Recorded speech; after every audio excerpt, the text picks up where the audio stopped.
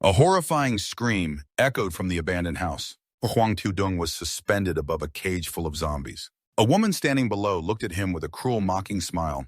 Huang Tiozong, all your friends are already dead. What meaning is there for you to keep living? Huang Tudong gritted his teeth, anger blazing inside him, blaming himself, his heart feeling like it was being cut by a knife. It's all my fault. I'm the one who got you guys killed. He roared, his eyes burning with hatred. You despicable, cowardly human, you won't die peacefully. The woman pretended to be scared quickly, snuggling into the arm of the man beside her. Her voice sharp, who are you? Look at him. Hey, he's getting mad at me again. The man smiled smugly, his eyes flashing with cruelty. Then let's slowly torture him to death. Only then will you feel relieved. But we have to thank your supplies. Thanks to them, we have these days of free happiness. As he spoke, he pulled out a remote control, lightly pressed a button, and the ropes binding Huang Tudong instantly loosened. He fell straight down into the cage below, where the zombies frantically rushed to tear him apart mercilessly. In unbearable pain, Huang Tudong gritted his teeth and vowed, enough, Thoitin, if I have a chance to be reborn, I will make you and that scumbag pay dearly. Suddenly, a loud shout startled him awake.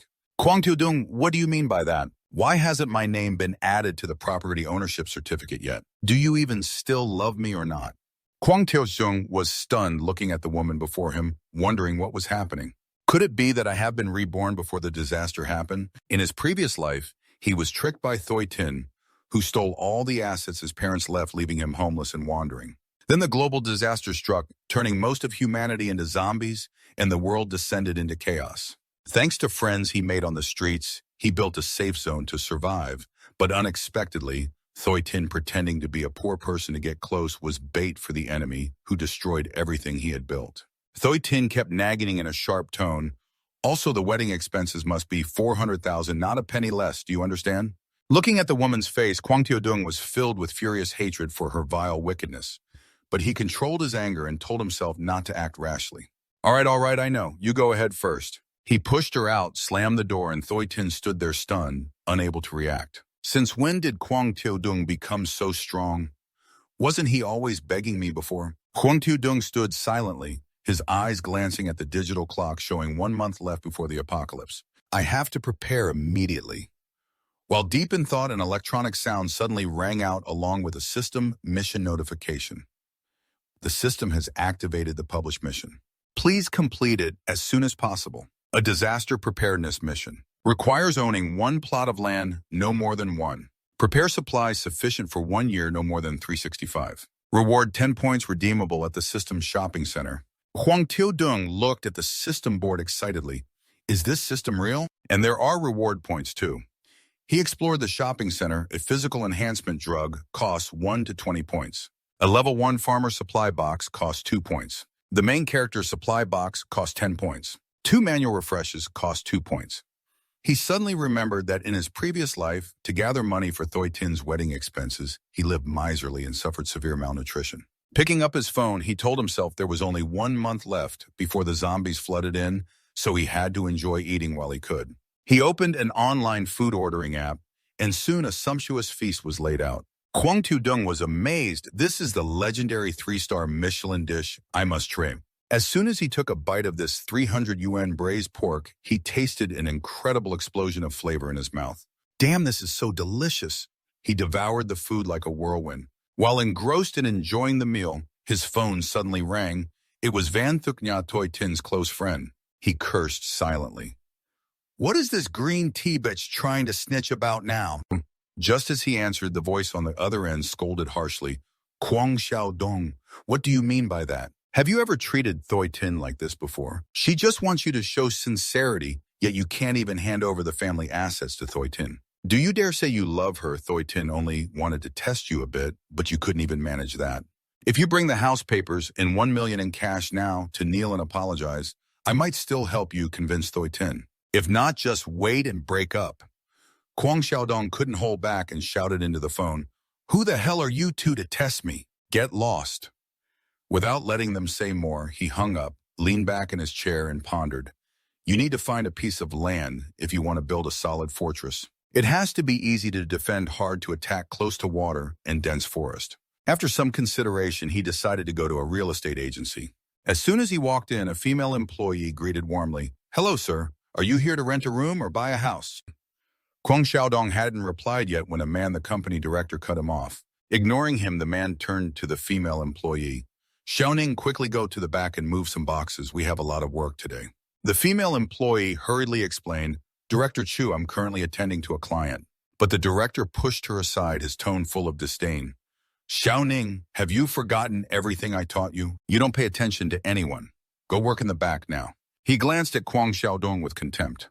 Looking at those ragged clothes, I bet he doesn't even have enough money to buy a toilet. Kwang Xiaodong exploded, pointing and scolding. What do you mean dog-eyed? Can't you tell a person's status? Director Chu was stunned, then sneered, You called me dog-eyed, huh? If you had enough money to buy a toilet, I'd live stream myself eating poop. Kwang Xiaodong tappavived coldly. Fine, you said it. Just wait, I'll find something really hot for you. He turned to the female employee. Today I'm not here to buy or rent a house. I'm here to buy land. He pulled out a bank card that shocked the curious employees watching behind. Buy land. Did I hear that right? Does he know how expensive buying land is? Oh my God. This is the first time I've seen a land buyer who's a real tycoon, truly a tycoon. The female employee quickly invited him. Please, sir, follow me this way. I'll give you a detailed introduction. Director Chu looked on angrily, muttering, Yeah, keep bragging. I won't believe it when it's time to pay.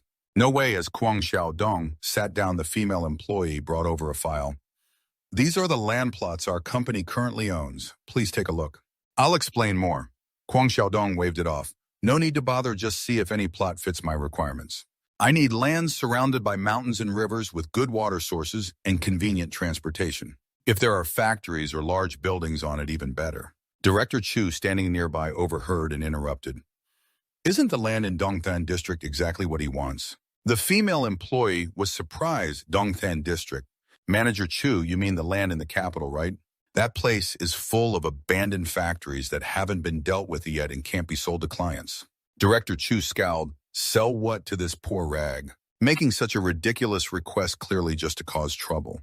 Kwang Xiaodong listened to their argument, then asked the female employee, Does the land in Dongtan District really meet all my requirements? She hurried to explain, Yes, but the factories there are dilapidated and messy and the site manager has already fled. He looked over the papers, his eyes brightened. Perfect location, sturdy barbed wire fences, easy to defend and hard to attack. Unfinished factory buildings save on cost and time. He handed back the papers saying, I want this land. Can I pay and sign the contract right now? The female employee thought he was dissatisfied and quickly bowed apologetically. Seeing her misunderstanding, he nodded and urged, Of course, hurry up and sign the contract and pay. Someone else is waiting to eat after this anyway. A moment later, Director Chu, holding the payment receipt, was stunned. No way, with only $300,000 as advance. How could he afford millions for a half-finished factory land? I don't believe it. Kwang Xiaodong walked over, patted the man's shoulder meaningfully. My brother has finished paying. Now it's your turn to perform. As long as you eat well, I'll give you an apple too. The staff rushed over, teasing Fat Guy, I've started the live broadcast, hurry up and do it. Do you want to have lobster with it? Last night I ate very well. When Kwang Tudong left the company, the system announced the mission, prepare for disaster response requiring ownership of a 1 plot of land and stock supplies for a year of more than 365 days. Reward 10 points. He pondered the wedding money was used to buy the land. Now he has to earn money to store food. Just then, Lai Thu Hung passed by and saw him, surprised Kwang Tudong. What is he doing here in front of the real estate company? Li Thu Hung was stunned when he saw Director Chu being held down by staff, forced to eat feces. He shouted, Help me, I don't want to eat feces. Li Thu Hung, sweating, shouted, What are you all doing? Elsewhere, Thoi Tin was painting her nails when the phone rang. She answered, teasing Lai Thu Hung. That damn demon still remembers others, huh? Li Thu Hung quickly said, Thoi Tin Kwang Tudong went to the real estate company to buy land today. Do you know about this? Thoi Tin panicked and stood up quickly, slamming her hand on the table. What? He bought land. Where did he get the money? Li Thu Hung guessed the 300,000 advance was probably money he saved for the wedding. Thoi Tin yelled, What? That bastard dared to spend my money. Li Thu Hung reassured Thoi Tin, calm down quickly, find Kwang Tudong, and ask him clearly. Ask what that bastard dares to touch my money. Today I'll make him the most famous online. Kwang Tudong, unaware of this, he returned to his room and sat silently on the sofa, buying supplies. And building a base requires a lot of money. Where to get it now? Suddenly, loud knocking came. He was startled. Who's knocking so loudly? Opening the door, he was surprised to see Thoi Tin and Van Thuc Nha. Thoi Tin immediately confronted Quang Tu Dung. What do you mean daring to spend my money? He was confused. What are you talking about? She pointed angrily. Don't think I don't know. You used my wedding money to buy land. That money is mine, that land is mine too. Quang Tu Dung sneered, pulling out a stack of money and tapping her shoulder. You're crazy. I'll tell you I have money, but not a dime for you. Don't think I don't know what you and Lai Thu Hung are secretly doing behind my back. Thoi Tin was silent for a moment, reasoning, how does he know about me and Li Thu Hung? Van Thuc Nha, seeing the tension, quickly tried to mediate. Hey, you two calm down, love. Quarrels are misunderstandings after all. Quang Tu Dung laughed sarcastically and scolded, understand my ass, there's no misunderstanding at all. Besides, she and I have nothing going on. She and Lai Thu Hung are the real couple. Get lost quickly, you guys are so annoying. Saying that, he impatiently slammed the door. Thoi Tin was still shocked and incredulous. How did he know? Every time I booked a room, I carefully hid it, even secretly pressed the elevator button. Van Thuc Nha angrily questioned Tu Tin. Such a big deal. Why didn't you warn me? Tell me, are you really close to that middle-aged guy, Lai Thu Hung? Thoi Tin weakly replied, we only went to the motel a few times. Van Thuc Nha massaged her temples and sighed. This is really a complicated situation. Let's go back first, then figure out how to handle it. Thoi Tin could only nod. Yeah, that's the only way. When the elevator opened and they both stepped in, Van Thuc Nha inwardly sneered. Thoi Tin, if you mess with Quang Tu Dung, you won't go easy on you anymore. Who said we're good sisters anyway? The next day, Quang Tu Dung went to the land he just bought. Looking at the large plot before him, he said, this is the factory I want to renovate. Can you estimate the completion time? Standing beside him was Supervisor Lai from Feichlo Construction Company, who listed a series of renovation requirements: build a watchtower wall surrounded by Texas steel mesh, reinforce steel, fireproof, and explosion-proof doors, install bulletproof tempered glass. After taking notes, Supervisor Lai folded the plans and asked the junior brother, may I ask which power did you offend? Quang Tu Dung replied coldly, don't ask too much. Knowing too much won't be good for you. Tell me, what's the cost to finish within a month? Supervisor Lai shook his head. Brother, it can't be done in a month. Don't waste time. Quang Tu Dung cut in. Aren't you the supervisor of Feichlo? Phak Lo's life is also my life. Don't you have a bit of humanity? Manager Lai forced a smile. Not like that, boss. What I mean is we need more money. Quang Tu Dung got straight to the point. Give me the number. Manager Lai showed 2 fingers, boss. If it has to be done in 1 month, the workers must work hard at least 2,000. First, you deposit 500,000, then we can continue talking. Quang Tu Dung nodded. I will transfer the money within a week. Let the workers start. Manager Lai still worried, but Quang Tu Dung patted his shoulder to reassure him. Don't worry, I won't stiff you. This land is yours. Hearing that, Manager Lai breathed a sigh of relief and nodded fine. After the discussion ended, suddenly Van Thuc Nha called loudly from behind Quang Kaka. She ran over and affectionately grabbed his arm. What are you doing here? The scenery here is beautiful. Are you planning to build a villa here? Quang Tu Dung disdainfully shrugged her off. Whatever I do has nothing to do with you. Van Thuc Nha was stunned. Why is Quang Tu Dung so cold today? Usually just touching his hand made her blush and heart race. Today she deliberately let him hold her, but he showed no reaction at all. She hurriedly called after him as he walked toward the construction site. The main gate needs to be wider. Quang Tu Dung turned back, frowning. Why are you here? Yes. Van Thuc Nha smiled brightly. Quang Kaka, this is the land you just bought, right? What do you plan to do with it? He replied curtly. It's none of your business. Then he went to inspect the construction, ordering the main gate to be wider. Van Thuc Nha hurried to follow, thinking she couldn't miss this chance. Even though she was at odds with him, as long as she got involved with this land, it would be hers. Cut to scene, Quang Tu Dung returned home, 2 notebooks on the table. He was thoughtful. The house was mortgaged to the bank for only 300,000. Not enough for the initial phase of the project. He had to find a way to get more money. Suddenly, he had an idea. The apocalypse was coming. Even if he sold this house to many people, no one could do anything to him. Suddenly, a knock on the door was heard. Along with a shout, open the door quickly. Quang Tu Dung was annoyed, silently cursing. Damn it, troublemakers again. He opened the door and immediately recognized who stood before him. Big Lai, the rich old neighbor downstairs, who already owned the 1st and 2nd floors, and now wanted to buy his 3rd floor. The apartment he planned to keep as a honeymoon suite because he wouldn't sell it. The old man harassed him every day, from pouring paint on the door to placing wreaths using all kinds of dirty tricks. Big Lai yelled, "You were jumping around again last night, right?" "Yes," Kwang Tu-dung retorted angrily. "Are you satisfied now?" "I go to bed before 10, what jumping last night?" Big Lai kept arguing. "I don't care, I heard it clearly." Kwang Tu-dung lost patience and waved his hand. "Stop it, isn't it? You who wants this house. I've had enough, I'll sell it to you." Big Lee was surprised, really. Kwang Tu-dung nodded, "But with conditions. I need to stay here another 6 months to pay off the loan for the new house. You pay me 500,000 first. Big Lai hesitated, seeing that Kwang Tu-dung acted like he'd shut the door on zero money, meaning forget it. Second, Big Lai hurriedly held the door and nodded, "Okay, but we have to make a contract so you won't regret it." Third, Kwang Tu-dung laughed coldly. "You old bastard, you can just wait to die." After signing the contract, Big Lee left. Kwang Tu-dung checked his phone, confirming he had received 500,000 plus, the 300,000 loan totaling 800,000.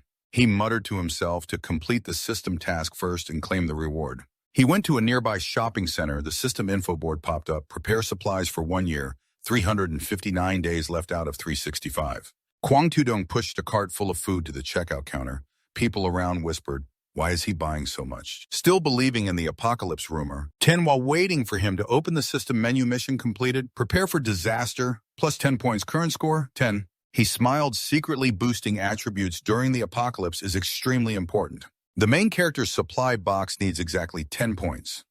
No hesitation, he chose the main character's supply box. The system announced a successful exchange, deducting 10 points, receiving level 1 space, with a capacity of 500 milligram 3 times inside the ring stops. Kwang Tu-dung received the space ring, thinking silently. The first draw really hit. Big time stops. Fresh food never spoils perfect. The system updated a new mission. 15 full pots, prepare item, 45 reward, 20 points. Suddenly a shout rang out. A man led 2 security guards forward angrily. "Who dares to cause trouble here?" "Are you Kwang Tu-dung?" "Hey, Kwang Tu-dung," recognized Duong Dao, a middle school classmate, just a lackey of Trong Tang Chit. He was good at bullying the weak, afraid of the strong, and had provoked him many times before. Old memories flooded back. Duong Dao once blocked the road demanding protection. "Money at NDT 10, he scolded back. "Farting if you want to take it?" asked Trong Tang Chit. Duong Dao was still aggressive today. "Put all the goods back where they belong, or don't blame me for being harsh." Kwang Tu-dung sneered, "Ha Duong Dao. Are you still the type to scare the soft with the tough? I'm buying things. Is this how Huan Yuan Fa supermarket treats customers?" Duong Dao shouted, "Pay for the goods immediately, or don't blame me." An hour later, the cashier was almost done scanning the pile of goods. Duong Dao asked the female staff how much in total. She answered 50,000 NDT 6884. Duong Dao threw the POS machine in front of Kwang Tu-dung to pay by. He swiped the card without hesitation. Payment successful. Duong Dao snorted coldly and signaled the security to leave. But Kwang Tu-dung called back, "Stop right there." Duong Dao turned around irritably. "What else do you want?" Kwang Tu-dung smiled. "Your attitude just now was terrible. You have to apologize to me, or I'll return all the goods." Duong Dao growled, "Don't overstep." People around murmured, "He's the real jerk who disrespects customers." "Apologize, isn't it? Just a simple apology?" Kwang Tu-dung coaxed, "Apologize. If you're sincere, I'll buy 10 times more here." Duong Dao didn't believe it nonsense. Kwang Tu-dung held up his bank card with the POS machine here. "I'll show you the balance, don't you see? There's over 700,000. Duong Dao was stunned. Kwang Tu-dung continued to apologize. "I'll buy more if I'm lying. I'm your nephew." Duong Dao pondered, then bowed deeply. "I'm sorry." Kwang Tu-dung patted his head, laughing. "Remember that. Later, don't be reckless." Duong Dao looked up curiously. "Dung Xie, why do you buy so many things?" Kwang Tu-dung replied, "It's my business, you don't need to know." Duong Dao probed big business. "The supermarket warehouse is short of stock. I want to find additional suppliers."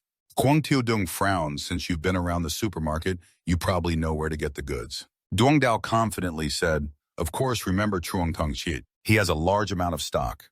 He called him immediately. "Chit Kai found a big client here." Kwang Tu-dung stood aside, thinking, "I wonder how much shady money these two have squeezed from this supermarket." Duong Dao led him to a nearby warehouse and started talking. A car rushed over and screeched to a stop. Duong Dao was startled and stepped back. Kwang Tu-dung cursed silently, damn driving recklessly, like extortion. A man stepped out of the car and approached. Duong Dao said, "This is the VIP guest you mentioned."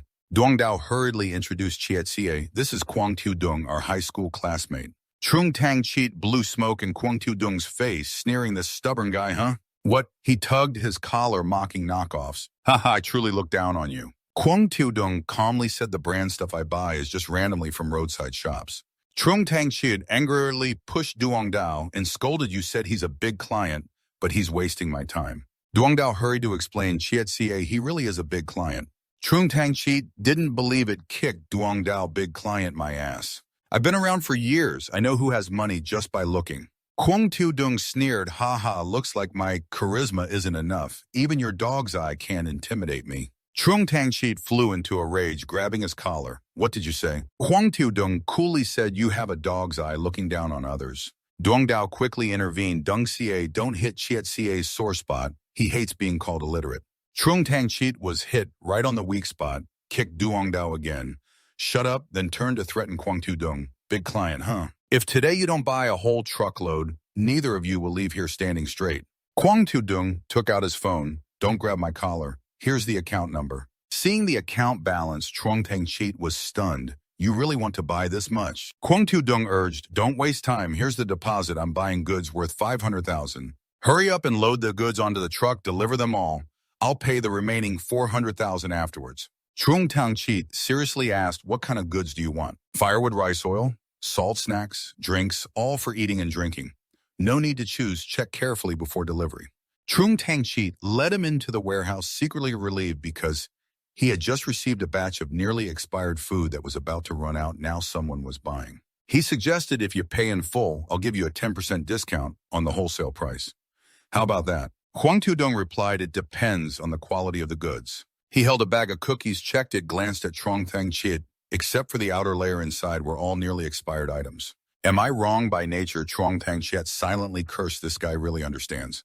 He suggested again, if you buy all the nearly expired goods, I'll give you a 50% discount. How about that? Kwang Tiudong shook his head. My 500,000 only buys good quality goods. Nearly expired goods. I have another way. Trung Tang Chi suspiciously asked what way. Kwang Tiudong laughed at a 50% discount. He said, I'll buy all the nearly expired goods but pay after 1 month. Trung Tang Chi worriedly asked, really? What if the goods expire and you don't pay? What can I do? Kwang Tiudong reassured him. Don't worry, my house will be the guarantee. Trung Tang Chi probed, no, the goods are nearly expired, but still buy them. What's your sales channel? Kwang Tiudong laughed loudly. The main sales channel is me. He patted Trung Tang Chi's shoulder meaningfully. Haha, even if the goods expire in a few days, they will be priceless. Trung Tang Chi looked puzzled. What do you mean? Kwang Tiudong changed the subject. Don't ask too much. Deliver the goods. I already sent the address. Duong was on the phone, asked in a tone, Mr. Kwang, you're selling an old house, right? Kwang Tiudong acknowledged to Trung Tang Chi, let's follow the agreement, then turned and left. Duong Dao looked on, smiled, flattering Trung Tang Chi. Cheat no tricks, right? I trust you. Trung Tang Chi still couldn't accept the truth, angrily cursed. That brat clearly comes from an ordinary family. How can he live so well off? Scene changes to Kwang Tiudong's apartment, and an old man hurriedly handed over a bag of money saying, Mr. Kwang, here is 400,000 as a deposit. I accept your terms. I'll move out in 3 months, then we sign the contract immediately. Kwang Tiudong thought to himself, this old man didn't even inspect the house carefully, but already put down a deposit and wants to sign a contract, really eager to buy my house. He frowned, asking the old man, do you need it that urgently? The old man embarrassedly replied, I dare not hide it. My niece is about to transfer schools, so she really needs this house to settle down. I've checked the whole area. Only your house is for sale. Mr. Kwang, don't regret it 1,000 times over. Kwang Tiudong smiled lightly. The old man is too honest. He told me everything right after opening his mouth. Aren't you afraid I'll raise the price? The old man panicked. Mr. Kwang, this money is the entire inheritance of 2 generations in my family. Please rest assured I won't regret it. Kwang Tiudong nodded, took the contract from the old man. Signed it without hesitation. The old man was overjoyed. That's great. That's great. Mr. Kwang, if you're busy, I won't bother you anymore. Okay, you may go. Kwang Tiudong watched them leave, thinking the lower-class people are kind and simple. But in the future, I fear the old man and his niece won't survive well. After a month, he called after the old man. Wait a moment, where are you currently? Tell me your address. After noting the address, Kwang Tiudong went to the newly bought base. Manager Lai smiled warmly when he saw him. Boss Kwang, the second deposit has been made. How is the construction progress? Please take a look. Kwang Tu-dung nodded. 70% of the walls and doors are done absolutely safe and reliable. What about the warehouse? Manager, Lai replied. The warehouse is the prefabricated part of the factory. It has been cleaned out and can be used anytime. Very good. Kwang Tu-dung took out his phone and called Trong Tang Chi to bring the goods over. A while later, staff moved goods from Trong Tang Chiet's warehouse. Someone laughed loudly. Slow down, boss. You're generous. Such a small job, and you pay each person 2,000. This place looks like a hideout. Kwang Tu-dung personally supervised ordering that fruits, vegetables, and perishable fresh foods be stored separately to avoid confusion. Staff laughed. Don't worry, boss. We guarantee that after arranging everything, everyone will leave. Kwang Tu-dung stood alone in the warehouse muttering with a smile, complete the system. The system announced Task 15 Food and Clothing, completed plus 20 points. Current points 20. The system shows Physical Enhancement Medicine plus 20 points, Post-Apocalyptic Farmer Supply, Box level 1 plus 2 points. Awakening Supply Box for Superpowers level 1 plus 1 point. Manual Refresh 2 points.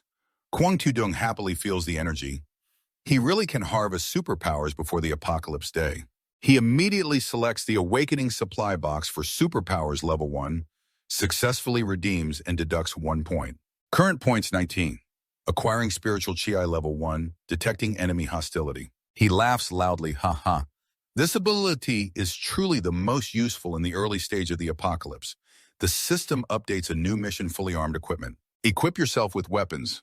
Reward 10 points random reward. Scene changes to the black market. Late at night, bustling atmosphere. A man shouts, "Damn, are you serious or joking? Is this price real?" Kwang Tu-dung blends into the crowd searching for what he needs. Noise from a stall catches his attention. Lei Thu-hung is haggling over a premium green jade bracelet. This is being sold for 2,000 RMB, clearly fake. Sell it to me for 300 RMB. He still speaks loudly. The stall owner worries people nearby hear and quickly says, all right, calm down, I'll sell it. Kwang Tu-dung glances and sneers at the bastard. Lai Thu-hung running to the black market to buy fake jade bracelets. Haha, poor Tinko, such a fool to be tricked by this. He pays no mind and continues searching for a stall selling cold weapons that attract him. Kwang Tu-dung steps forward, holding a short dagger, asking the owner, do you have anything more durable here? The stall owner impatiently throws a sharpening stone. Here's a sharpening stone. If you want the knife to be hard, buy it and sharpen it yourself. Otherwise, buy a stick and play around.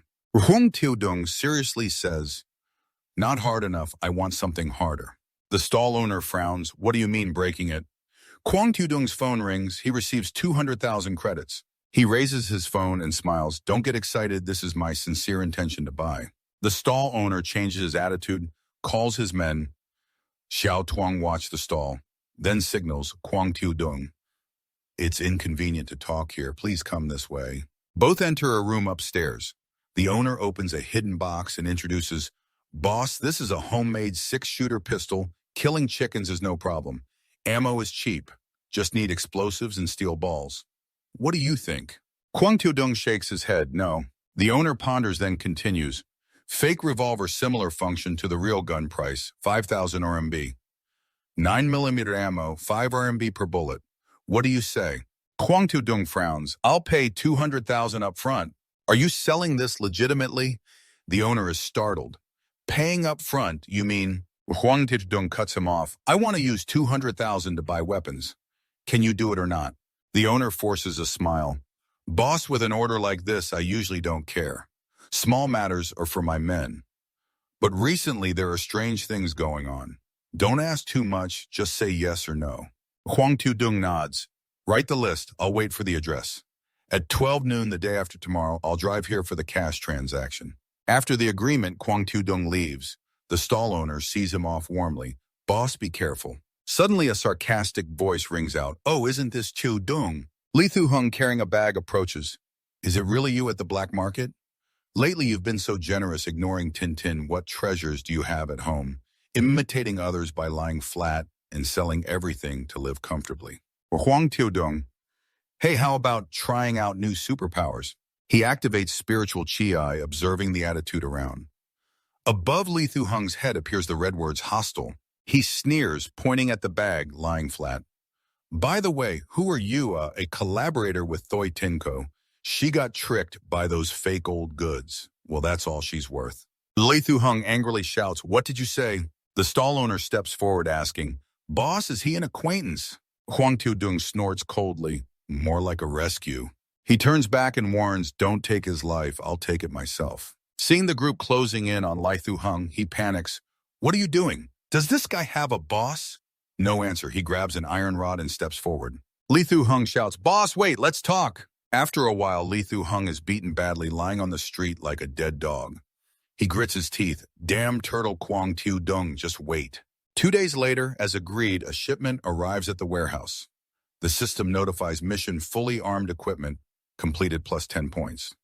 Current points 29, receive physical enhancement medicine, plus 2.2. Huang Tu-dung holds the vial amazed.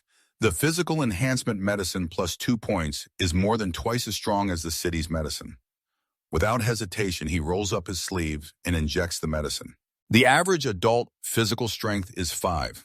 With an additional 2 points, his strength increases by 40%. I open the system panel, 1 stamina boost plus 20 points, farmer supply box level, 1 2 points manual, refresh 2 points. He laughed loudly, having to upgrade to the maximum, a stream of energy surrounding the body, physical strength reaching 8 points, 60% stronger than ordinary people.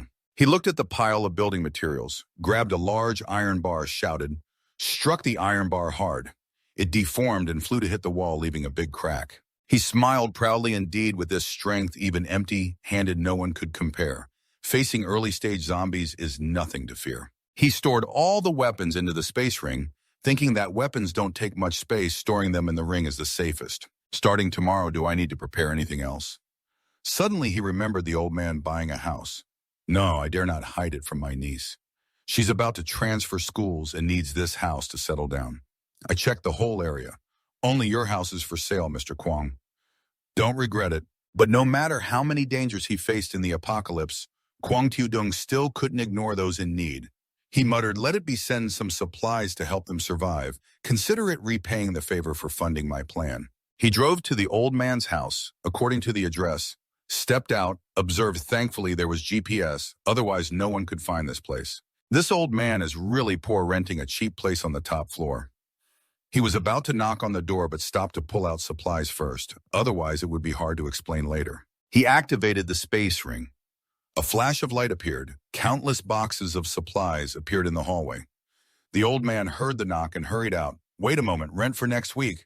The words stopped when he saw Huang Tu-dung. "Oh, Mr. Kwong." The old man looked confused at the pile of boxes blocking the hallway. "Sir, this is Huang Tu-dung," he said. "Let me explain. First, help me move these inside quickly. Don't let the neighbors see." Both quickly moved the boxes into the room. The old man sighed. "Young people are really strong. How many things did you bring without resting?" Next, Huang Tu-dung checked the room. The door was barely sturdy enough. He said seriously, "Old man, listen carefully. Use these supplies carefully. Even if you live half a year, you won't run out. From tomorrow, this world." He stopped amazed, looking at the photo on the table. The old man wondered, "Mr. Kwong, what's wrong? You just put the stuff in the room, that's fine. Anyway, next month we're moving to your house." Huang Tu-dung didn't respond, staring at the photo of the old man with a young woman. He was deeply shaken inside. "San-san." He held the photo and asked the old man, "Your granddaughter's name is San-san, right?" The old man was stunned. "How do you know I haven't mentioned San-san's name? Where is your granddaughter now?" The old man replied, "She's studying in the countryside, waiting for you to move the house. We will transfer her school.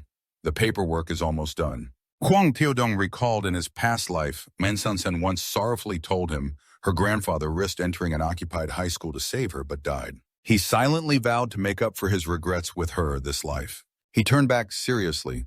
"Old man, my house you can no longer move in."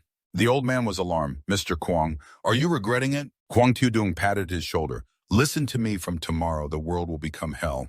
My house or your granddaughter's schooling is no longer important now. Come with me to pick up San-san. I will arrange new accommodations for both of you." The old man was confused. "Mr. Kwong, what are you saying? I don't understand." Huang Tu-dung gritted his teeth, thinking the old man is hard to understand how to explain this. After a while he asked, "Do you know about famine?" The old man nodded. "Yes, I can imagine the misery of that time. So do you think famine can happen in peacetime?" The old man shook his head. "How could it, even if it does?"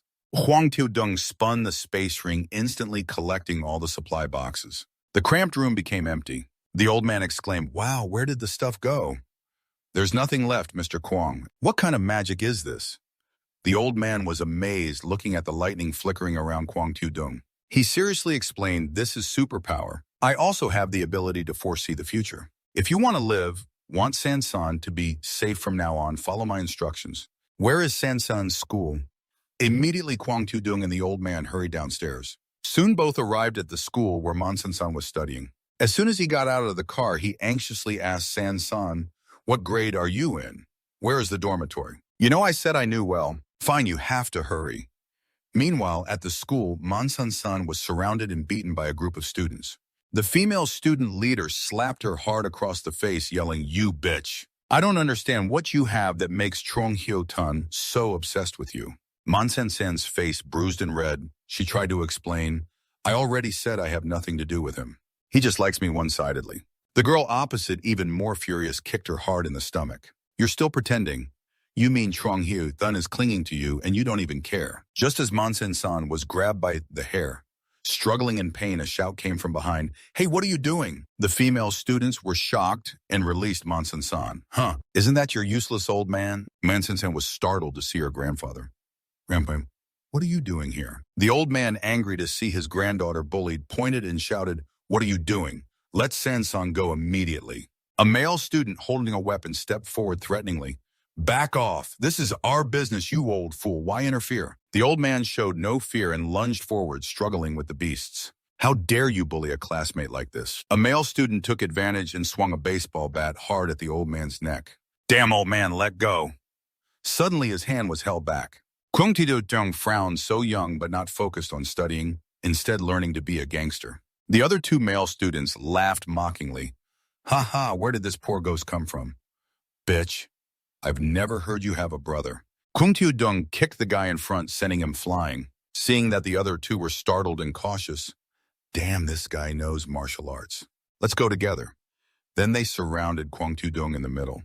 The guy behind attacked, first swinging a baseball bat. He crouched down, easily dodging. After training, his reflexes were much faster. Taking the opportunity, he slid behind, grabbed the collar of the other guy, lifted him, and threw him over his shoulder. The male student slammed hard onto the concrete floor, eyes rolling back, losing the will to fight. The remaining guy sneaked a stab. Kwong Tu-dung glanced quickly, grabbed the knife, and kicked hard into the opponent's thigh. The guy lost balance, fell, hitting his head on the ground. In the blink of an eye, all three were defeated. Kwong Tu-dung slowly approached the female student leader. She panicked. "What do you want to do?" He slapped the girl in black so hard she froze. Then he grabbed the hair of the girl in white beside her. "You like pulling hair, huh?" She screamed in pain. Let me go." Seeing Kwong Tu-dung pressing a knife to her neck, she was terrified. "What do you want to do?" The knife flashed as he slashed the girl in white, who fell to her knees, clutching her head, and screamed, "My hair! My hair!" She cursed, "You bastard, how dare you cut my hair? I won't forgive you." Kwong Tu-dung let go of the hair coldly. "Long hair is just a burden. In a few days, short hair will save your life." He turned to San. "Let's go." San was dazed, not yet recovered. "Where are we going?" Soon after, the three got into a car and left the school. On the way, the old man recounted what Kwong Tu-dung had said. San was puzzled. "Huh, not going to school anymore? What do you mean by the Great Famine?" The old man replied, "Kids staying alive is what matters most." San pouted, "Grandpa, I told you so many times, don't trust those scammers." "How many times have you been tricked this time?" the old man said. "What scam? I'm telling the truth." Kwong Tu-dung looked through the rearview mirror and smiled. "San, this life I will protect you." He interrupted. "Your grandpa wasn't fooled. The famine news is what I told him." San doubted. "Who are you?" "I'm Kwong Tu-dung. From now on, just call me Brother Tu-dung. Thanks for helping me teach those guys a lesson. Don't worry, they won't last more than a few days." San was surprised. "What do you mean? Is there really a famine?" Kwong Tu-dung replied, "Famine is just how I explain it so your grandpa can understand. The truth is the apocalypse is coming." San was horrified. "What?" "Soon you'll see clues on your phone from videos and news." San doubted, took her phone and searched. Headlines appeared: "Gangland grudges West Wind, blowing fallen leaves, first time seeing a rabid patient bite someone. The fog smells strange. Are you crazy? Why did you bite me? My whole body feels uncomfortable. Take me to the hospital." The more San watched, the more uneasy she felt. Kwong Tu-dung vaguely overheard someone lamenting that signs of the apocalypse had appeared. Munson worried that the apocalypse was real tomorrow would be the first day of the end of the world. Kung Tu-dung nodded. Toxic fog would cover several provinces, including Province B. This fog affects living beings. Many people will turn into zombies. Those who are not immune if they die will also become zombies. Yeah, Monsen-san panicked. What are zombies, I know, but it's just hard to believe. Wait until tomorrow, the day after next week, everything will be clear. By then it won't be strange anymore. Suddenly there's a traffic jam ahead. Kung Tu-jung, annoyed, stuck his head out. Yeah, traffic jam. The emergency lane was also blocked. The old man worried Mr. Kung. If there are zombies, what if you say we can catch up? He reassured the old man. Don't worry, it's not critical yet. Zombies are out of control, but it won't break out for at least a few more days. Suddenly, a black car from the emergency lane sped up and cut off Kung Tu-dung's car without signaling. He slammed the brakes and cursed, "Damn it, bastard." No signal, and cutting in. Angry, he stepped on the gas to overtake and block the car from cutting in. The black car pressed close. The driver rolled down the window and cursed. The old man advised Mr. Kung, the other party seems wealthy, better to avoid trouble than add to it. Kung Tu-jung sneered, don't worry, if he dares get out to cause trouble, I'll send him off first and last. A honk sounded. The traffic cleared. Monsen-san warned Tu-dung to be careful. That black car just dangerously accelerated and cut in. The old man braked in fear. Don't drive like him. Kung Tu-jung angrily said, before I could tolerate it, but during the apocalypse, I won't put up with these scums. He hit the gas and rammed the black car hard. The other car lost control, veered to the roadside. The driver staggered out, shouting, damn it, bastard. Call traffic police. Check the 6 cameras for this license plate. I'll show you who's untouchable. That night, Kung Tu-jung took the 2 grandsons back to the base. Both were amazed. Wow, so impressive. He said, go to bed early from tomorrow. Every day will be harder. The next morning, Kung Tu-dung leisurely admired the view through the reinforced glass. Monsen-san stretched and yawned. Haven't slept this well in a long time. Not having to go to school in the morning is great. He smiled, got up, and followed him to explore our fortress. He led the 2 grandsons around the base, introducing the walls are made of reinforced concrete.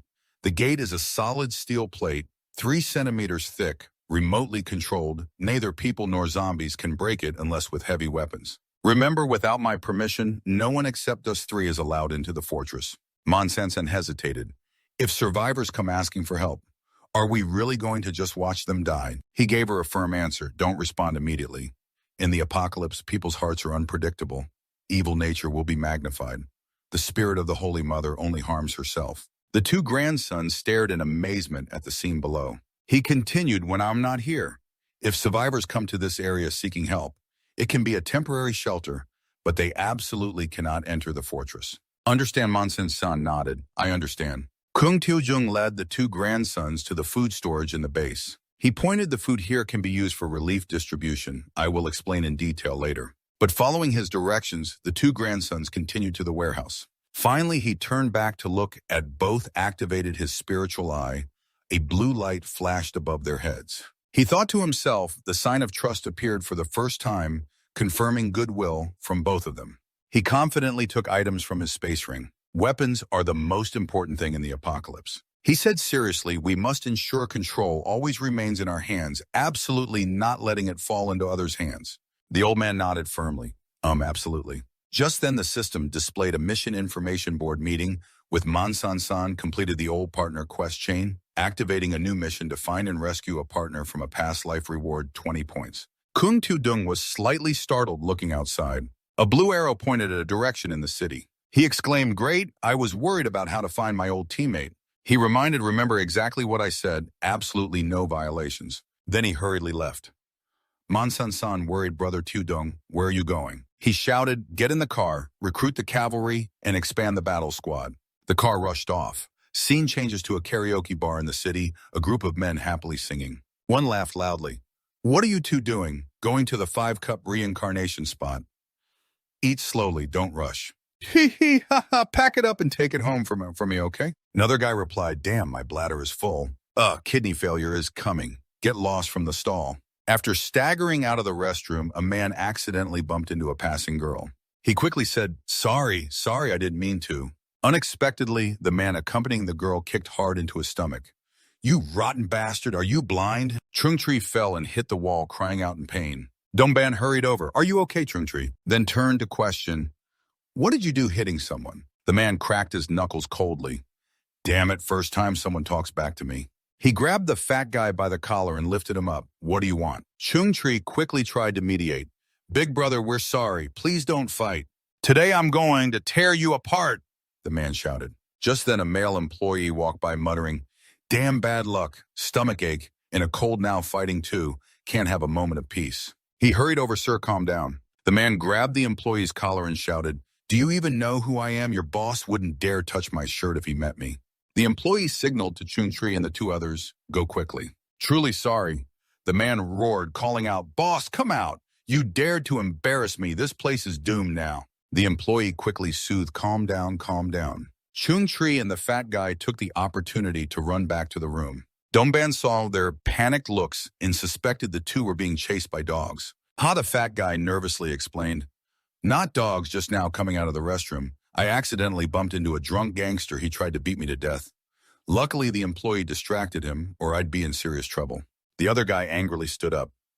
Damn it, what do you intend to do? Since when does our BA motorized team have to hold back? Wait for me to call the guys. What are you afraid of? Let's get him. Chungtree stopped him. Stop less than a year until I graduate. Don't cause trouble. Keep singing, think everything's over. Suddenly, the door was kicked open. The man from earlier dragged the battered male employee in aggressively along with his gang. He pointed at Chungtree. That's right, those guys, lock up the four of them in the room for me. Startled, the gang tightly surrounded them, forcing them to kneel with hands behind their heads. The male employee clutched his stomach, trembling and gasping for breath. One of Chungtree's friends shouted defiantly, you dare let me call the police or not? The man roared, damn you. Did I let you talk? He grabbed a glass bottle on the table and smashed it on Nguyen's head. Chungtree was horrified. At the same time, Tran Sung and Kung Teo Jung drove to the bar. Haha, university students are really different. Still singing when you arrive. Welcomed by the staff, he entered. Tran Sung lay stretched out, blood pooling beneath him. Chungtree anxiously ran over.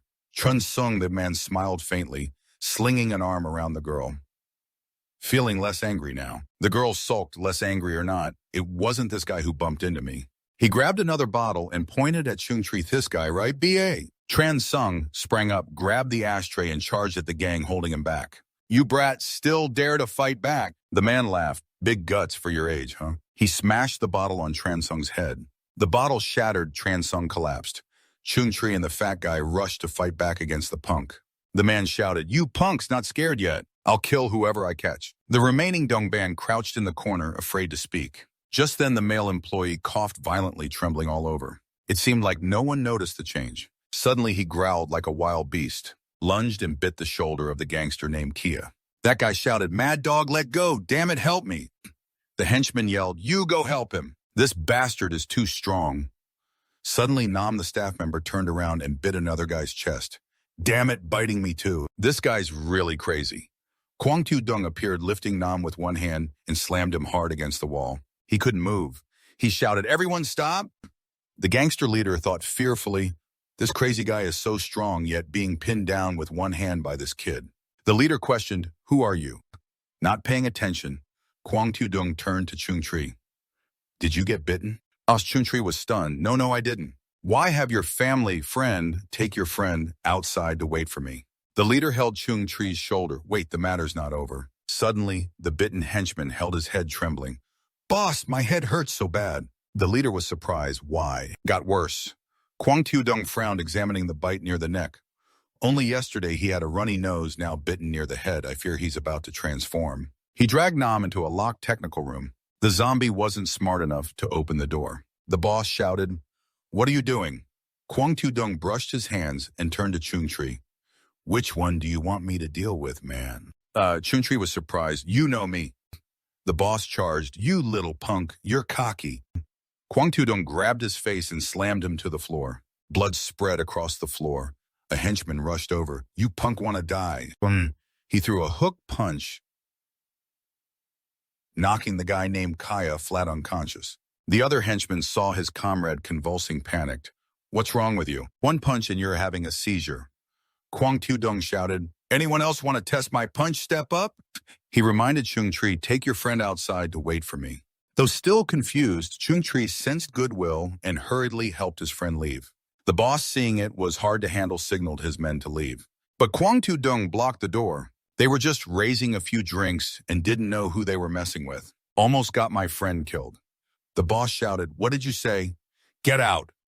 Without replying, Kwang Tu-dung pushed him into the locked room. The boss fell and cursed, "Damn you, son of a bitch, you're dead for sure." He banged on the door repeatedly. The bastard opened the door. "I'll skin you alive."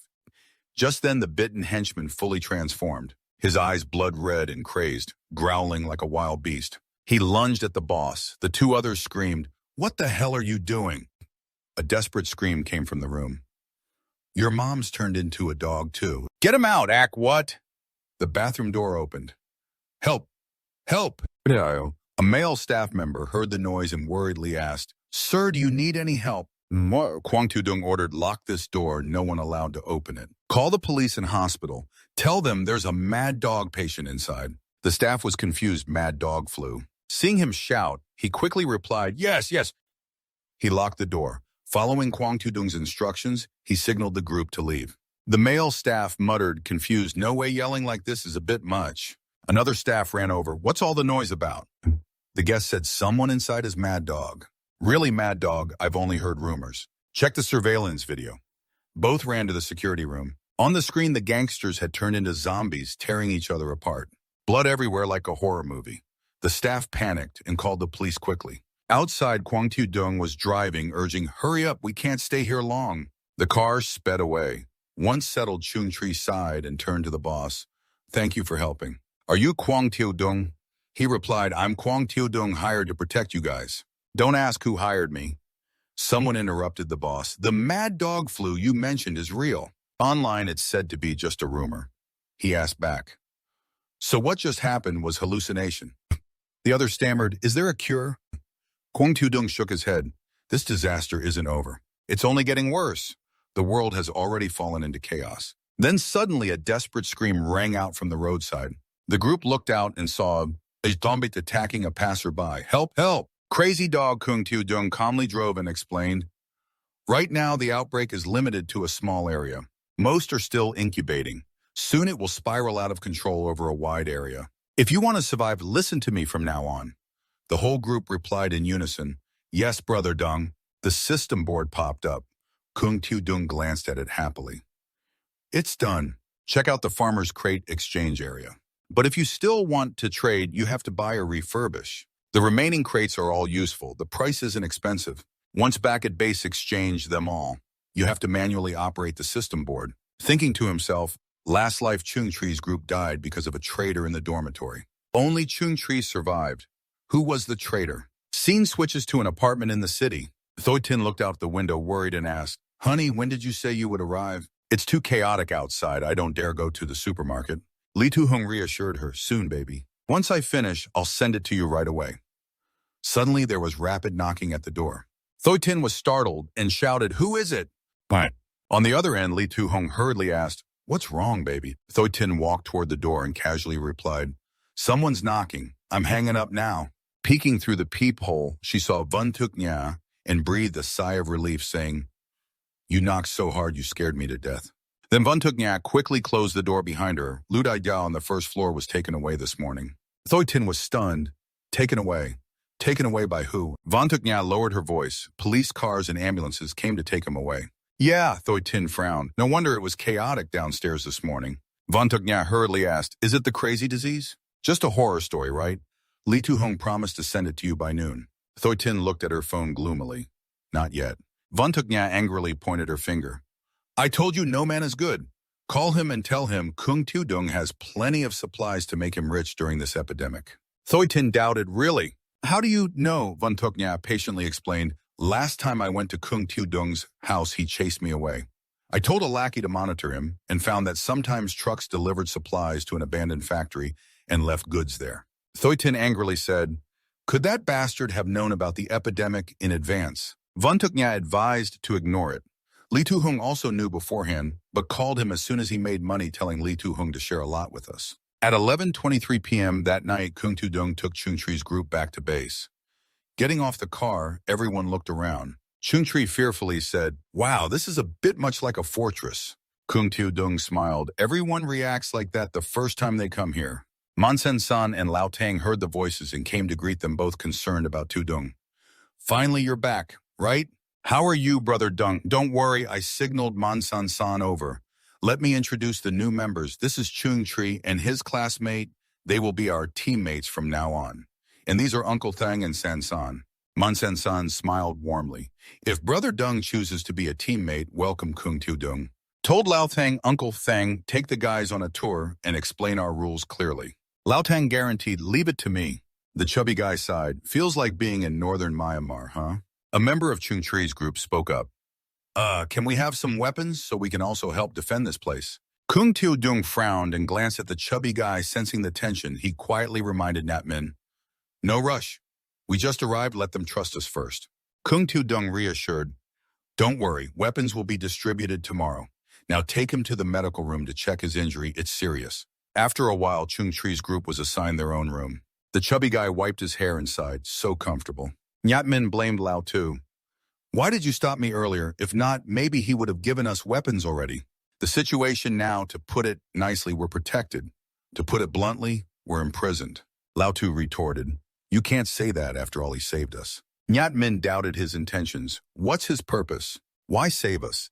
He said someone hired him to protect us, but who knows if that's real or fake. Have you seen the medical room? The windows are more secure than a prison. They say it's to check wounds, but maybe they're harvesting kidneys. Tran Sung and Lao Tu interrupted. "But if we wrongly blame him, isn't that repaying kindness with hatred?" Nyatmin sneered, "Better to betray the world than to betray me." If Kwang Tu-dung is telling the truth, we took this fortress to gain the upper hand, and besides us, only the old man and a girl took advantage of his absence to seize control. That girl is also quite attractive. We can see you two are confused. Nyatmin can only smile wryly. "Hey, just teasing. Don't take it seriously." Lao Tu breathes a sigh of relief. "Lao Ba, don't scare me. The apocalypse isn't here yet, and you're already thinking about changing sides." "Yeah," Chuang Tre nods in agreement. "If he wanted to cut us open, he would have locked us up already. People have guns." Yatmin watches with a sly smile. "Hard to act when you don't share the same goal. In chaotic times, you have to be ruthless. Wait for me to succeed. If you two do well, it's yours for life." Inside the main house, the two Mansan-san relatives return after arranging things for Tran Sung. Lao Tang reports that Tu-dung has settled things well for Chungtree's group. Tran Sung lies in this medical room window, tightly shut as he instructed. Kwang Tu-dung is satisfied. "Thanks for your hard work, Uncle Thang. You and San-san rest early, tomorrow might bring trouble." He stops and continues, "Besides Zheng and Chungtree's men being cautious, I feel there's a traitor among the others." The two relatives leave, only Kwang Tu-dung remains. He opens the system board to check the exchange area, switching through different system notifications, confirming successful exchanges of farmer supply crates, level 1, 2 points current, points 27. Successfully exchanged protein sugar supply, crate level 1, 5 points, current points 22. Successfully exchanged armed commoner supply, crate level 1, 5 points, current points 17. Level 1 Apocalypse Farmer Supply Crate contains 50 corn seeds. Level 1 Protein Sugar Supply Crate contains 200 kilos starch, 100 kilos stewed meat, 50 kilos pickled cabbage. Level 1 Armed Commoner Supply Crate contains 1 box of 9mm bullets, no scattered items. Kwang Tu-dung is pleased. "Oh, the supplies are decent, not as good as when throwing money around. But with everything this scarce, it's very generous." The next morning, a convoy rushes aggressively toward the base, led by Nam Tu, who hangs up the phone and points, I'm here, the address, right? Yeah, let's have a drink when we get back." He orders, "This place, tear it down for me." His henchmen wield wooden sticks to smash the gate but fail. One mutters nervously, "The walls are an inch thick, so we can't break it." The leader grits his teeth. "With a kind face like yours, who would make the door so sturdy?" He pulls out a hot item. The henchmen unload barrels from the truck, open the lids revealing bottles filled with kerosene. They light the fire and throw it into the base, flames erupting. Everyone in the base hears the noise and runs out to see the large fire in the yard, rushing to extinguish it. Mansen-san is horrified. "It's burning. Put it out quickly." Tu-dung is right. The apocalypse isn't here yet, and there are already extreme incidents. Afterwards, Kwang Tu-dung and Lao Tang take guns up to the observation tower. He frowns. "Let me see who wants to die." Looking closely, he recognizes the familiar vehicle. Lao Tang is startled. It's the troublemaker on the highway. One henchman spots them and points. Their boss sticks his head out. "That's right," the leader shouts. "Yeah, you coward. Come out or I'll burn your dog's den." Kwang Tu-dung coldly says, "I'll put you in the hunting dog's pack for 5 minutes." The group below gets angry. "What did you say, you little pup? If I knew your boss's power, I wouldn't have come up. Bring 2 more bomb crates over." The system shows a new mission alert, mid-level threat, eliminate the threat reward, 10 points. Lao Tang worries Tu-dung, what now? Warn them with shots. Kwang Tu-dung shakes his head, no warning for these ruthless ones. The apocalypse isn't here yet, and they dare to set fires without caring about people burning to death. If we let them live, they'll harm many and threaten us. He fires, the leader is hit, his arm severed, screaming, "Ah, my arm." He grits his teeth. Peace lasts too long. Shooting skills have gotten rusty. The group below panics. Damn, they have guns and are even more vicious. "Fall back, cover me," the leader yells. "You coward, just wait." Kwang Tu-dung aims to finish it. "Today, I hate waiting." A hail of bullets rains down, more than half the group falls. The leader is dragged into the truck by his men, panicked, drive fast. Lao Tang worries they're running away. Kwang Tu-dung laughs coldly. "Don't worry, I have a reason to fire the machine gun." The enemy vehicle is destroyed. He reloads smoothly like a professional soldier. Lao Tang is silently amazed. His magazine reloading and firing skills rival those of a veteran soldier.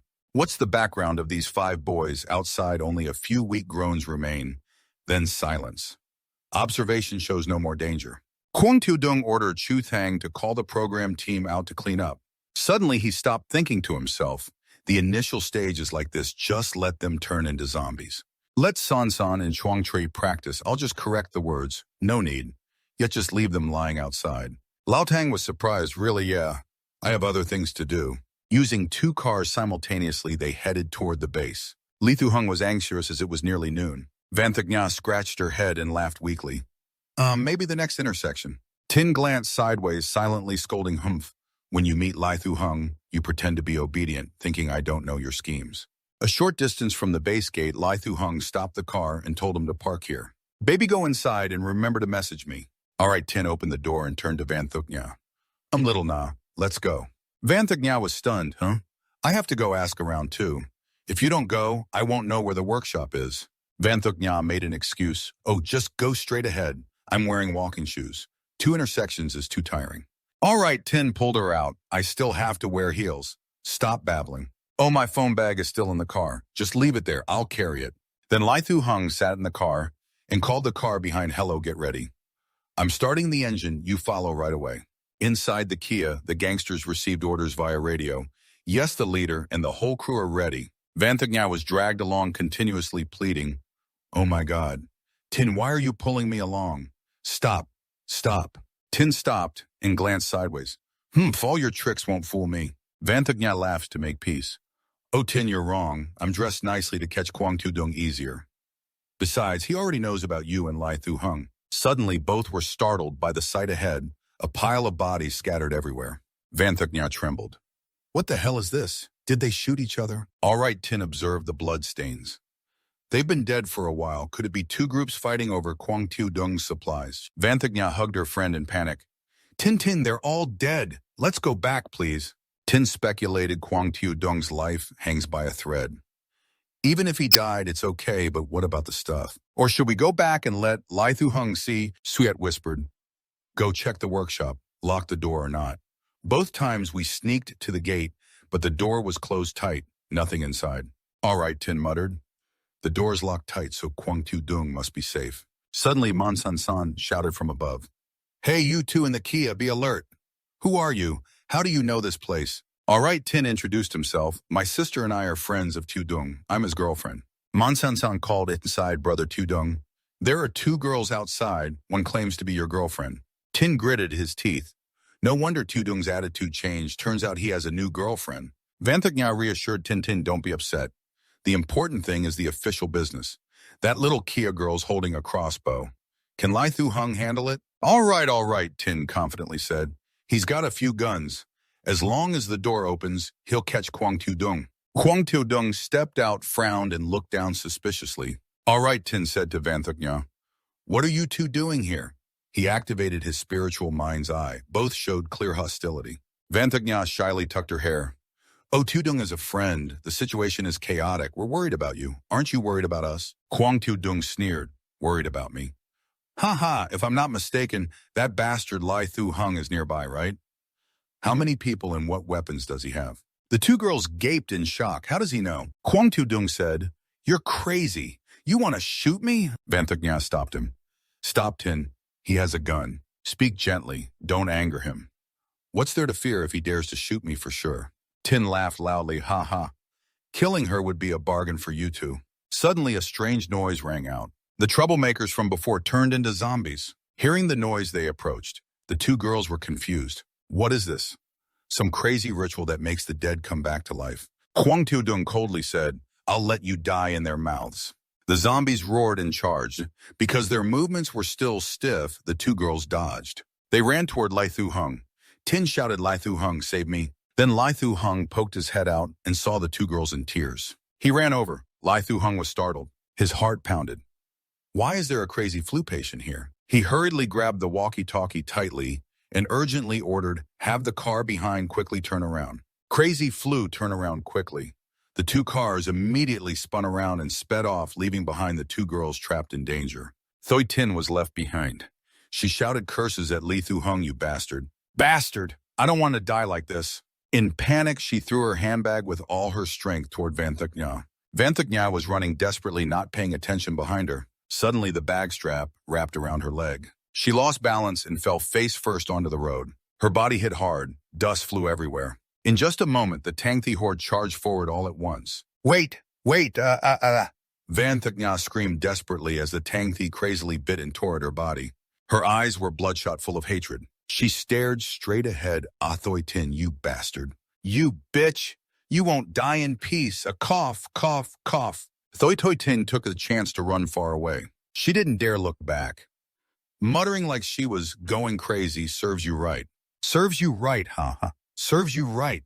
On the observation tower, two figures silently watched everything. Kwang Tudung kept a cold expression while Man San trembled, covering her mouth in fear. Just then, the system announced. A cold voice sounded 4 new urgent missions. Chung has completed and gained 10 points. Current total score 18. New mission loading. The new mission is to clear the path by eliminating infected people and monsters outside. Completion progress, %. Reward 10 points, total accumulation, 18. Man San is still trembling, turned to Kwang Tudung with a broken voice.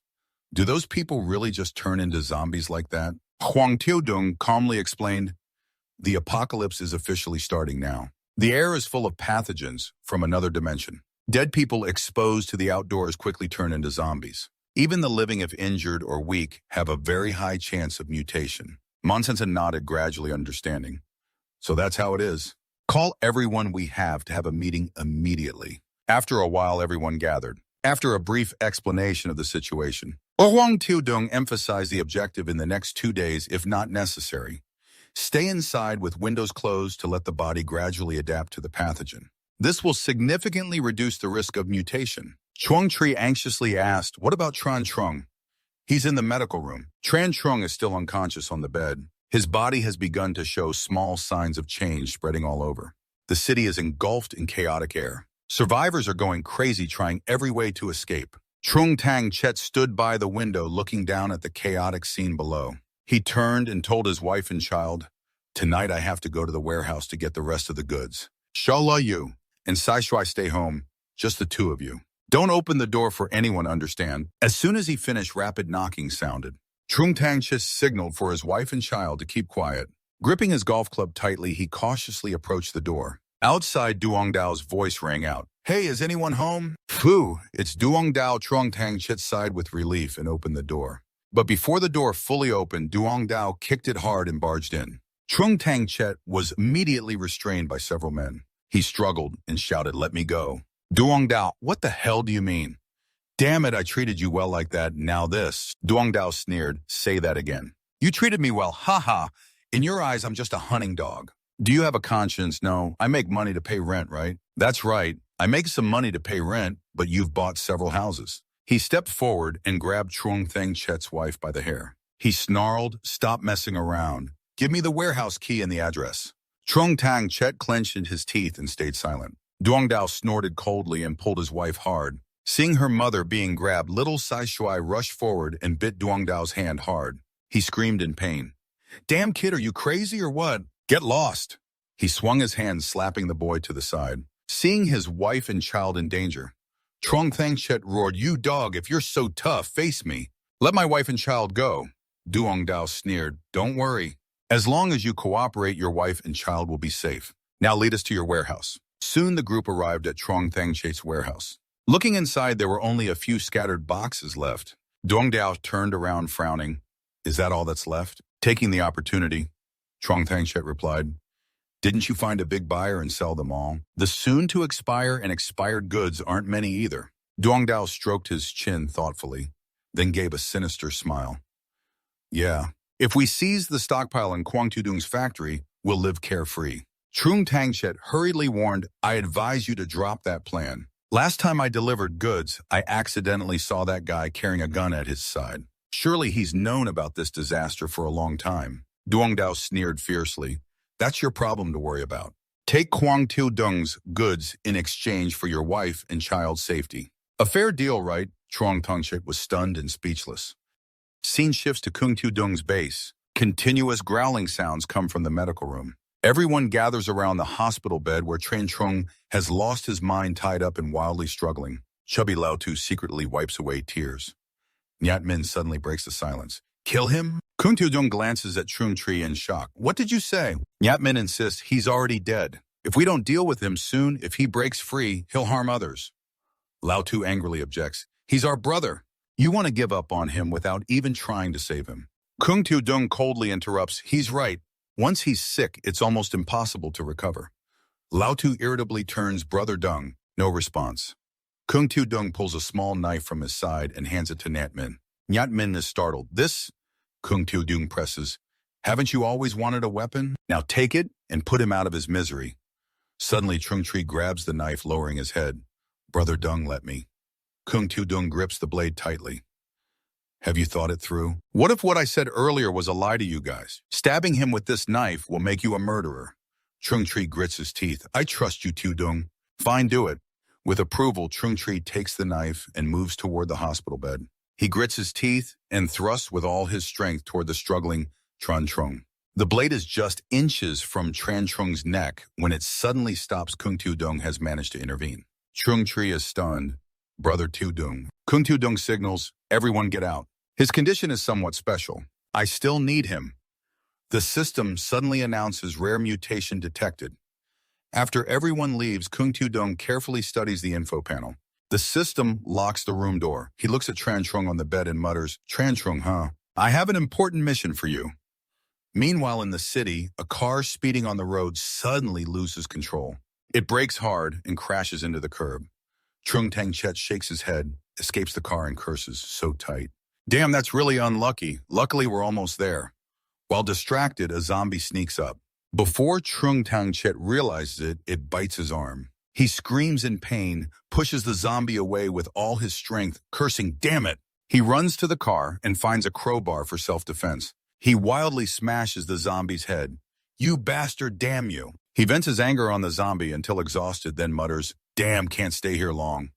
He staggers toward Kung Tudong's base. A few zombies are lingering there. Kung Tudong opens the side door, looks around to ensure safety. The group quickly follows. Man Sen-san complains. Brother Tudong carrying all this stuff is too bulky and uncomfortable. Kung Tudong patiently. Zombies have no reason, so their strength surpasses normal people. Extremely dangerous. With everyone's current experience, you're likely to get hurt. You must wear protective gear. When you're more experienced, then it's okay to drop it. The group circles around to the base's front gate. Kung Tudong signals to get ready. This distance is already within the zombie's sensing range. Everyone becomes serious. They see a zombie looking their way. Kung Tudong shouts, We've been spotted! Prepare to fight. Remember what I told you. Coordinate and keep distance when the zombie charges. Kung Tudong dodges. Reminder. The moment the zombie misses its attack is your chance. Quickly aim for the temples and the back of the neck. Lao Tu swings his knife hard at the zombie's head, but only hears a dull thud with no damage. His arm trembles from the recoil. He screams, Ow, that hurts! Kung Tudong explains, the skull is the hardest bone. Not only does it not cause damage, it also hurts your hand. Tujai is a perfect example of how to do it wrong. The zombie takes the chance to lunge at Lao Tu. He hurriedly raises his knife to block. Damn, help me. Trungtree, help me. Kung Tudong smiles. Good. Taking the hit is right. Trungtree, your teammate needs help. Trungtree rushes forward and smashes the zombie's neck with a wooden stick. Good job. But one hit isn't enough. Everyone keeps attacking. The Tang Thi was quickly defeated through the group's coordination. Huang Tiudong was observing and didn't notice another Tang Thi sneaking up. Truong Chi excitedly turned back. Brother Tiudong, did we do okay? Haha, yeah. The fierce Tang Thi didn't charge at Huang Tiudong. Truong Chi shouted in panic, Be careful, Brother Tiudong. When the Tang Thi was about to strike, Huang Tiudong quickly spun around, grabbed its head, and lifted it up. He barked, Did you all forget everything I told you? Never let your guard down. Watch the surroundings. Everyone fell silent. From afar, Trong Tang Chet was stealthily observing the base. He muttered, Damn it, there's already a bunch of rabid flu here. Maybe Kwang Tu-dung is already dead too. Suddenly a voice called out from behind, Your teammate needs your support. Good. Always stay alert. Trong Tang Chet was startled. Right, that's Kwang Tu-dung's voice. He followed the sound and saw Kwang Tu-dung's group hunting Tung Thi. Under the vehicle where he was hiding, a pair of eyes flashed. Van Thuk Nha had now transformed. She growled and crawled out, grabbing onto the pant leg of Trong Tang Chet. He suddenly fell over. The Tang Thi lunged forward. He panicked. Oh, damn it, I'm screwed. Suddenly a shot rang out. Fresh blood splattered all over Trong Tang Chet. Huang Tu-dung had run up and shot the Tang Thi's head to save him. Regaining composure, Trong Tang Thi pushed the Tang Thi's body away, gasping for breath. Huang Tu-dung lowered his gun and looked at him suspiciously. Trong Tang Chet, what are you doing here? Trong Tang Chet hurried up to Brother Dung. I'm finally alive to see you again. As he approached, Kwang Tu-dung noticed the wound on his arm was infected and beginning to transform. He pointed his gun at Trong Tang Chet's head coldly. You've been bitten. Brother Dung, please don't shoot. I have something to tell you. Kwang Tu-dung replied coldly. The gun still aimed straight. Say it then. Don't come any closer. Trong Tang Chet's eyes welled up as he struggled to explain. Brother Tu-dung, I know I can't be saved anymore. Maybe in less than half a day, I'll turn into a mad dog. But then he suddenly got agitated and growled, That bastard Duong Dao is holding my wife and kids hostage. He's using that to force me to think of ways to harm you so he can take your supplies. Brother Dung, I know I'm not noble or anything, but I feel like I haven't done anything truly evil. My wife and kids are innocent. Those bastards won't let them go. The fate of my wife and kids will be much worse than mine. Brother Dung, I beg you to help take care of them as if I helped you stockpile supplies. Then Kwang Tu-dung squinted, falling into thought. Although Trong Tang Chet initially acted for money, in the end, he had helped him quite a bit. Thinking this, he lowered his gun and glanced back. There were still empty spots in the fortress. The male-to-female ratio was unbalanced. Plus, the star reward mission from the system engine was enough. System notification of new mission light and wife and kids rescue request for Trong Tang Chet's wife and kids progress 0% reward 25 points. The street sweep mission was ongoing. The requirement was to clear infected people and roaming monsters outside the base, progress 70% reward 10 points. Kwang Tu-dung nodded in a deep, steady voice.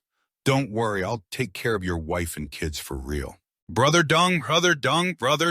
Trong Tang Chet knelt down, banging his head hard on the concrete floor, choking up Brother Dung in this life.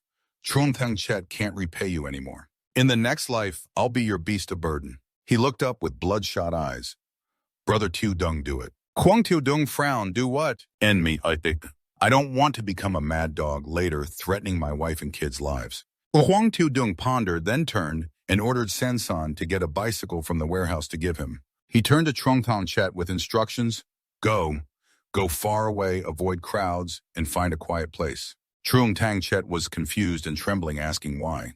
Kwang Tu-dung said coldly, No need to ask why, your time is short. Hurry and do it now. Trong Tang Chet smiled bitterly and Sawet, All right, I understand now. Thank you, Brother Xiaodong. Taking the bicycle, he pushed with all his strength, mumbling wife, son. His eyes were bloodshot, and his body was beginning to show clear signs of transformation. At the base, after fierce fighting, the group finally eliminated all the golden zombie gangs around. Kwang Xiaodong poured kerosene over the pile of bodies and lit a fire to burn them all. Old Two sighed weakly and complained, "Whew, I'm exhausted today."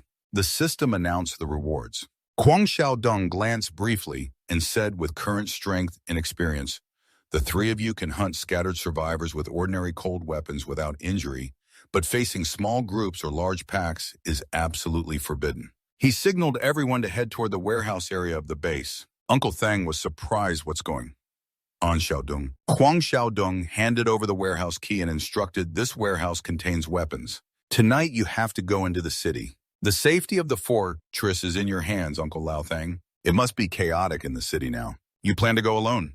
First Truong Tri and Lao 4D spoke up together. "Brother Xiaodong, the three of us will go with you."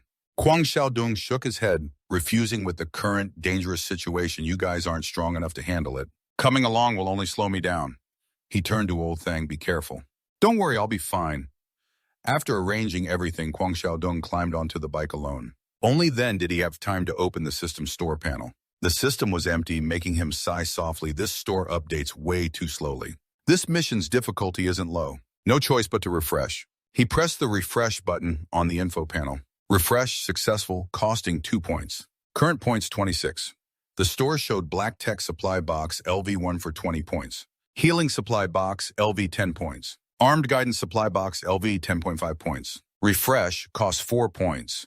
Refresh once costs increased from 2 to 4 points. Looks like I have to save points. Luckily still enough points.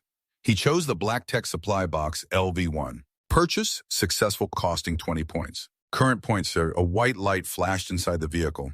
The supply box opened. The reward appeared: physical enhancement pill +5. Kwang Xiaodong covered his eyes and muttered, "Wow, it's like swallowing a whole stun grenade. Let's use the physical enhancement pill +5 right away." He injected the needle into his arm. As the medicine took effect, Kwang Xiaodong groaned softly. The attribute panel appeared: physical 13 out of 26, but compared to an average person. The space ring and spiritual eye switched to Trong Thang Chet's house. His wife stroked their son's head, comforting him. So I, don't be afraid. Dad will handle everything." Just as she finished, the Duong Dao group broke down the door and rushed in. The wife startled and shouted, "What are you people doing?" Duong Dao smiled viciously. "Doing what?" "Of course, releasing stress." Two men grabbed her and tore her clothes. The wife struggled, tears streaming, screaming, "No, please don't. Let me go, please."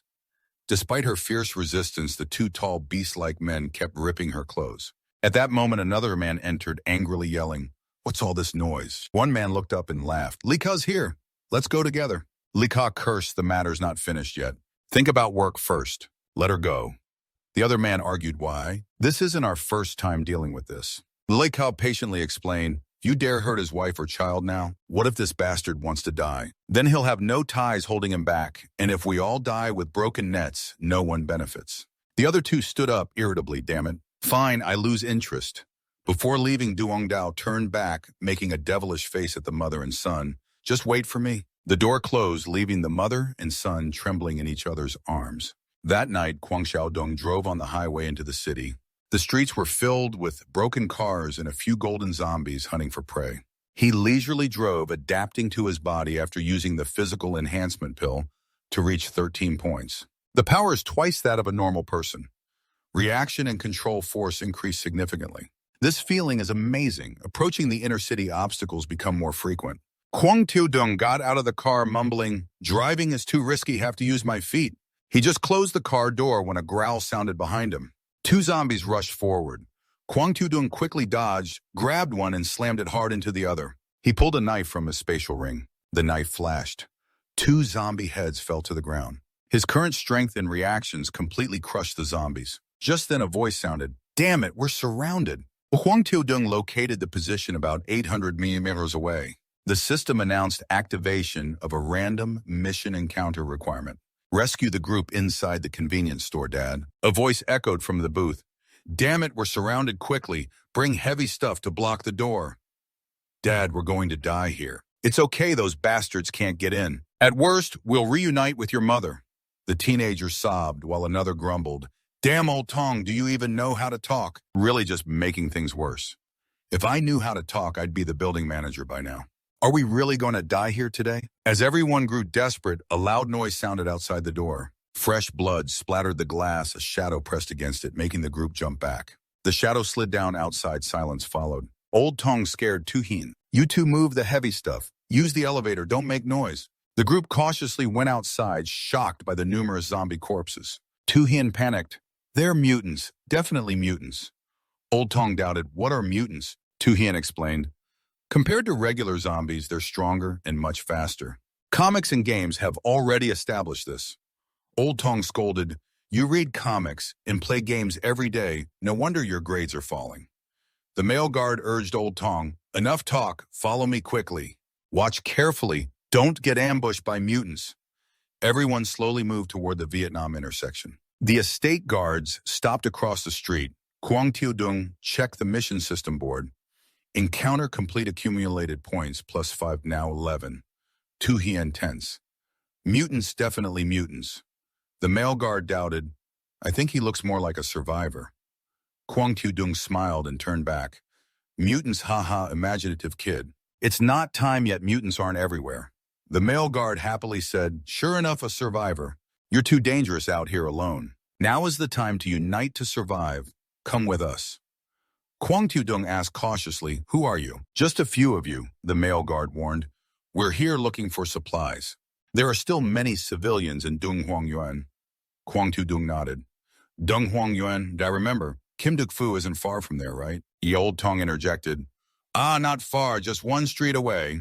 He patted Quang Thieu Dung's shoulder. Little brother, come with us. We're many a strong force. Captain Lai has a gun to deal with those guys, and we have experience protecting you. Quang Thieu Dung forced a smile. Ha ha, that's good. Thank you all. The group with Quang Thieu Dung continued toward the shelter. Old Tong curiously asked the kid, you asked about Kim Duk Fu because you want to find someone important. Quang Thieu Dung hesitated. Old Tong stopped. Family or girlfriend? Before he could answer, Old Tong comforted him.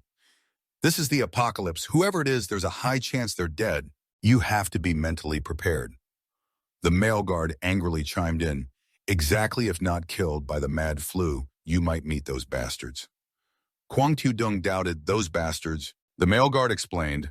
A gang of thugs took over the Beach Tui mountain villa area in the East City to survive. They don't hesitate to kill survivors. We've encountered them before. Many teammates died at their hands. In short, be careful when meeting other survivors. While speaking, the male guard was caught off guard. A zombie silently approached Tu-Hien, screamed in panic. Uncle Lai, watch out! Guard Lai was startled and turned around. The zombie was right in front of him. 2 gunshots rang out. The zombie's skull was shot through and it fell. Guard Lai gasped. Damn it, shit! The gunshots attracted those bastards. Now what? He calmed down, looked around, and was relieved to spot a nearby bus. Got it, quick, get on that bus. The whole group ran desperately. Quang Thieu Dung, running at the back, muttered, running blindly, high chance of alerting more zombies. The bus is an enclosed shelter, good for defense, but the downside is no escape route. Emergency judgment score 70 points. Guard Lai stood at this bus door urging, Kid, get on the bus now. Quang Thieu Dung dashed on guard. Lai slammed the door shut, shouting, Kid, check every seat to see if any crazy infected are hiding. Tu-Hien looked outside, worried. They're not giving up, still gathering this way. Guard Li gritted his teeth. Damn, why are you running so slow? The zombies surged forward, banging on the outside of the bus. Guard Li leaned against the door, trying to hold them off. I can't hold on much longer, huh? In the crisis, Quang Thieu Dung stepped forward, reaching toward the door. Bang, the bus door was locked tight. Guard Lai was surprised. Strong, so strong. Quang Thieu Dung turned to the door. With me here, you can't open it. Call everyone to break the windows and counterattack. Then Guard Lai quickly agreed. The bus windows were quickly broken. The zombies crawled closer, but as soon as one got near, a crowbar pierced its head. Old Tong was held tightly by his son and a woman leaning out to attack. Guard Lai checked his ammo worriedly. So many zombies, these bullets won't be enough. Quang Thieu Dung tossed him a crossbow. Use this. Guard Lai was curious. Where did you get that crossbow? Quang Thieu Dung made up. Just grabbed it earlier. Guard Lai took the crossbow and joined in killing zombies, significantly increasing their efficiency. He laughed triumphantly. You damn little bastards, crawl off and die. After a while, the zombies around the bus were defeated. The group got off the bus safely. Tu-Hien was excited. 2 times turning danger into safety, definitely not a coincidence. We are the chosen of heaven in this apocalypse. Quang Thieu Dung stretched his hand to remind, Stay cautious. Don't repeat mistakes. Back at the base, everyone worried about Kwang Tu-dung. Old Thang sighed. Hope everything goes smoothly for Tu-dung. Min suddenly suggested, tonight I'll take the night watch. Old Tu nudged him teasingly. Hey, why so eager today? Nyatmin snapped, nonsense. When am I ever not eager? Worry about yourself. Old Tu was surprised. Why such a strong reaction? Old Thang smiled and advised. All right, Not Min volunteers the rest, go rest. Not Min carefully said, call everyone if anything happens. Not Min nodded, don't worry. The moon hung high. Not Min looked around, muttering, not early anymore. Everyone's probably asleep. This can't be delayed, must handle it before Kwang Tu-dung returns. Inside the room, Old Thang was sound asleep. The warehouse key Kwang Tu-dung gave lay beside him. Suddenly, Old Thang's door quietly opened, moonlight flooding the silent space with brightness. Nyatmin watched carefully, seeing Old Thang deeply asleep. He stepped in, quietly like a shadow, reaching to grab the key on the table.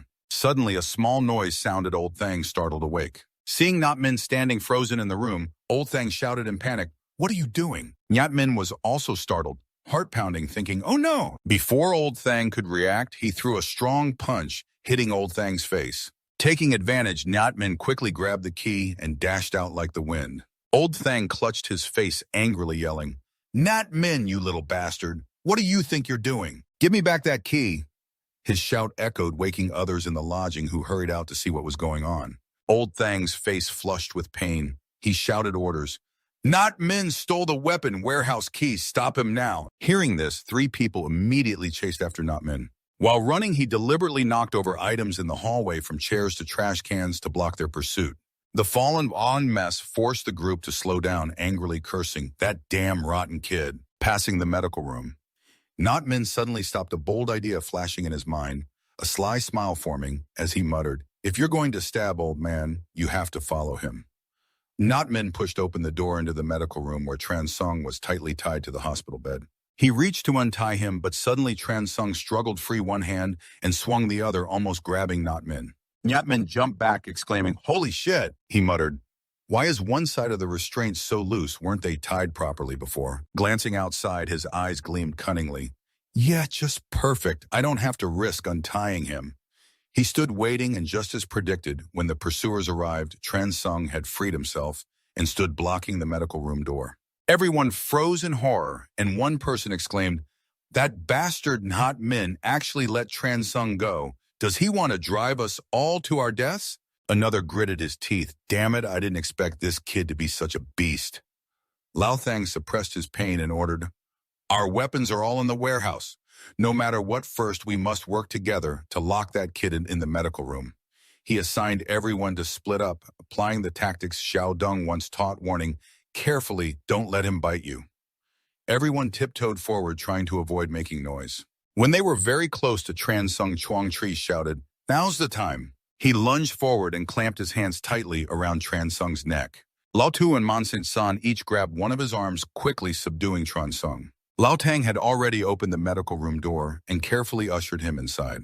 With a creak, the medical room door slammed shut. Lao Tang anxiously stood outside the window, watching for any movement inside, muttering, is this just my imagination? Feeling that subduing him didn't take much effort, another nodded. I think so too. After settling the situation, Lao Thang worriedly looked toward the warehouse. Damn it, with this delay, that beast has probably gotten the weapons already. From the shadowed corner of the hallway, Nyatmin stepped out, grinning smugly. Oh wow, who called me a beast just now? Damn it, I didn't expect that bastard Kwang Xiao Dong to hide the weapon so well. I only found one gun in the warehouse, but that's enough to deal with you guys. He pointed the gun at everyone, threateningly moving toward the room in the back. Chuang Tri angrily shouted, Nyatmin, what do you want to do? Xiao Dong is our lifesaver. Nyatmin frowned coldly. Big favors, deep hatred. You see how arrogant he usually is. He saves us once and expects us to be slaves for life. Lao Tang snorted with contempt. Some people are born ungrateful, like raising wasps in your sleeves. Lao Tu tried to advise Nyatmin, don't be like that. Nyatmin snapped, enough talk, follow me.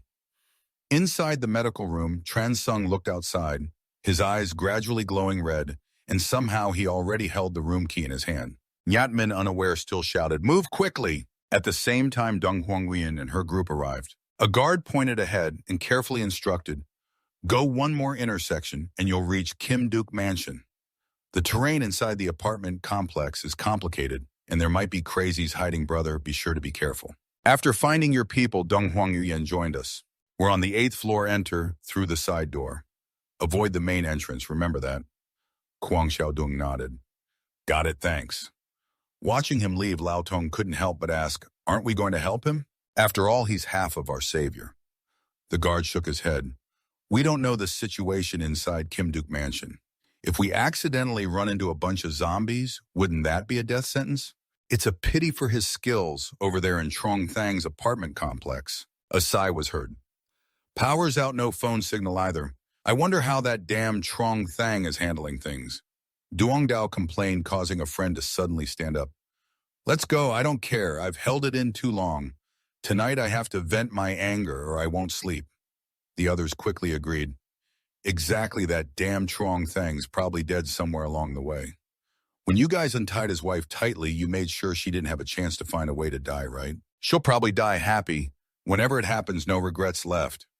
The whole group, burning with anger, advanced toward the room where the mother and son were imprisoned. Officer Lai no longer objected, but softly reminded, all right, be careful, don't let them die.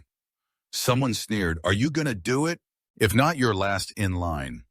Officer Lai didn't reply, his attention drawn to the scene downstairs.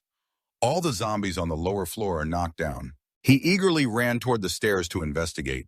Could it be reinforcements? Suddenly a blade flashed, a streak of blood appeared on Officer Lai's neck, and his head rolled on the ground. The rest rushed into Trong Thang's room. The terrified woman tightly hugged her son warily, looking at the group. You all get out. The whole group grinned lecherously. The leader impatiently started unbuckling his belt, pretending what? He reached out and grabbed Soai by the neck, pulling the boy away. The woman screamed, what do you want to do? Let the boy go. The other man slapped her hard across the face. Our target is you. Soai sobbed uncontrollably, crawling up, her eyes filled with resentment, staring at the man in front of her. I risked my life for you, but no matter how hard I tried, the boy was helplessly thrown out by them. The boy shouted, you bad guys, let my mother go. My dad will never forgive you.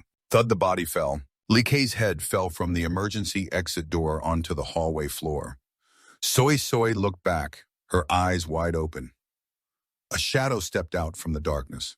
The boy panicked and shouted, someone's coming. It's Kuang Tiaodong, he said in a low voice. Trong Thang is the boy's father, right? Sui itched instinctively and replied, yes, Inside the room, Duong Dao, the woman, shut her eyes in shame. Duong Dao was displeased, slapped her once, and she cried out, are you afraid your son will hear? Go ahead and scream. If not, I won't enjoy it. The man in white sneered, grabbing her head. If you don't scream, then I'll start first. Just then the door was kicked open, and one of the men looked over, amazed. That kid's strong, kicking the door down. Before he finished speaking, a flash of light appeared and blood ran down his neck. Duong Dao saw him, freeze, shouted, why aren't you kicking him out? What are you waiting for? But the man collapsed, his head severed from his body. Duong Dao was stunned. What just happened? Before he could react, Kwang Tiudong grabbed his head and slammed it hard against the wall. Duong Dao was hit, her eyes rolled back, and she spat fresh blood. The man in white saw the situation was bad and hurried to pull up his pants. You, who are you? Before he finished, he took a kick to the face, turning back toward the base. 6 Nyat men continued to threaten relentlessly. Min said coldly, one last time, move or I'll shoot. Obeying, Min reluctantly stepped toward the room he pointed to, but Tiudong's gaze holding a gun made everyone comply. Yes, Min quietly reassured. Just do it, I'll find a way. 6 Nyat men laughed scornfully. Ha ha, what way? Looks like I have to be decisive today to show my authority. He shouted, you'll die first, you old scoundrel. Hey, stop, Min shouted. At that moment, a clicking sound came from the medical room, startling everyone to turn around. What was that sound? What's going on? The medical room is locked. Who's in there? The door swung open. Tran Sung stood silently at the door, keys dangling in his hand. Tran Sung opened the door himself. What? Impossible, he's crazy. How does he know how to use the key? Everyone was shocked and confused. Tran Sung turned to face 6 Nyat Min, his eyes growing crazed. Damn it, a zombie that still knows how to use a key to unlock the door. We can't keep him here. 6 Nyatmen panicked and hurried to pull the trigger, but the gun was silent, misfiring. How is that possible?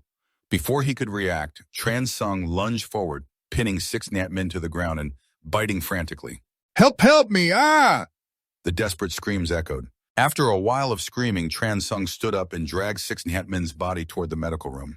The others were shocked, not understanding what was really going on. He was so calm just a moment ago. Tran Sung exhaled heavily, threw the keys toward everyone, then stepped into the room and slammed the door shut. The group fell silent. No one dared to speak. At the apartment complex, Trong Tang was dead. Duong Dao and the man in white were tightly tied up in a corner by Kwang Tiu Dung. He suddenly looked towards So-I, speaking in a low voice. Kid, come here. The mother cautiously hugged her son tightly. Why call him over? Kwang Tiu Dung repeated, Come here, kid. Soy pushed the mother's hand aside, stepped forward. Mom, I'm okay. Kwang Tiu Dung handed the boy a small knife. Take it, kill those bastards who hurt your mom. Soy's hands trembled, holding the knife tightly, his eyes full of fear. The 2 others panicked and begged for mercy. Spare us, spare us. The mother hurried to stop him. Honey, the boy's just a child. Kwang Tiu Dung replied coldly, From today, he isn't any more kid. From now on, you'll be the only man protecting your mom. Now gather all your courage to kill those scumbags who hurt your mom. Remembering the scene of his mother being bullied, Soy gritted his teeth, his face growing determined, and he yelled as he charged at the 2 men. After a while, both lay collapsed in a pool of blood. So-I panted heavily, standing still in shock. The worried mother called out, Little So-I.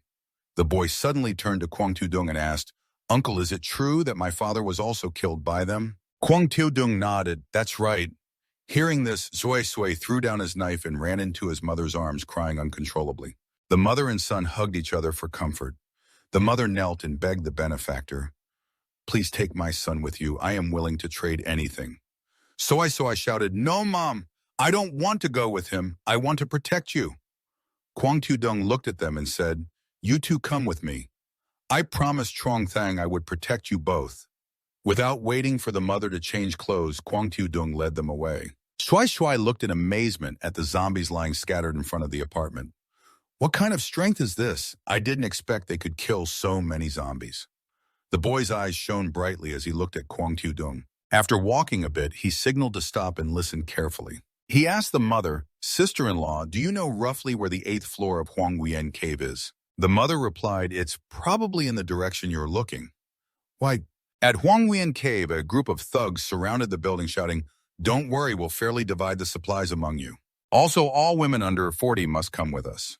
Upstairs, a group gathered to defend. A man overwhelmed by pressure suggested, Shall we surrender? Li Baovei shouted, No way, those bastards won't keep their word. If that happens, except for Vu Duyen Hien and Hach Vuong, none of us will survive. Downstairs, the thugs continued to threaten. You have 10 minutes if you don't cooperate, we won't spare anyone. A woman in the group proposed, Maybe the 2 of us should go beg them to spare you. The others quickly refused, No, I don't want to become their sex toys. Lai Baovei reassured, Don't worry, we absolutely won't compromise. Guard this hallway tightly. They won't be able to harm us. Downstairs, a thug worriedly said, Even though our weapons are good, their leader has a real gun. If these guys keep turtling like this, it'll be hard for us to handle them. The leader sneered, Yeah, no tricks needed. You guys go cut off the water supply for the first floor households and see how long they last. Kwang Tiu Dung and the mother and son hid to the side observing. Sui curiously asked, Uncle Tiu Dung, are these people bad guys too? He nodded. Yes, trash like the bullies who picked on you and your mother. Raising his gun and aiming at the thugs upstairs, Li Baovei instructed, You guys hold the stairwell, don't reveal your position. I'm going to see what they're doing downstairs. Li Baowei followed the corridor to the window and saw 7 guys, all armed, 3 holding guns. Suddenly a loud bang echoed, and Li Baowei quickly ducked. Damn, what was that? Downstairs, a thug was shot in the head and the rest scattered in panic. Li Baowei looked down and saw it was that kid, Kwang Tiu Dung. Kwang Tiu Dung advanced, continuously firing. Each thug fell one by one.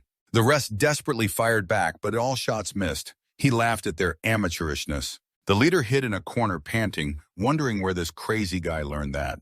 So that's it.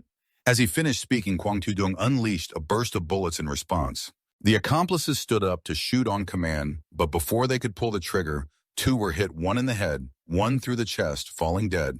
The leader laughed mockingly. Out of ammo already, damn you, die.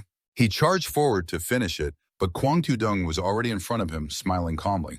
The leader fired, but Kwang Tu-dung tilted his head to dodge, easily seized the gun, pointed it at the leader's chin, pulled the trigger, and the leader collapsed with a shattered skull. After dealing with them, Kwang Tu-dung checked the bodies, then entered the building. Behind the door, a few thugs still hid, but his cold gaze terrified them. The three charged forward and quickly took care of them.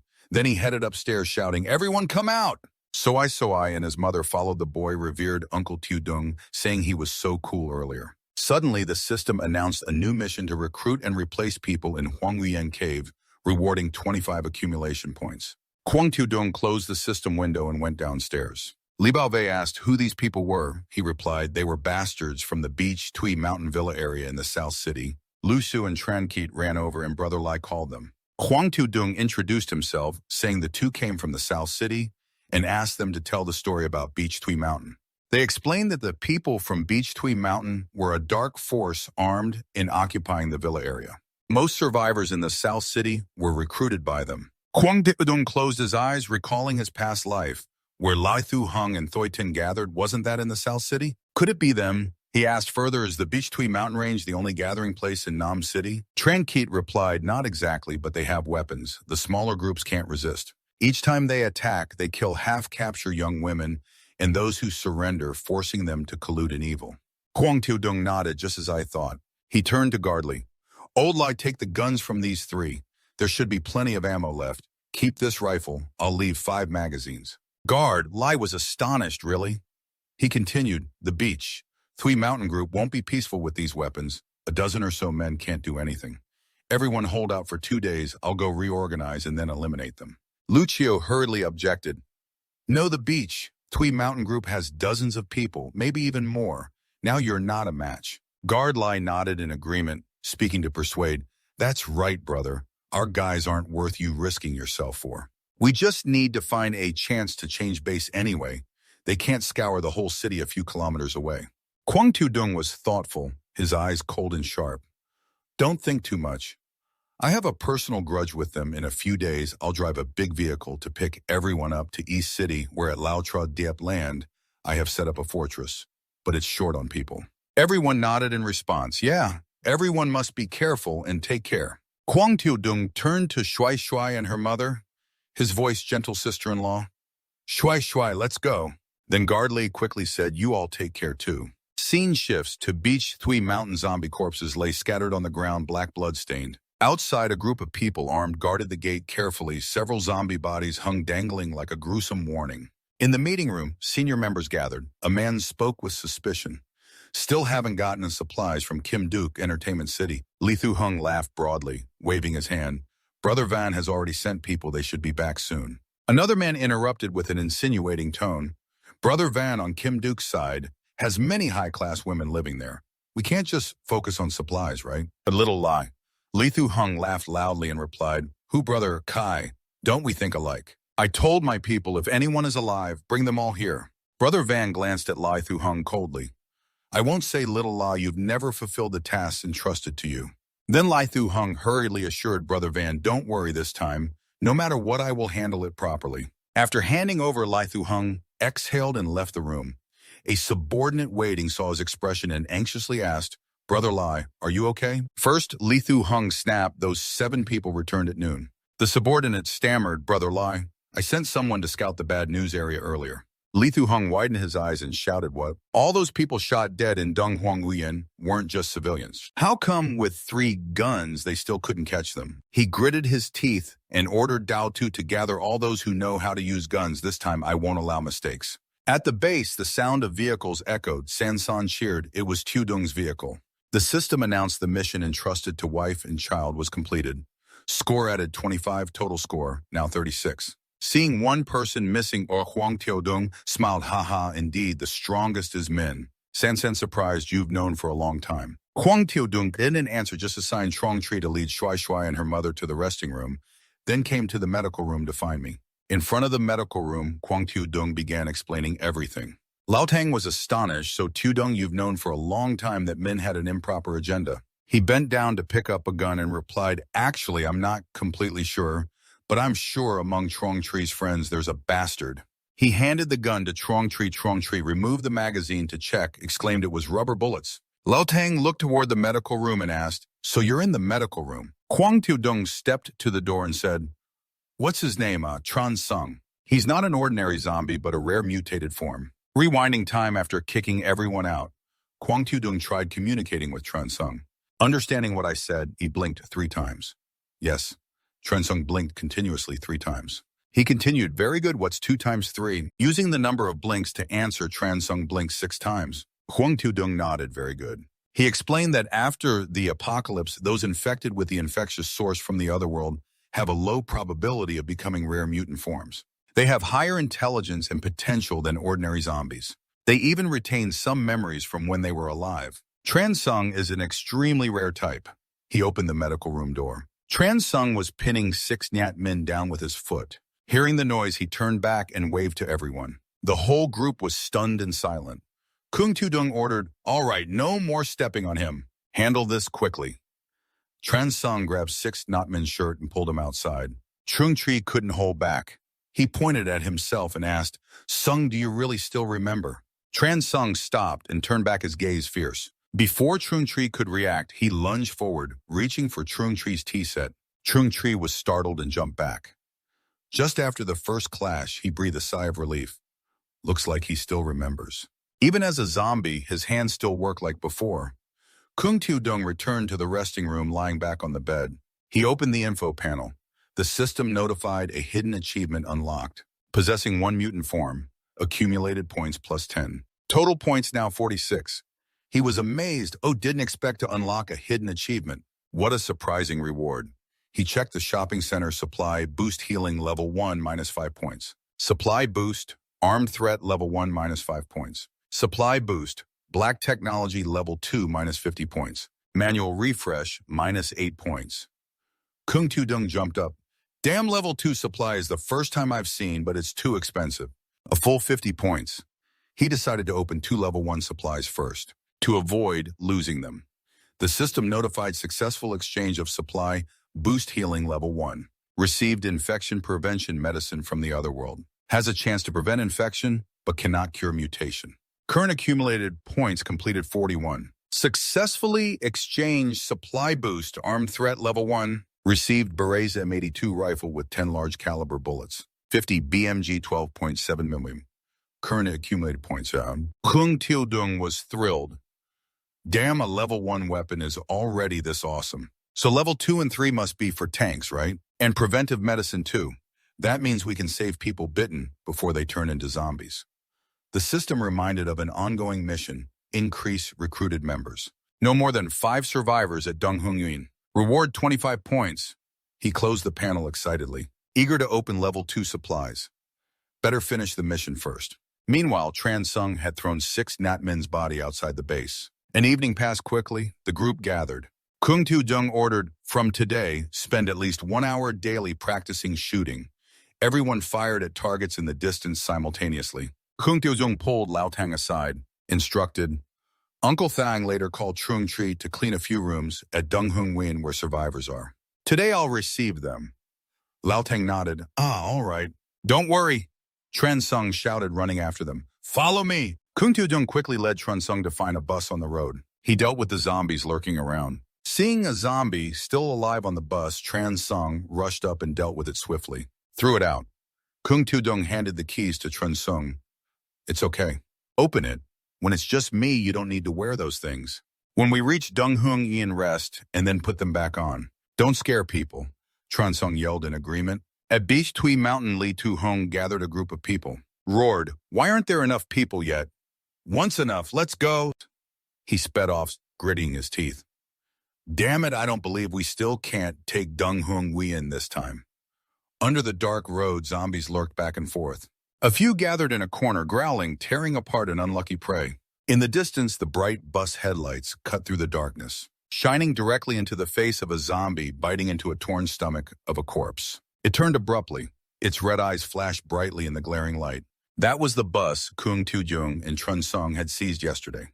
They charged straight into the zombies. Horrific collision sounds echoed. The monsters were thrown flying apart, the painful screams mixed with the roaring engine sounds. The bus skillfully swerved deftly, avoiding broken vehicles and scattered obstacles on the road, like a fierce beast rushing through the chaotic battlefield. Cut to the high-rise building Donghuang Yuan. Old Tong's family and the remaining survivors sat in a circle sharing a sparse breakfast of a few crackers to stave off hunger. No one dared to separate. They stayed alert to every sound. When the vehicle's sound echoed, little Tu Hien, still munching crackers, happily shouted, "Little Dung Xie." It must be little Dung Xie coming back to pick us up. Old Lai signaled for silence. Gripping his gun tightly, he cautiously stepped outside. He whispered to Tu Hien, "Don't rush out. Let me check first." He peered through the glass window to observe the situation. Sweat dripped down his forehead, his eyes full of worry. But hope quickly faded. This was not Kwang Little Dung, but Lai Thu Hung's gang. The group from Beach Tui Mountain had arrived first. As soon as they stopped, they shouted and checked their weapons. At house number 8, the chubby Li Thu Hung stepped down. He shouted fiercely, "House number 8 is right behind." He tightened his grip on the gun. He waved his hand, ordering his henchmen to move along behind him. Each carrying 5 guns, their cold eyes were like sharp blades, ready to massacre. Old Lai gritted his teeth and muttered, "Damn it, it's not Little Dung. It's those bastards from Beach Tui." Old Tong was now armed with the gun Old Li had handed over. Hearing the commotion full of fighting spirit, these bastards still dare to come. Haven't they learned their lesson yet? Thanks to Kwang Little Dung leaving weapons behind, Old Lai's group was no longer easy prey. Old Li turned around and decisively waved his hand. "Now we have guns. Let's fight them. But don't underestimate the enemy. This time they're more numerous, and everyone is armed." From above, Old Li's group clearly observed Li Thu Hung's gang's numbers and equipment. They quickly formulated a plan. Each person hid in their assigned position. Old Lai climbed to the rooftop, ready for battle. In the courtyard, Li Thu Hung's men were fierce and confident to the extreme, pointing guns at the windows of the Donghuang Yuan building as if wanting to pierce everything with their fierce stares. Old Tong and Tu Hien peeked out just enough to observe. Old Tong, sweating profusely, signaled to everyone, "This distance is enough. Move forward a bit more, and these trash will pay." Bang, bang, bang, bang, the sharp gunshots rang out. Li Thu Hung's cold-blooded men fell one after another. Screams of panic mixed with the sound of breaking glass. The window of the room was shattered, glass shards flying everywhere. Old Lai hurriedly took cover, shouting to Tu Hien to carefully back down below. Li Thu Hung angrily raised his hand, ordering the long-haired henchman to bring him the megaphone. He yelled at those at the windows that anyone daring to peek out would be shot immediately. He held the red megaphone close to his mouth and tried to speak, but before he could say more, a bullet from a rifle whistled past the head of the long-haired henchman. He collapsed instantly, blood spreading across the ground. Li Thu Hung, startled, the megaphone dropped from his hand, and the henchmen looked at each other in horror. Before they could recover, another bullet pierced straight into the calf of another man. He grabbed his leg, screaming, "Ah, my leg!" Li Thu Hung was stunned, the gun in his hand still smoking, his eyes dazed, as if unable to believe what he was seeing. From the rooftop, Old Li rested his gun against the concrete edge and calmly took aim. The last shot was his masterpiece, proving the formidable skill of a veteran soldier. In the courtyard, the Beach Tui Mountain men panicked and shouted, careful of the rifle. One shouted, "You only worry about the barn after losing the cow." They had already lost 1 person out of 6. Li Thu Hung hid behind a wall, gritting his teeth in frustration. Damn it. Previous info said they only had 4 pistols plus 7 Cs last time. Where the hell did these automatic guns come from? The brown-haired henchman hiding behind a tree looked pale and urgently asked Li Tong what to do now. In confusion, Li Thu Hung shouted, "What else? Retreat." Order to retreat. One man panicked and ran off immediately, screaming, "Ah, ah, ah." Li Thu Hung looked on angrily, cursing to wait for my order. Then ran, "You bastard." But gunshots rang out, and his men fell, blood splattering everywhere. A bullet pierced through his body. Li Thu Hung sneered. "Damn him, deserved it," ordered. "Listen to me, charge together. 3, 2, 1, run." The gang ducked their heads and ran with none of their initial spirit, only trying to save their lives, but one by one they fell under precise gunfire. Perhaps Li Thu Hung deliberately used his men as shields while he stealthily waited for an opportunity.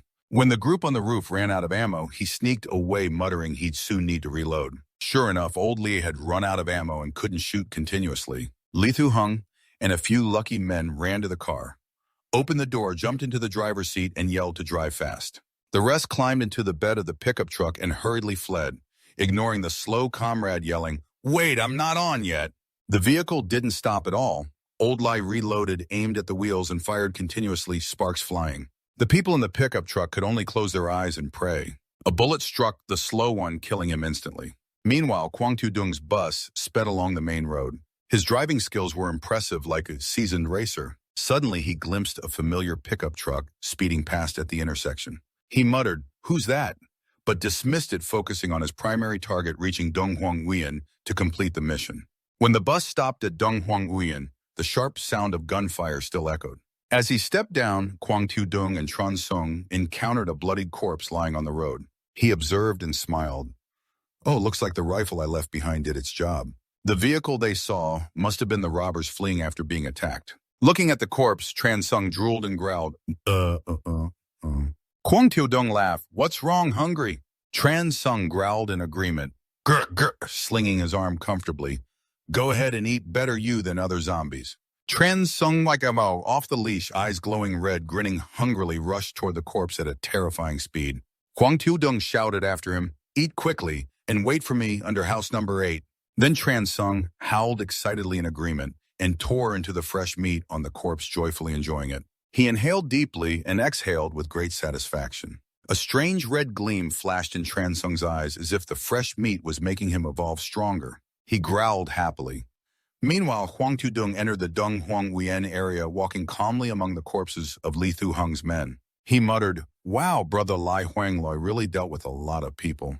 From the shattered glass door, Tu Hien saw Kwang Tu-dung and shouted, "Brother Tu-dung is here." This really was Brother Tu-dung. Everyone rushed out to the balcony, happily waving to Tu-dung. Kwang Tu-dung, Kwang Tu-dung. He stopped, realizing it was Old Lai's group. Shortly after, Old Li led everyone down to meet him. He asked immediately, "Are all these people the ones you fought off?" Old Li proudly gestured. "Yes," turning around and pointing behind. "But we have to thank you, Tu-dung. Thanks to your rifle before this, I was very good at shooting rifles." Suddenly, a loud howl echoed, "Grr, grr." The group startled, turning to look at Kwang Tu-dung, frowning. What was that sound? Heavy footsteps of a man in black shoes approached.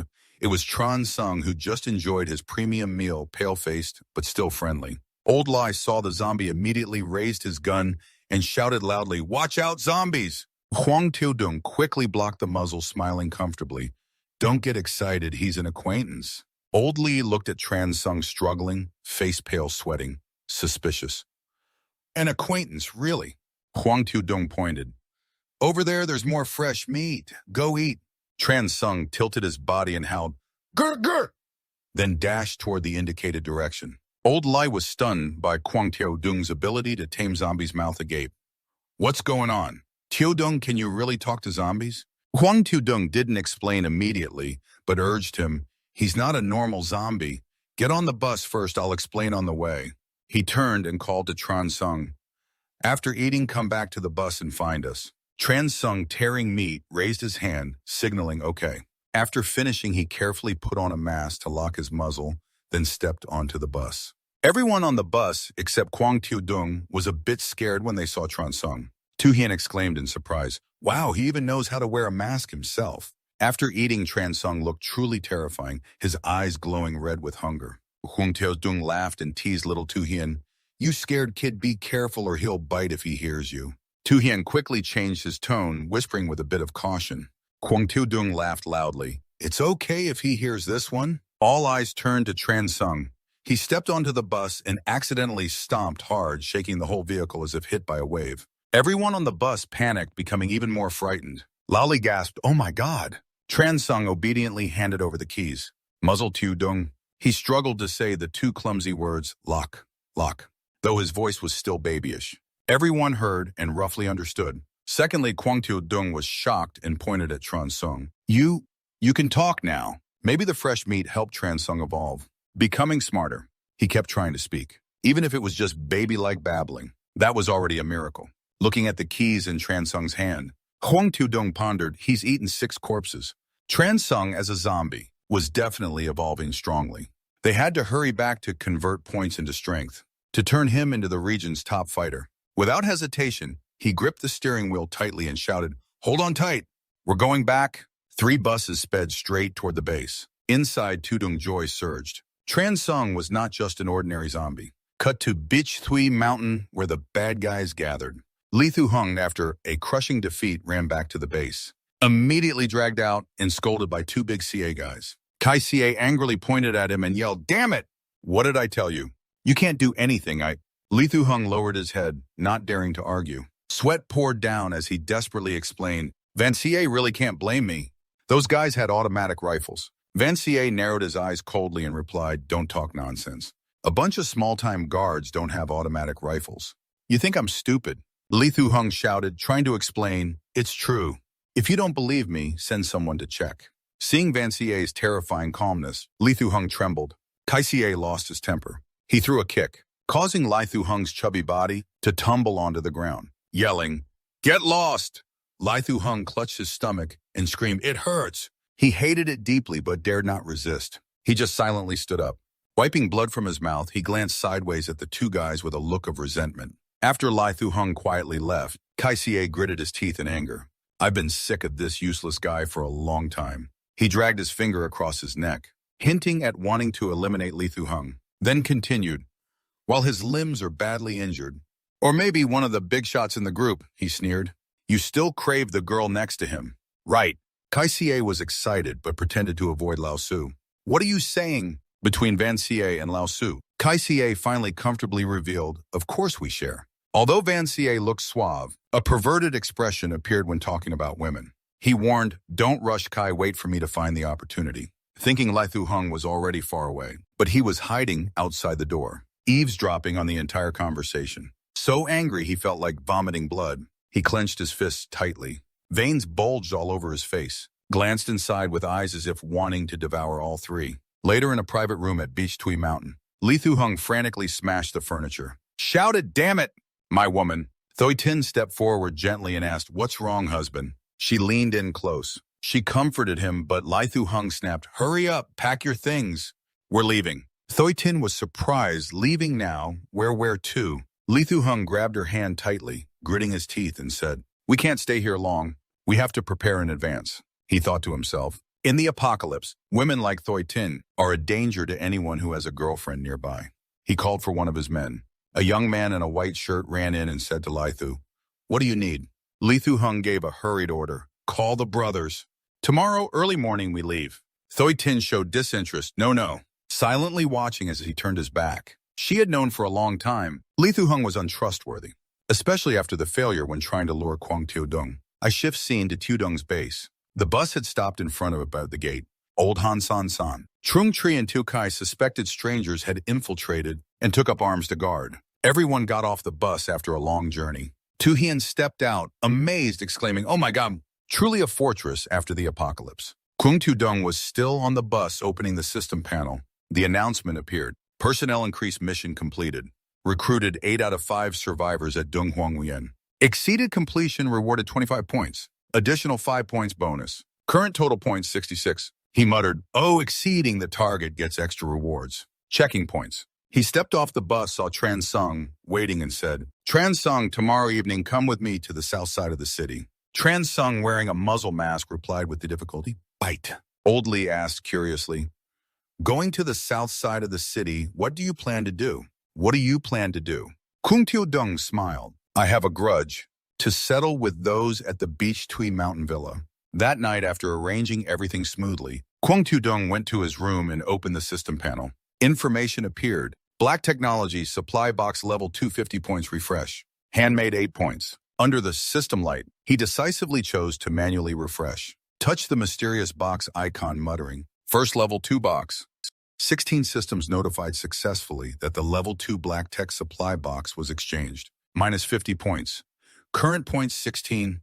A brilliant stream of light surrounded Kwang Teo-dung like a whirlwind engulfing him. He anxiously thought, "Don't disappoint me." When the light faded, in front of him was a syringe. The system displayed stamina booster plus 20. Kwang Teo-dung held the syringe and exclaimed, "+20 stamina, awesome. Truly a level 2 box." Suddenly a shout rang from outside the house along with light emanating from him. After the injection, Teo-dung's body changed noticeably. He raised his hand, feeling the strength, and exclaimed a total of 33 stamina points, 6 times stronger than a normal person. This feeling is amazing. A mosquito buzzed by. He caught it easily with 2 fingers as if catching a hand. Observing the mosquito writhing, he let go to let it fly away. He muttered, really scary. This display shows his overwhelming strength. That afternoon, dusk fell on the base. Huang Tiudong and Trun Sung appeared at the training area. Lao Li and Sansan were enthusiastically training with guns. Seeing Tiudong, Lao Li asked if he wanted to go to Nam City. He smiled, admiring Lao Li's sharp shooting skills, and replied, yes, that's right. Turning to Brother Lai, his shooting skills are the best here. Train everyone to help me. Lao Li eagerly said, this is my specialty. Don't worry. Tiudong waved to Trun Sung, let's go. He drove the bus, speeding off, starting the revenge journey. Night fell, the silence seemed to signal an approaching storm. First cut to Lei Thu Hung's building. He and his accomplices were preparing to escape. He asked his subordinate Then Tu how things were over there. Then Tu replied, don't worry, boss. Everything is ready. Then Lei Thu Hung ordered departure. The group was alert, moving cautiously while watching for any surprises. Suddenly, car headlights shone brightly directly at them. Lei Thu Hung shielded his eyes awkwardly. A group of people appeared. Led by Dong Huk, Thoi Tin sat happily inside the car next to Van Ka and Kai Ka. She had betrayed Lei Thu Hung, siding with the stronger party, disregarding loyalty. A henchman of Lei Thu Hung wondered what was going on. Dong Huk held a gun, sneering, where do you guys think you're going? Lei Thu Hung squinted, recognizing Dong Huk. Gritting his teeth, Dong Huk pretended to smile innocently. Hey boss Huk, we plan to take advantage of the night to head to Dung Huang Nguyen for luck. Dong Huk sneered contemptuously, haha, to Dung Huang Nguyen. A subordinate dragged an unconscious person and threw him in front of Lei Thu Hung. He was startled, realizing it wasn't Then Tu. The henchman shouted Then Tu. Shouting, Lei Thu Hung punched that man's face, yelling, open your damn eyes and look, this isn't Then Tu. He turned to Dong Huk and forced a smile. Who is this person? I don't know him. Dong Huk raised his gun coldly and took action. Gunshots rang out. 3 bullets hit 3 of Lei Thu Hung's men. He trembled, holding his head, trying to explain, I really don't know him. Boss Huk, what are you doing? Dong Huk pointed at the car, looking closely at who was inside.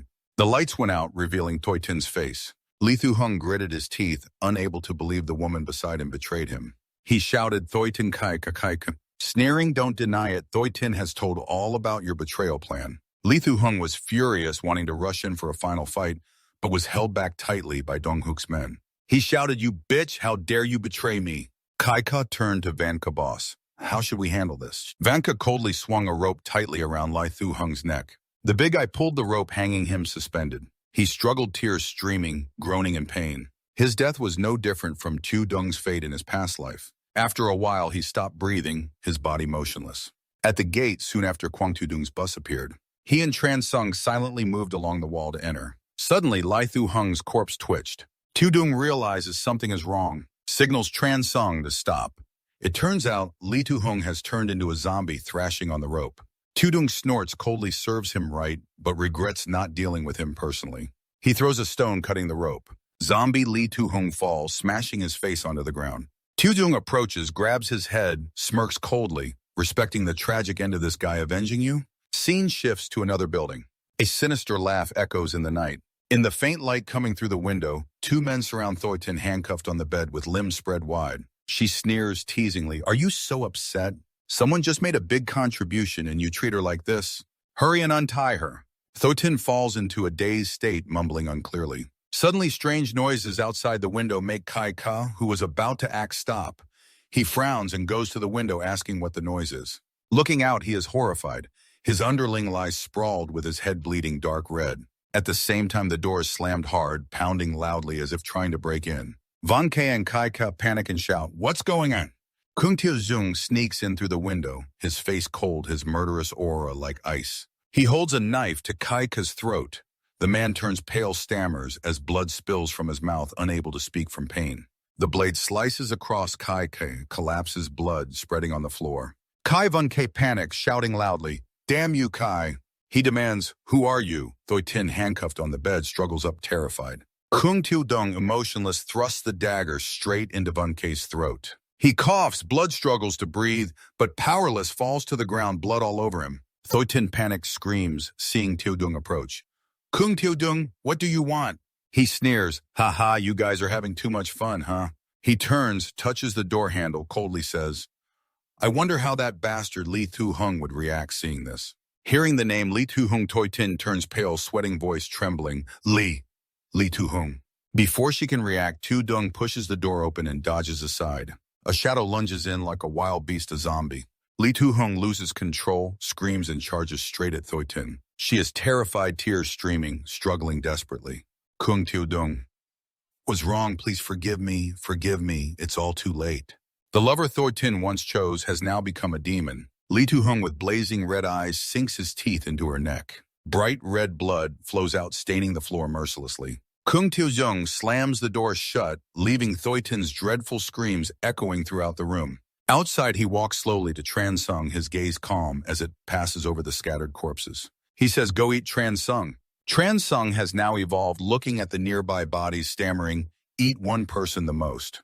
Understanding this, Kung Tu-dung nods. Tran-sung rushes forward, burying his face into the corpse, biting fiercely like a starving beast, finally satisfied. Tu-dung listens to distant sound waves, his eyes sharp and cold as if calculating something.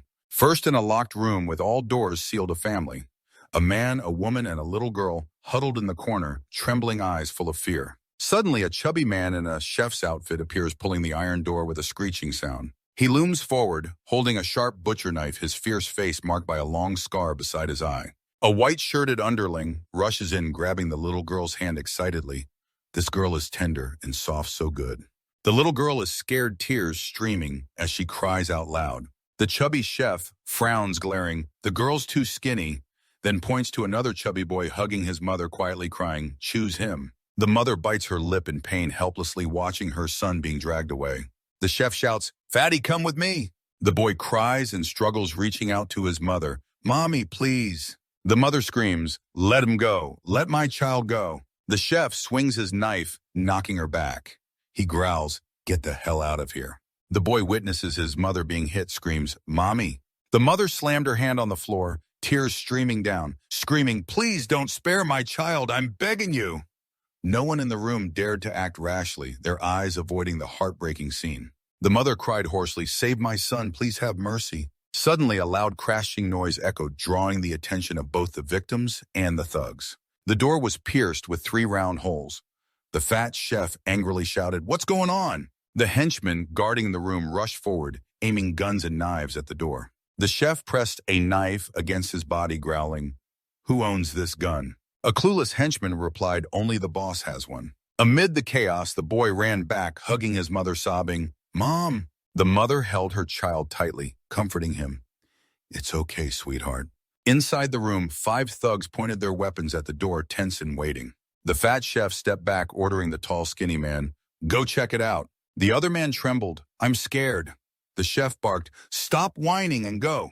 The tall, skinny man gripped his gun tightly and cautiously approached the door, sweating profusely. Suddenly, a pale hand of Tran-sung jabbed through and grabbed his collar. He screamed, ah! Then was dragged outside his body, slamming painfully against the doorframe. The 2 gunmen inside panicked, shouting, it's a zombie. They fired rapidly, but in their panic, the bullets scattered wildly. Spotting a figure outside the door, they shifted their aim and kept firing at the wooden door. Outside, Tran-sung moved like lightning, breaking through the door and rushing in. His cold, fearless eyes faced the hail of bullets. The fat chef stepped back accidentally into Tran-sung's reach. He leapt forward, grabbed the fat man's head, twisted hard, and a sharp crack of a broken neck echoed. The chef's eyes bulged as he fell silent, collapsing on the spot, the knife dropping to the floor. Tran-sung landed lightly, radiating deadly intent, slicing through the henchman like a grim reaper's wind. Shouts erupted, he's coming for me, help me. In moments, it was all over. Tran-sung stood amid the room, the bodies of thugs at his feet. A girl, unable to believe her eyes, stammered, no, you didn't kill them, did you? What exactly is this zombie? Tran-sung's white eyes and pale skin looked frightening but controlled. He put his hands in his pockets and looked toward the door where Kung Tu-dung calmly entered. He gave a faint smile. Not bad, Tran-sung. You didn't remove the chains or mask and still moved that fast. Not just steady movements, your reflexes are top-notch too. Tran-sung curled his hand and replied, that makes me even cooler. Everyone in the room was terrified. The young mother hugged her daughter tightly, exclaiming, a zombie, a talking zombie? Because his behavior was different from the mindless zombies outside. Tran-sung attracted all eyes. Kung Tu-dung approached the little girl, kindly waving, Don't be afraid, he's not a threat to anyone. Tran Sung nodded to reassure the girl. The girl's eyes sparkled with tears, her face flushed from crying but still trembling. He's a high-level monster, dangerous without blinking. Hearing high-level monster, Kung Tu Dung's expression darkened with doubt. He said, "Oh," then sat near the girl asking, "Have you two seen anything like this before?" The girl clung to her mother. The mother stammered, "Yes," little Dung cautiously. "Where did you meet him?" The mother was still fearful. The mother replied immediately, "In Trung Tree City, East City." Kung Tu Dung murmured, his eyes distant. "So soon I thought it would be at least 1 or 2 more months." Moreover, Trang Tree City wasn't far from Lao Tra Diep. The girl stammered, Girl, what?" Little Dung turned back to explain, "A mutated type like you. Depending on the person, you keep varying degrees of reason and memory, so your hunting efficiency is higher than regular zombies. But because the mutation is unstable, most are very aggressive and extremely dangerous." Transung frowned worriedly. "So what about me? What am I now?" Little Dung placed a hand on his shoulder to reassure him. "You're a kind zombie, don't worry. You're luckier and you have me here. I won't let you lose your mind." He turned to the crowd in the Beach Twee Mountain Villa. "There must be other survivors, right?" A man replied, "The real estate office still has quite a few people locked up." A woman added, "Maybe there are still people alive in the basement." Kung Tu Dung led the group downstairs. As the door creaked open, everyone turned pale, seeing the floor stained with red blood. Kung Tu Dung was shocked and puzzled. These bodies are hanging like in a pig slaughterhouse, terrifying everyone. Someone explained, "Every day they capture people living around here to slaughter." Xiaodong's face hardened as he asked, "They kill so many, can they even eat that much?" The long-haired man replied bitterly, "They regularly transport the meat. I don't know how many of them there are." Looking at the piled-up corpses, Xiaodong muttered in outrage, "They definitely can't eat it all. Could they be raising zombies?" He turned to the man, "You mentioned the real estate office. What exactly is going on there?" The man answered, "It's to the south, about 1 kilometer away. Captured people are imprisoned there. Those rejected or tortured enough are then brought here to be slaughtered." Xiaoding was stunned by the cruelty and exclaimed, "Is that so?" 4 system panels appeared, activating the Community Expansion Auto Mission version A, requiring an increase in community rating points. Current points 2 reward 20 points, total points 30. 30 minutes later, at the Southern Real Estate Office, 2 dark figures guarded the door. Night had fallen. One man holding an iron club cautiously said, "I just heard gunshots faintly at the north gate." The other scowled and said, "They must be training their guns using living people." Suddenly, Tran Sung jumped out from behind, landing expertly. The two shouted, "Seventh zombies!" Interrupted screams accompanied by hissing sounds. In a small room inside the office, 4 girls sat naked, hugging their knees. One lay exhausted under a thin blanket. Hearing the noise, they panicked, eyes alert. The girl in red hesitantly asked, "What's going on outside?" The girl on the mattress, holding her head, exclaimed, "I don't like it. They can do whatever they want. Just don't come in here." The door latch moved slightly under a gentle touch. The group fell silent. The girl, clutching her head, trembled. "Don't come in here. Please, don't come in here." Fortunately, it was Kwang Xiaodong who entered.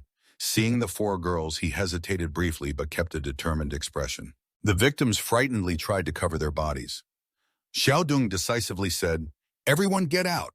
He led the group out of the office, stepping over the bodies of the villains. The girl in red was surprised. "Are you really providing us shelter?" Xiaodong replied, "Yes, but in return, everyone must work." Everyone said in unison, "No problem, we have plenty of hands and feet." Xiaodong raised his hand enthusiastically. "No delays, let's go now." The bus rolled away, taking them back to the base. In the quiet night, a moment later, they arrived. Sansan and Trong Tree on the observation tower shouted, "Brother Xiaodong is back. I'm opening the gate." Trong Tree stopped them. Xiaodong didn't drive straight in. Let's see what he wants first. Then Xiaodong looked at the base and said, "That's my fortress, but I can't let everyone in yet." A long-haired man understood and said, "The world is cruel, we get it." A woman asked, "So where do we stay?" Xiaodong answered, "Next to the fortress there are temporary houses and iron fences. Not as safe as the fortress, but much better than usual camps." He continued, "The Lao Tra Diep area has a lot of open land and abandoned buildings. We'll gradually improve conditions later." Everyone bowed in gratitude. No way to repay thank you, benefactor.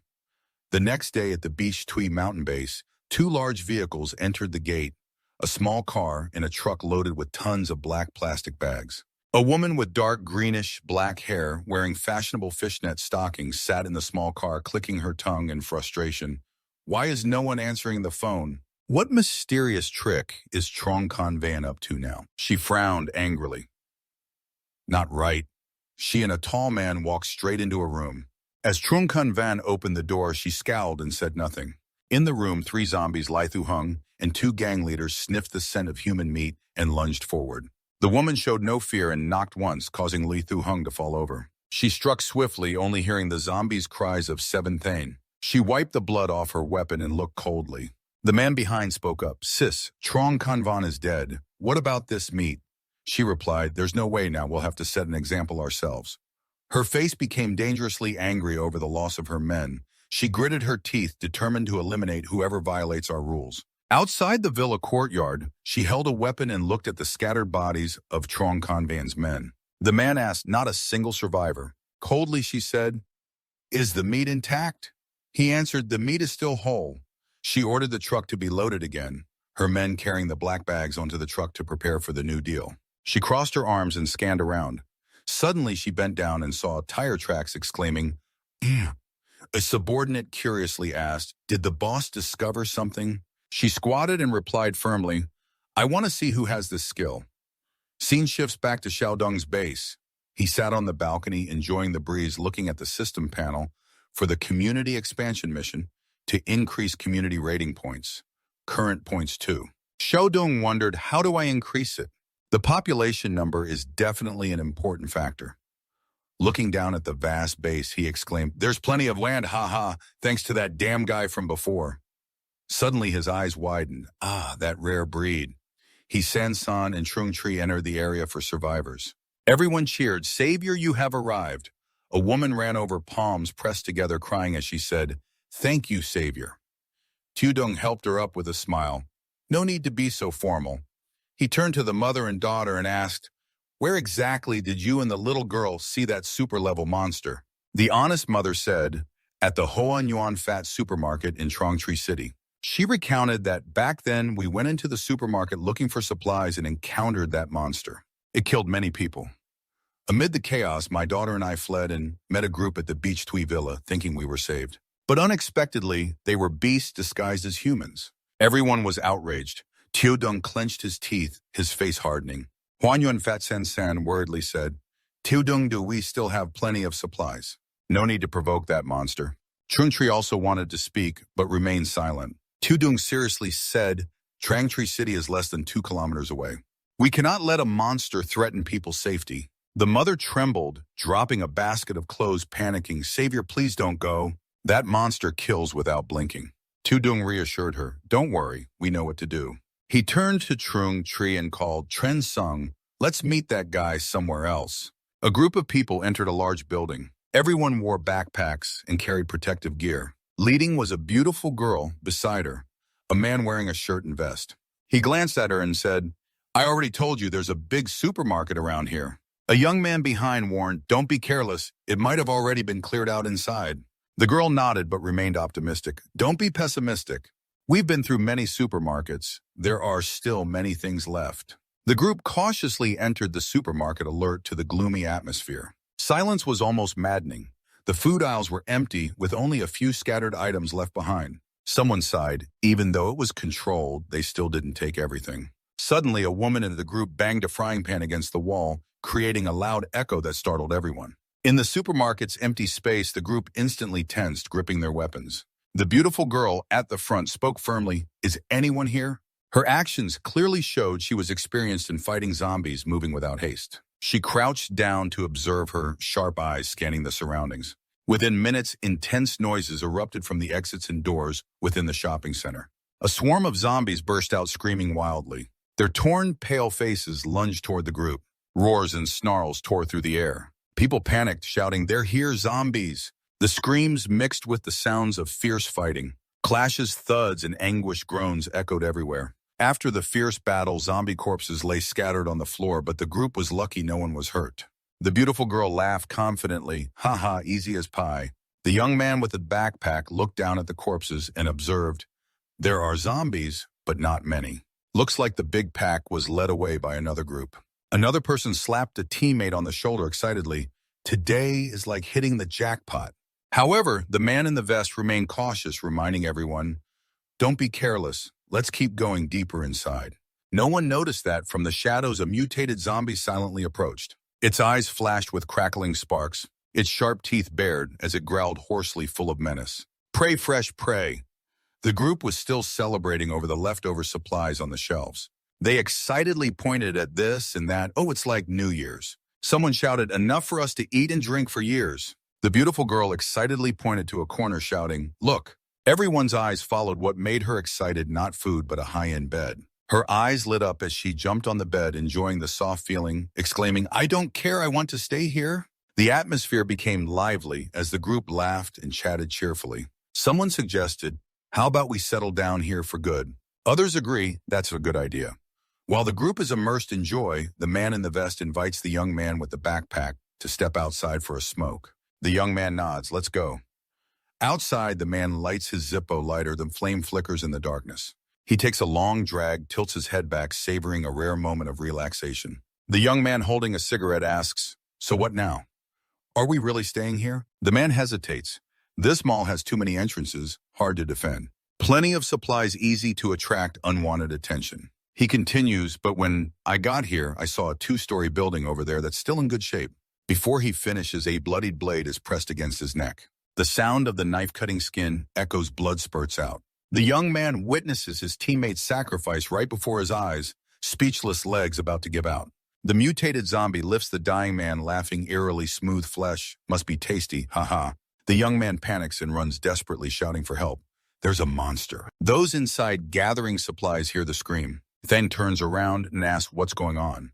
The young man thinks he's escaped, but the mutated zombie repeatedly stabs him with multiple knives. He coughs up blood, unable to say anything. The zombie lifts him up. Under the dim light, it tears his body in two, blood splattering everywhere. The beautiful girl leading the group witnesses the scene, stammering, what is that? She shouts loudly, retreat quickly, get out of here. Her legs tremble as she tries to escape. A zombie jumps up, swinging its sharp arms, screaming, not a single one can escape, haha. Everyone panics and scatters. A girl running behind is pierced in the chest by a zombie's hand, blood spurting out. The lead girl speeds up, shouting, no, I don't want to die. Running out the supermarket gate, sunlight flickers. Only the girl survives, thinking her teammates are still behind. She shouts the exit is near, but her scream turns to despair. She kneels, gasping, looking up to see the shadow of the mutated zombie. She grits her teeth, tears streaming, shouting loudly, She raises her hands in a hopeless struggle. She sobs uncontrollably, her life seemingly about to end. Suddenly, Tran Sung heroically steps in under the supermarket lights like a hero rescuing the damsel. The girl panics, shouting, I don't want to die. Tran Sung coldly passes by without looking at her. She walks dazed. Then Kung Tu-dung's voice sounds, don't be afraid. The girl startles, turning around to see Tu-dung and Trung Tri appear. She's surprised you're Tu-dung. He kindly helps her stand up. Are you the employee Tu-nin who sells land to me? I think your name is Nin Uyen Uyen, right? Meanwhile, the sounds of fighting thuds and bangs echo between Tran Sung and the large mutated zombie. Tu-nin is still shocked, punching the zombie's head, shouting, monster! There's a monster in the mall run. Tu-dung reassures, it's okay. It's been blocked. Tu-nin turns around, eyes wide in amazement at Tran Sung's scene. Facing the monster that just slaughtered teammates, the zombie strikes with a sneer, haha. You want to take it all by yourself? Tu-dung asks from afar. Tran Sung, can you handle it alone? Tran Sung's eyes narrow coldly, let me try. The zombie leaps back nimbly, making Tran Sung hesitate. It sticks out its long tongue, lowers its body in a strange posture, excited, very good. It lunges aggressively. Tran Sung stays calm, dodging a downward strike that nearly hits him. The zombie's eyes blaze red arrogantly, teasing, hee. I wonder if cannibalism makes us evolve faster. The wind whistles sharply as Tran Sung's fist shoots straight into its face. The zombie groans in surprise. Tran Sung delivers a critical punch, knocking it down hard, slamming its head on the ground, then jumping up, punching with full force. Tran Sung's strength amazes everyone. The zombie looks up angrily. Damn it, you actually have some power. Tran Sung lands a decisive downward kick, the force sending shards flying, but the zombie climbs the ceiling to avoid the kick. Gritting its teeth, it snarls loudly, ears ringing, hee hee, I've been building strength for hunting. Now I have prey ready to fall. Tran Sung senses a killing intent from behind turns and sees its terrifying smile. Violent collisions kept echoing continuously. Trung Tri was worried that little Dung Tran Sung was being overwhelmed. This freak is too strong, little Dung said in a low voice. This time we have to settle it once and for all. If we let it keep hunting, it will be harder to deal with later. He activated the system to pull out the submachine gun from thin air. Little Nin was shocked. What is that, a gun appearing out of thin air? Little Dung. Duong smirked, Tran Sung, if you hold it 1 second longer, I wouldn't tease you anymore.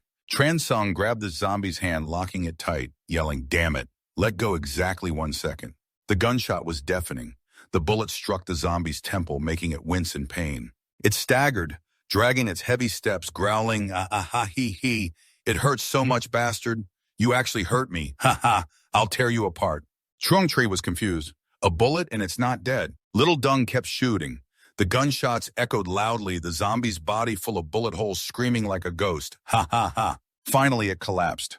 The four of them, Tran Sung, Little Dung, Trung Tri, and Little Nin, stood watching the zombie's corpse with a pool of blood on the floor. Trung Tri asked if it was dead. Little Dung ordered Tran Sung to eat this freak. Maybe it would increase his strength. Tran Sung nodded, flesh craving. The system displayed a notification mission. Expanded area requires area rating. Upgrade progress, eliminating dangerous factors, area rating plus 1 point. Currently 3 rewards, 10 points accumulated, current total 46 points. Little Dung was surprised. Oh, they even count that. He smiled excitedly. Since we're here, let's see if we can clear out the supermarket. Little Nin was startled. Huh, clear out? Little Dung pointed at the spot where the spiritual energy beam created a small tornado, sucking the remaining items into thin air. Little Nin was confused while Trung Tri was thrilled. Wow, amazing magic. Little Dung looked closely at Little Nin's teammate and said to leave some for the other zombies. He called to Tran Sung full, yet let's go. Scene change, a white car belonging to the female boss of the Beach Tui Mountain faction suddenly brakes near the base. Little Dung, a man shouted. Wait, are we stopping here, big sis? Why so arrogant? A subordinate looked through binoculars and saw San San on the observation tower watching the victim gathering area. Little Dung was delighted to help him. Many people have outdated weapons, the only advantage is the solid factory. The driver wondered how they handled Trong Kan Van and Lam Quang Kai. Big sis, she raised her voice, not sure, maybe ambushed and zombies released inside. I told you using the villa as a base isn't safe. Leaning back happily in the seat, heaven saw our hardship and gifted us a base. The one with binoculars excitedly agreed, exactly made me feel shy. The driver asked, what now, do we go up, or what? Big sis calmly replied, not yet. Go arrange first, then bring the tape and weapons. The white car turned around and sped off. Scene changed, Little Dung and Bonbon's car on the road. Little Nin happily, really, Trung Tri laughed. Of course not. Just bed and mattress. There's hot water for shower.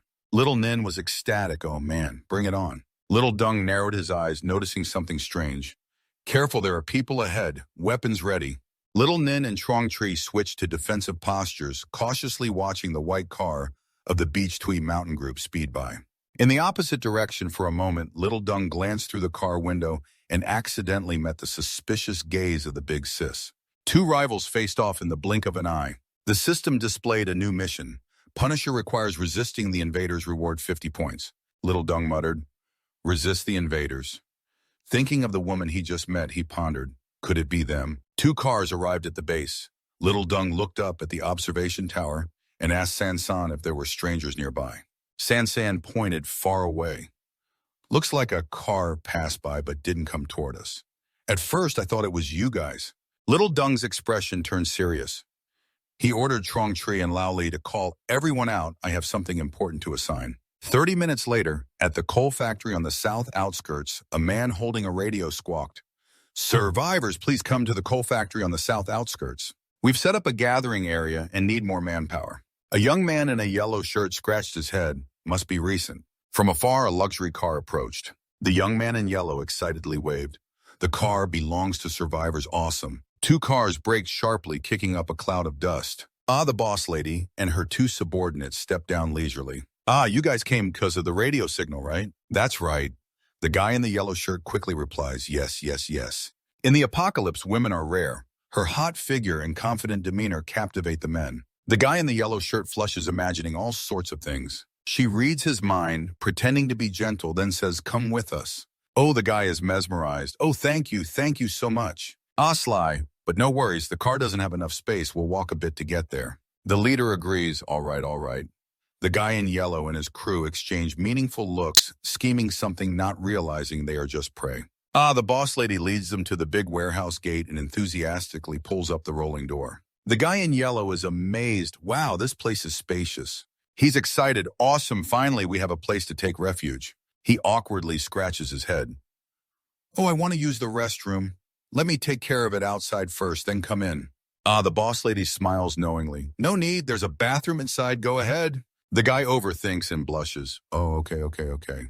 In the restroom, he flushes nervously, glancing at the boss lady leaning against the wall with a seductive look. He quickly pulls up his pants without buttoning, revealing red underwear, speaking seductively. Little sister, I know what you're thinking. Don't be shy. She remains silent. He continues, CA here is really strong. Before he finishes, a charging sound is heard, followed by a desperate scream, mixed with the metallic sound of something stabbing flesh. Her weapon pierces through his throat. The guy's eyes widen as he coughs up blood. Unexpectedly, her move is cold and ruthless. She pulls out the weapon, looks at the head slumped at her feet with disdain. Thought it was something good, but it's just this. She steps out calmly like a cheerful subordinate. The boss lady says, all done, calmly. Yeah, bring the guy from the restroom out and call out number 2 and number 3. At the Kung Tiu Jung base, he gathers everyone to discuss plans. Old Lee asks, Tiudung, do we have someone targeting us? Who is it? Tiudung explains, we don't know anything about the enemy. From now on, every day, risk attacks. He points out Trung Tree and Chun Sung. Later, you two come with me to clear out the abandoned building southeast to temporarily shelter refugees. Otherwise, if the enemy attacks, there'll be human shields. I San and Tu Kai volunteer. Tu Jung says, K, I'll go too. Tu Kai adds, me too. The two brothers in protective suits from Old Lee's team say in unison, we're going too. Trung Tang's kid raises his hand. I want to go too, sir.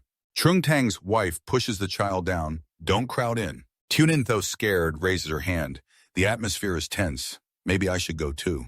Tudung feels touched, analyzing, it's not very dangerous over there. Old Han and Old Lee will stay to guard the house, that's enough.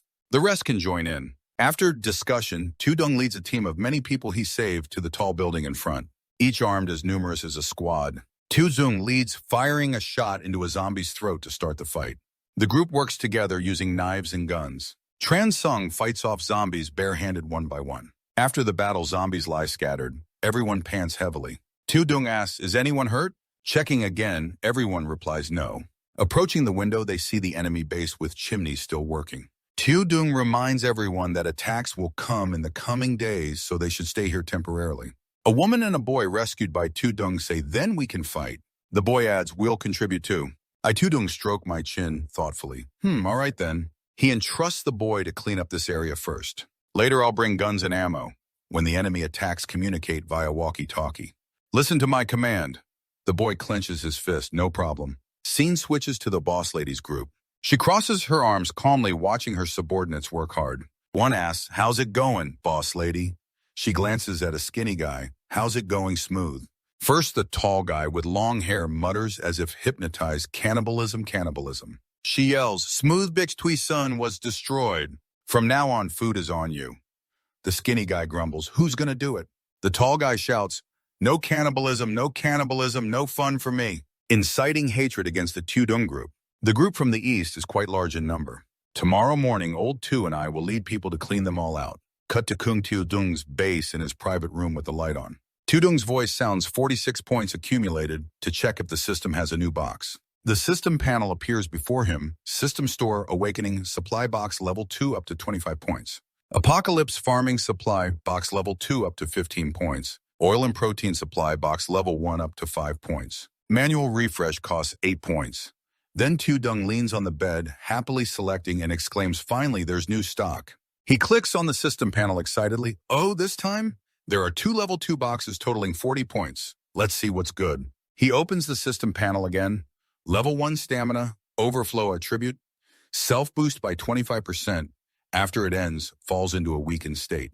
A puff of smoke appears. System notifies that Dung's body has fully accepted the reward. His face brightens. Oh, 25% enhancement. Now I have 33 stamina points plus 25% overflow, totaling 40 points, equivalent to 8 times the strength of a normal person. He tenses his arm with delight, voice rushed, can't wait to test the new strength. Immediately after, cut to the main street. A long puff of smoke with screeching brakes. It's the group of that big sister. One 6-seater car, 2 pickups, and 3 guys riding motorcycles as escort. Inside the car, a henchman holds a walkie-talkie, looks back and asks, "Boss, what's our next move?" First, the big sister folds her arms angrily and repeats the plan, kill all the refugees in the outer ring first. She lowers her voice to reveal the final plan when Old 2 breaks in. All drivers and escorts use firepower to suppress. The henchman glares understandingly at the big burly guy beside him who likes to eat people. She sways her bulky body, growling, "Good, good, I'm hungry now." His face is fierce and excited, kill and eat. The convoy speeds under the sunshine today. The sky is clear. A beautiful day, as if signaling an upcoming battle. At Dung's base, he and Old Lee stand high, observing, hands resting on the railing. Old Lee hesitates. This place is discreet but has poor long-range vision. Blind spots at the wall base are too large. Dung reassures, "Don't worry, defending here isn't about vision." Old Lee is surprised. Why then? Dung smiles faintly, looking into the distance with a relaxed gaze. "I remember you said a few years ago you were a sniper, right?" "That's right." Old Lee scratches his head shyly. You're mistaken. It wasn't years, only a few months. I only know a little. At that time, I temporarily replaced the police to fake information. But Dung still trusts and recalls last time Old Lee used the gun expertly. He asks further, at a distance of 100 to 200 meters, "Are you accurate?" Old Lee laughs confidently, pounding his chest. "Haha, then you underestimate me. No strong wind within 500-year point, anywhere. Shoot anywhere." Dung nods with a dangerous smile, voice deep. "That's enough." Suddenly, Trung Tree calls brother Dung. The stuff has arrived. He struggles, carrying a wooden box, sweating heavily. "Oh my God, what's so heavy?" Dung and Old Lee turn back. Trung Tree sets the box down, leans on his knees, breathing heavily. Old Lee awkwardly says, "Here, here, open the box." A top-quality sniper rifle appears. Old Lee exclaims in surprise, "A new sniper rifle. Asked 1 second, got it the next." He breaks into a cold sweat. "Oh my God, Dung, not everyone can have this. Where did you get it?" Both Dungs calmly smile lightly. "Only 2 boxes of ammo, a total of 20 bullets used sparingly." Old Lee holds the gun, mumbling as if dreaming. "No, I understand, oh my God." Next, Dung asks Trung Tree if the others are in position yet. Trung Tree replies seriously, "Yes, they are." Dung praises and reminds good inform everyone to be alert. The enemy may appear at any moment. "Hello, from observation post." Sansan adjusts the headset. Signal detects. "Hello." "Hello," detects abnormality. Crackling on the other end, receives message. Old Lee rests the gun on the railing, lying down. Operating exchanges with Sansan. "I've detected it too." The other end reports enemies armed and well-prepared outside the base. The Big Sisters group hasn't gotten off the vehicles yet. A henchman uses binoculars, surprised and puzzled. "Where did the refugees at the fence go? Don't tell me they were taken away and eaten." The driver suggests stopping to observe. The Big Sister speaks low. "No, don't rush directly into position. It's close enough now. If discovered and attacked again, it won't be easy." The other responds clearly. "They thought it was a secret action, but the convoy rushed forward." Sansan reports wherever they go. Proposal to launch a group attack on the fence to find a support point. Following Little Dung's instructions, Sansan focused on observing and reporting the enemy entering firing range from the upper floor. Little Dung's team aimed their guns down. Everyone coordinated smoothly, rat-a-tat-tat. The boss lady's group could only take the hail of bullets. The convoy tried to escape, but the bullets chased after them. One guy drove. We fired 2 shots into his chest. He screamed in pain.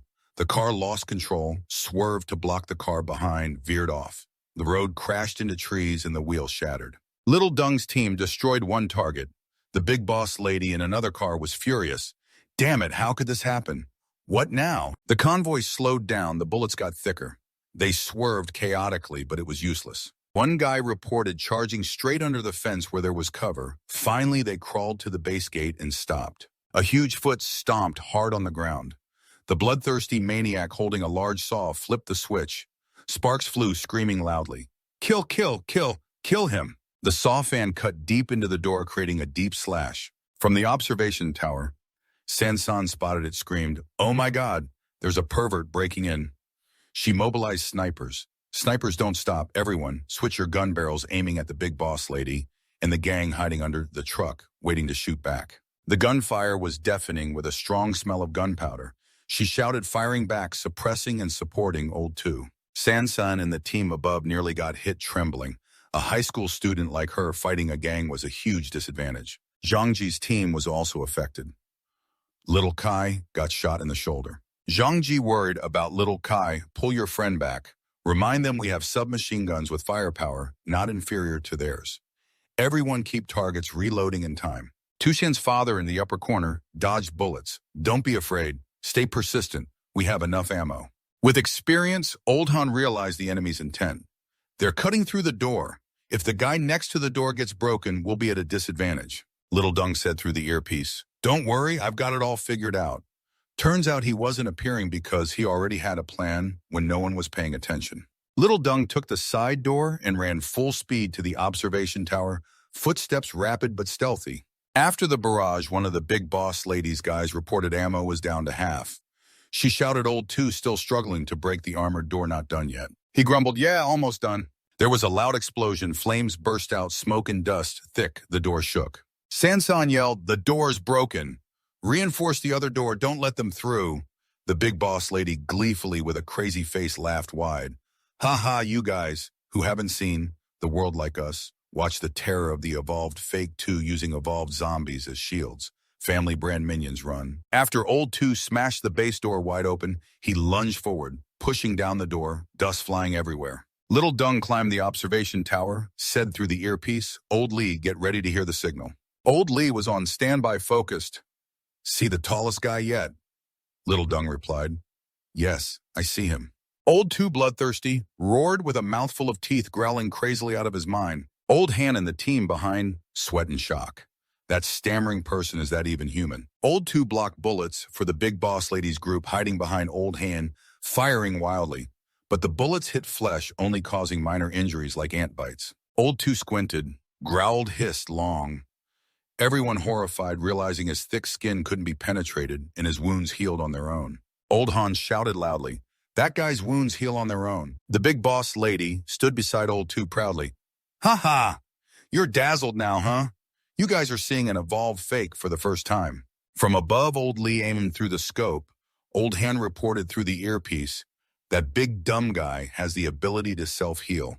Regular guns can't kill him. Old Lee responded, try this. A sniper bullet fired, the firepower shook the sky. Old 2's upper body was blown away. His massive head disappeared, his huge body collapsed. Shaking the ground, dust and rocks flew. The big boss lady's group's shield shattered and collapsed. Brother, what's going on? How could this happen? The big boss lady panicked. Cold sweat pouring down, stammering, do they have such powerful weapons? Maybe while struggling, Little Dung raised his gun from behind and fired at the big boss lady's group. A few of them panicked and resisted. The big boss lady was startled, shouted, enemy behind, surrounded. She glared at Little Dung angrily. You bastards miscalculated. We underestimated their power. Backed into a corner, she aimed her gun, ran full speed firing and ordering a retreat toward the vehicles. A few guys behind got hit, blood splattered. Seeing Little Dung's face, she was so angry her veins bulged, remembering him as the kid in the car earlier. Little Dung coldly kept firing. Suddenly, she grabbed the shoulder of a henchman, tightly causing him to fall. She used him as a human shield. The unlucky guy took the bullets and died. She glared at Little Dung with cold-blooded action, making him wary, frowning.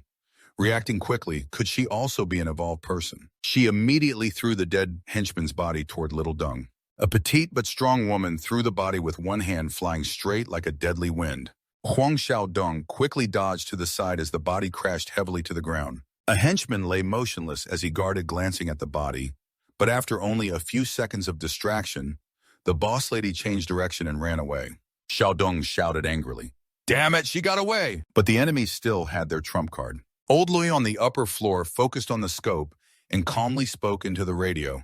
Want to run? He turned the barrel of his berries gun, aiming near the heart of the boss lady, running frantically, muttering, "Does this gun agree?" Old Lee squeezed the trigger. A precise shot hit her leg, tearing her long, slender leg in two. She screamed in pain. Her face twisted in panic and despair, only a few steps away from the car, but fate was sealed as she collapsed. The henchman in the car hurriedly opened the door to pull her in. Old Lie aimed at her back, intending to finish her off, but was startled and gritted his teeth, missing the shot. Her closest henchman, a long-haired thug, quickly rushed out and pulled her into the car with one hand, pulling and shouting, "Boss!" She was in pain, but forced herself up to order the driver. "Drive, hurry." 3 cars turned around and sped off amid a hail of bullets from Xiao Dong's team. The driver swerved wildly to dodge, struggling to leave the battlefield that Xiao Dong had carefully set up. Everyone anxiously shouted, "Shoot!" She got away. Watching the cars speed away like lightning, Xiao Dong calmly spoke into his earpiece. Old Lai worriedly said, "What if they come back together?" Xiao Dong smiled softly to reassure, "Don't worry, I know where they are." The system screen displayed the mission nemesis of the villain, completed the defense against invasion, reward 50 points. The community expansion mission requires increasing community ratings to 4, progressing against the invader's attack. Member trust increased significantly, community rating +2 current rating, 5 reward, 20 points. When the boss lady's car reached the highway, Xiaodong's system showed an arrow pointing to the enemy base. The system board continued to announce a new mission. Nemesis of the Villain 2, requiring an attack on the enemy, a stronghold, eliminate the cannibals, reward 50 points. Everything stabilizing, Sansan, Old Han, and Trong Tri rejoiced over the victory. Sansan jumped up, raising her hands, and shouted in triumph, while Xiaodong kindly asked, "Did anyone on our side get hurt?" Trong Tri from China answered on behalf. "No one died, but a few were injured." Xiaodong ordered the injured to be taken to the detox medical room immediately. Intact enemy bodies were to be dragged into the cold storage for Transung. He glanced and gave a signal, then went to call the victims from the abandoned building to a safe place. Everything completed, Xiaodong looked at the system board and thought to himself, "This time I have 76 accumulated points. I must spend some tonight." Scene shift to the boss lady's base. The car stopped in front. Many henchmen stood guard. She was now weak, missing a leg, but timely first aid had saved her life. 2 henchmen helped her in. One, seeing her battered body, angrily asked, "What happened to you?" She gritted her teeth in anger. Damn it, underestimated the enemy. Didn't expect they had heavy weapons. Taking out her anger, she shouted at the one near the door, "What are you standing there for? Go get me some human meat." He frowned, displeased, smirked with dangerous eyes. He led the henchmen, standing there rooted, not responding. Seeing their stubborn attitude, she pointed angrily, "What are you waiting for? Go get the stuff. You're more useless than Old Two's toe." Old Two was dead, only one leg left. A blonde-haired man led the group, revealing his true face, pointing at her leg, and said, "Despise your rotten, decayed self to say that to me." She was speechless. Her weak body, knowing she was in danger, stepped back and lowered her voice worriedly. "Are you trying to rebel?" She then ordered 2 loyal men to seize him, but both hesitated silently. She turned back gradually, realizing the blonde man raised his club confidently. "Now you're injured, Old Two's dead. I'm the strongest. The brothers have long been fed up with you." He sneered and shouted, "Isn't that right?" She growled angrily, "Damn it, all of you, turning against me. Don't think I can't handle you." Many henchmen surrounded her like ants, swarming because of her past cruelty. She stammered, "No, don't." The blonde man raised his club, laughing, satisfied. "Ha ha ha ha." He struck first. Many strong young men, wielding iron pipes, beat her continuously, laughing loudly, "Ha ha ha ha." They hit hard, showing joy in releasing long-held anger. She screamed in pain, clutching her head. Ah. Her cries grew faint. She gritted her teeth and lost consciousness. The blows kept coming down. After a moment of anger, they stopped. The blonde guy wiped the blood off his fingers with a wide grin. The guy behind growled, "The 3 bosses come out here." The blonde guy spun around angrily and shouted, "What did you just call me?" The other guy knelt down fearfully, bowing his head. "Sorry, big brother, big brother. Sorry, it was a slip of the tongue." The blonde guy waved his hand. "All right, say it quickly." The underling worriedly said, "The woman died in 2 shifts, a lot weakened. The brother's fighting strength dropped sharply.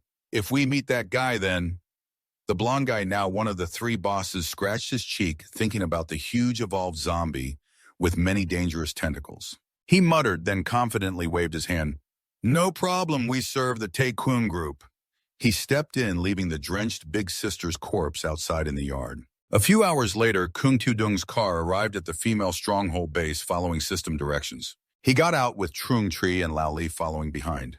Trung Tree cautiously asked, "Little Dung brother, you were right. This is a base." Tu-dung smiled lightly, leading and signaling to stay quiet, sneaking in without making a sound. Lao Li and Trung Tree cooperated, all three, sneaking along without being noticed. Trung Tree wondered, could it be they all ran away, afraid we'd track them down here? The three froze before the big sister's crushed, broken limbs and horribly disfigured face. Lao Li pointed, "She's the woman I shot they killed, all their own gang." Tu-dung glared down disdainfully. "Ha ha, this isn't surprising." Trung Tree leaned close to Tu-dung. "That big monster before doesn't look like Tran Sung." Tu-dung looked far away, thinking Lao Li reminded, "That's right, they call it some kind of evolved fake." He wondered, what is an evolved being and how do you become one? Tu-dung, with the system and past life riddles, crossed his arms. "Eat human flesh." Both startled and broke out in sweat. "Dong Tun, eat human flesh. How is that good?" Tu-dung calmly said, "Right, to become an evolved fake like a zombie, the most direct way is to eat human flesh." Trung Tree asked in horror. "So little Dung brother, you also?" Lao Li worried. "If you want to survive in this world, does that mean you have to eat human flesh?" Tu-dung put his hand in his pocket to reassure. "Don't worry, eating human flesh is the direct way, but not the only way." He raised a glowing red orb. Both stared wide-eyed. Trung Tree gasped, "What is this?" Tu-dung explained, "Simply put, evolved fakes or zombies are mutant forms. To evolve, you need heterotypic energy. This energy is usually scarce in human flesh, but the strong can condense it into energy nodes. Evolved fakes and mutants are rare but have abundant energy. According to the zombie disaster, there is also a chance to condense heterotypic nodes." Lao Li stroked his chin. "So zombies have heterotypic energy too, you can eat zombie flesh." Trung Tree turned pale. "Uncle Lee, you eat if you want, but I won't." Tu-dung reminded, ordinary people who eat zombie flesh get infected. Only mutants like Tran Sung can swallow zombies to grow stronger. The system board showed mission. Nemesis of Evil Man 2, completed requirement: attack enemy base, eliminate cannibals, reward 50 points, current points 126. Tu-dung thought aloud as the system calculated. It seemed the survivors no longer threatened Trung Tree. Yelling carefully, Tu-dung glanced sharply, his face grim. A pale zombie full of wounds and blood lunged at him. He dodged, quickly stabbed a dagger into its temple. The zombie fell backward, head smashing the ground. Tu-dung was surprised it sneaked up silently. Lao Li and Trung Tree defended, moved closer to Tu-dung, slashed the zombie's chest, revealing a red glow. They took the red chunk of flesh to examine. It really was there. "Seems it's time to hunt." He raised the two finest red flesh chunks to Trung Tree and Lao Li, both cautious. Trung Tree stepped back, shaking his hand. "I won't do it. Give it all to Uncle Lee." Lao Li was braver, took them focused, and stayed calm, looking at the bloody flesh. He frowned, reassuring himself. Damn it, just risk it. He closed his eyes, stuffed both chunks into his mouth, chewed and swallowed quickly. The creepy crunching sound echoed. Lao Li's eyes widened. Red light flashed mouth. Not finished swallowing. He screamed, "Ah!" His muscles visibly increased. He clenched his fist, showing Tu-dung the exhilarating feeling. Tu-dung reminded, although perfect, he just entered the ranks of 5 evolved fake strength, not enough to dominate yet, so don't be reckless. Lao Li adjusted seriously. "I understand, rest assured, mission complete." Tu-dung led the way and left the danger past for now. Scene shifts to Taefeng Steel Factory. A group arrives by white car guards, notice and shout to stop. Someone said it was the 3 bosses coming to lean on the big gang, Han Tao Mai. It's us, the 3 bosses of the coal factory. The cold guard of this coal house reported to the leader about the 3 heads. The 3 heads nodded repeatedly, excited. The boss here was a tall, bald man standing next to a strong, seductive woman. Seeing the 3 heads, he laughed heartily. The 3 heads arrived personally. The woman with arms crossed, Tindu, asked, "Where are the 2 CA?" The 3 heads looked embarrassed and lowered their heads. "We were attacked while protecting the big sister, and the 2 CA, they didn't make it." The bald man sadly said, "Oh, really?" The relationship between the 2 sides was quite close. He ordered the 3 heads and the Coalhouse brothers to be taken to the safe room. The 3 heads puffed up, but their eyes avoided contact. The bald man said something to the woman. She whispered, yes, I think so too. The group of three heads was led into the room. A henchman called the 3CA. He was Feng, shouting, "What do you call me?" The henchman scratched his head anxiously. "Three heads, big boss. Sorry, I have a bad feeling." The three heads gritted their teeth. "Don't talk about superstition or bad feelings." The henchman was cautious. This safe room had iron doors and iron windows, no different from a prison. Before he finished, the guard suddenly pushed the door open and stormed in with a fierce face, causing the group inside to panic. He glared and ordered, "Come out."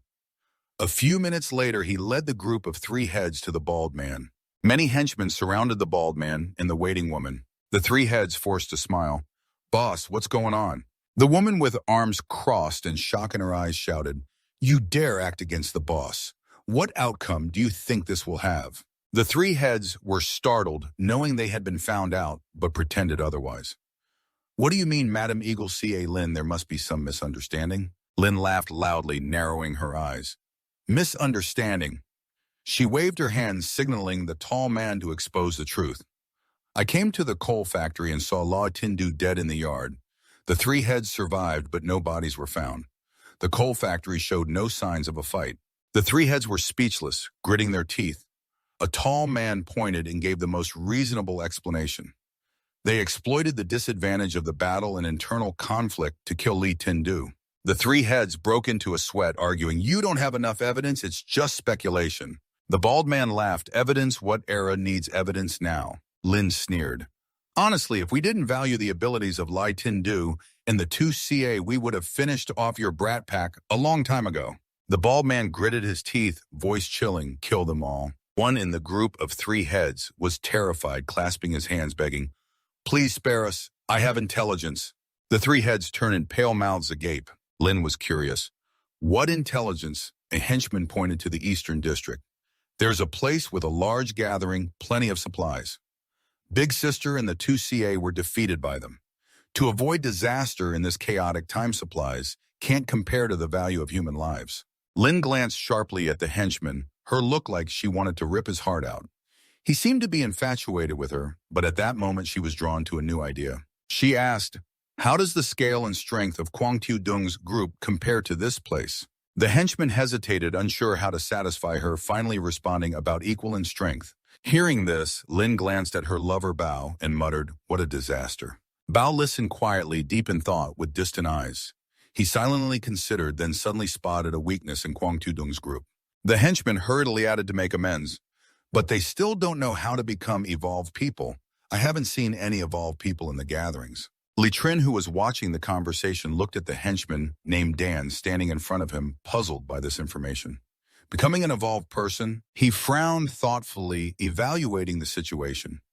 After some consideration, he continued to ask, "If there's no evolved person, then why did you lose?" The small henchman hurried forward nervously, explaining, "Because they have heavy weapons. Normal guns and bullets can't kill the three heads. But if they fire once, they can instantly take down the three heads." Perhaps because they had never witnessed Transung's appearance, this group underestimated Kwang Tu Dung's strength. Lin was excited hearing this and praised, "Good, this info is very useful." The henchman was both happy and scared, timidly pointing at himself, stammering, "What about us?" But Lin suddenly sneered and ordered the two behind, "Kill them. They just hoped for mercy." The three heads turned pale, sweating profusely, as if showered faces white blood drained. The loquacious henchman screamed in horror, "Wait! I already gave intelligence. You can't do this. Please spare me. I beg you." But in this chaotic time, there is no right or wrong, and no one steps up to help. Each execution is merciless, on the body of a man scratched and bleeding, fresh blood splattered everywhere. Standing before the dead body, Eagle Katia put his hands in his pockets and calmly said, "What do we do now? This threat must be eliminated early." The Eagle group began to worry about Kwang Tu Dung's true strength. Sister Olin stood beside them, hands on hips, speaking up. "The opponent has heavy weapons. Going now is too risky. Let's first improve our evolution level. That will be much safer." Three punks were beaten flat on the ground by the Eagle group, and Sister Lan, fresh blood flowing everywhere. Their bodies died miserably. Nobody cared to look at the three corpses. Eagle Ka coldly ordered to send people precisely ahead, ensuring they were completely unaware. How to become an evolved person, scene transition to Kwang Tu-dung's base. He was leaning back on a soft sofa, opening the system panel, pondering what to buy with a 126 accumulated points. On the system screen clearly showed supply of sugar oil and protein level 1, 5 points. One supply of black technology level 2, 50 points. Manual refresh costs 8 points. Kwang Tu-dung was excited, eyes shining brightly, exclaiming, "Another level 2 black technology supply, how lucky!" He tapped his index finger to select on the system screen. Immediately, 2 notifications popped up. Successfully exchanged sugar oil and protein level. 1 of 5 points deducted. Successfully exchanged level 2 black technology supply, 50 points deducted. Current points 71. Activating the rewarded Kwang Tu-dung received 500 kilos of best store starch powder, 200 kilos of mixed vegetable oil, margarine, and growth medicine. A bright golden light flashed instantly, dazzling Kwang Tu-dung. He laughed heartily, immersed in joy, ha ha ha. But at that moment, a knock sounded at the door, knock knock. Startled, he turned around and shouted, "Come in, San-san." The girl hurried in, breathless, reporting, "Brother Teo-dung, we caught a suspicious person. There's an intruder." Kwang Teo-dung froze immediately, stood up, and anxiously asked, "What happened?" San-san replied at once, "We found someone sneaking around here." Without delay, Kwang Tu-dung ordered, "Let me go check it out." Trong-chi and Lao Li were both holding tightly onto a man. They were serious and cautious, while the intruder was tightly bound, continuously pleading, "I'm not the enemy. Call your leader out here." At that moment, Kwang Tu-dung appeared. He stepped, slowly lowered his voice.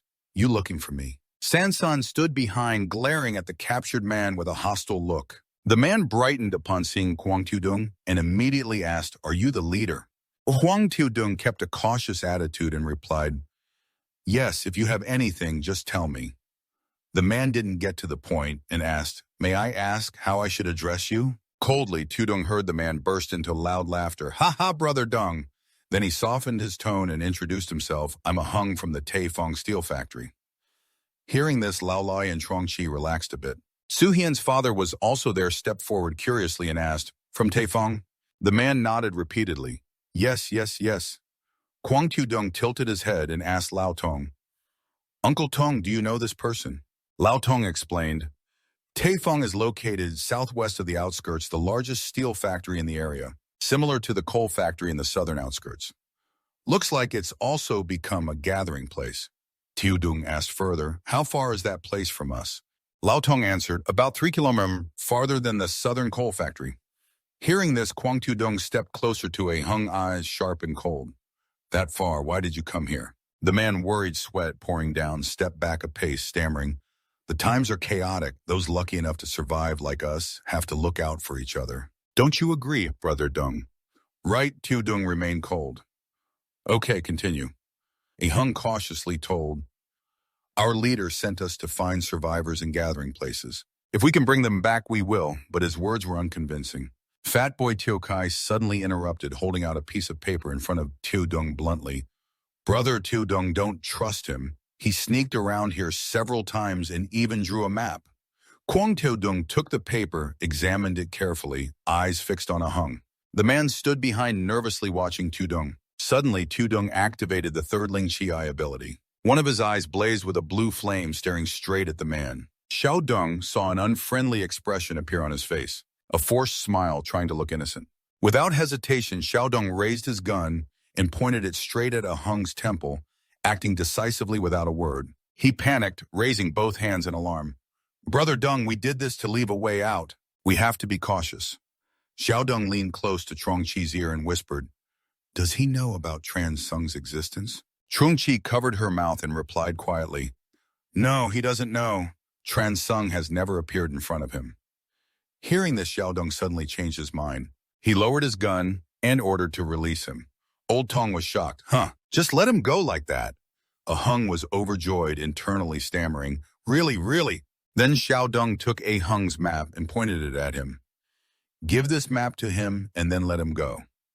Xiao Dung's gaze was firm and without hesitation. A hung knelt down repeatedly, banging his head and thanking profusely. "Thank you, thank you." Xiao Dung smiled, then he turned and ran away, like the wind, not daring to look back. Watching him go, Xiao Dong smiled mysteriously, bowed his head, and murmured, "The Tai Fong Steel Factory, huh? How many system points are you worth?" Maybe Xiao Dong already has a plan to wipe them out. Months later, at the Tai Fong Steel Factory, two men were pushing a cart full of scrap metal. One said, "I heard recently there have been more disappearances."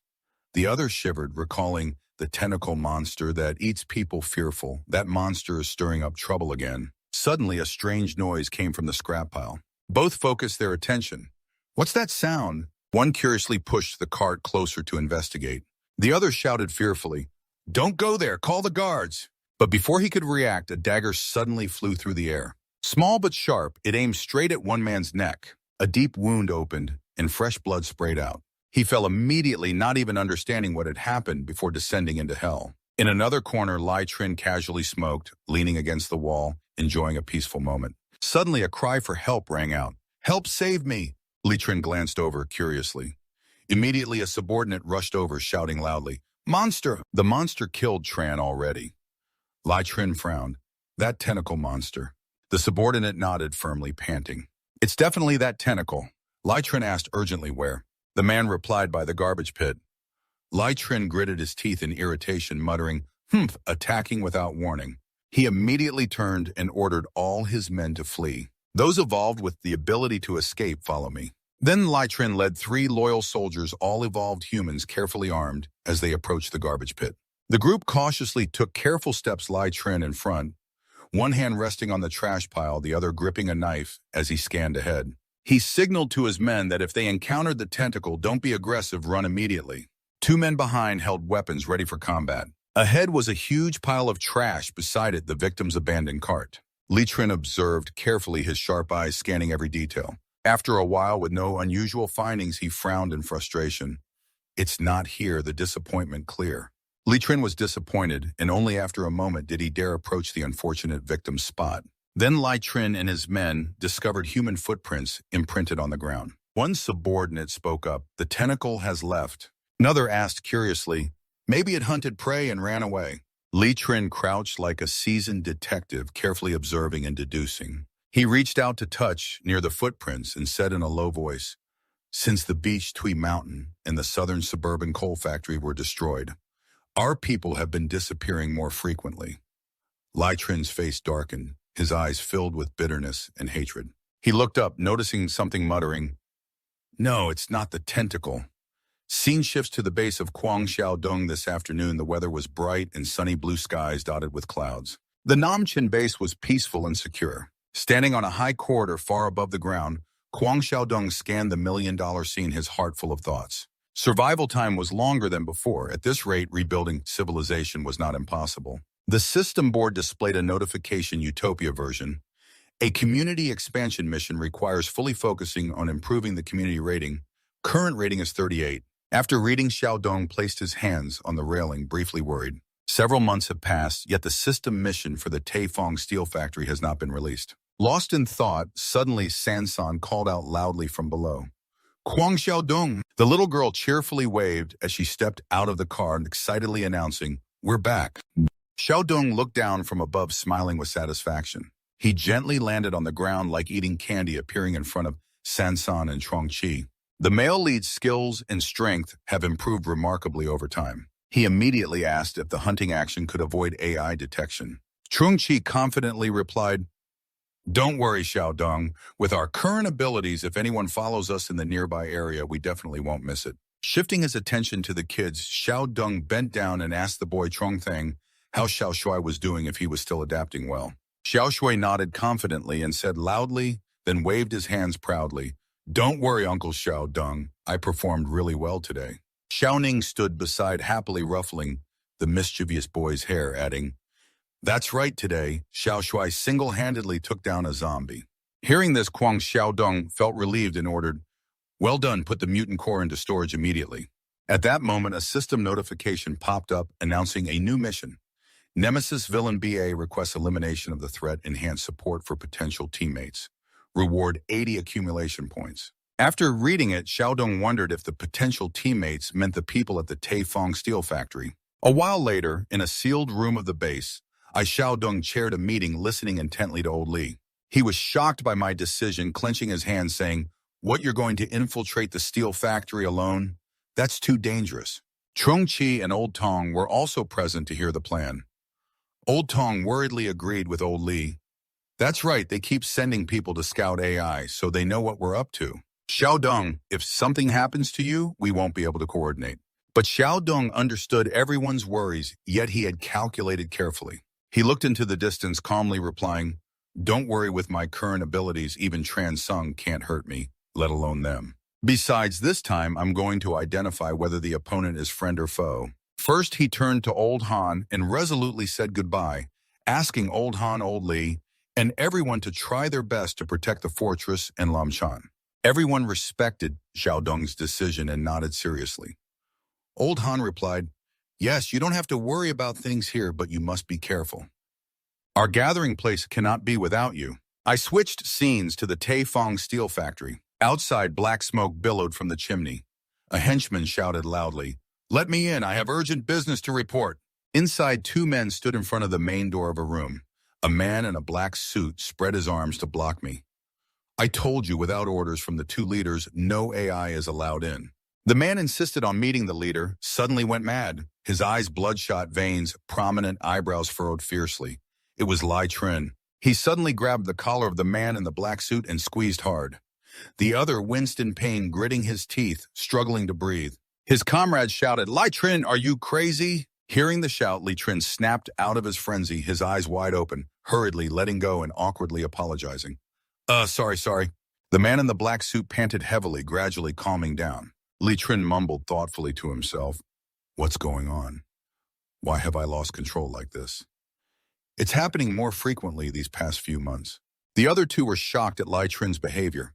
One angrily shouted, "Damn it, why are you losing it? Don't think just because the leader values you, we won't dare to act." From inside the room, Mistress Lin's voice called out, "Lai Trin, let him in." The guard replied yes, though unwilling he had to open the door. A voice urged from inside, "Come in." Li Trin stepped in the light in the room, shining directly on his face, leaving him dumbfounded and surprised. Before him stood Mistress Lin beside the desk, wearing a shirt tightly buttoned, revealing a toned waist, her sly smile full of meaning, her eyes flirtatious like a seductive teacher. She spoke. "What's wrong, Lai Trin?" He quickly explained about the rampaging zombie monster, the tentacle creatures, and their hunting range. He suggested I think differently. Mistress Lin seriously lowered her voice. "Oh, what are you thinking?" Li Trin replied. "I investigated the scene thoroughly and found footprints of a woman.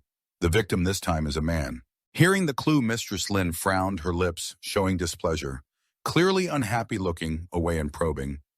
"So the culprit is someone else?" Only the two of them remained in the room. Suddenly, Mistress Lin's eyes flashed a fierce golden light, her voice dangerous. "All right, I got it. This info is very useful, but don't spread it outside." Li Trin asked why. She explained, "One tentacle creature already terrifies people. I don't want no one daring to go outside later." Li Trin understood, but still felt uneasy about her authoritarian attitude.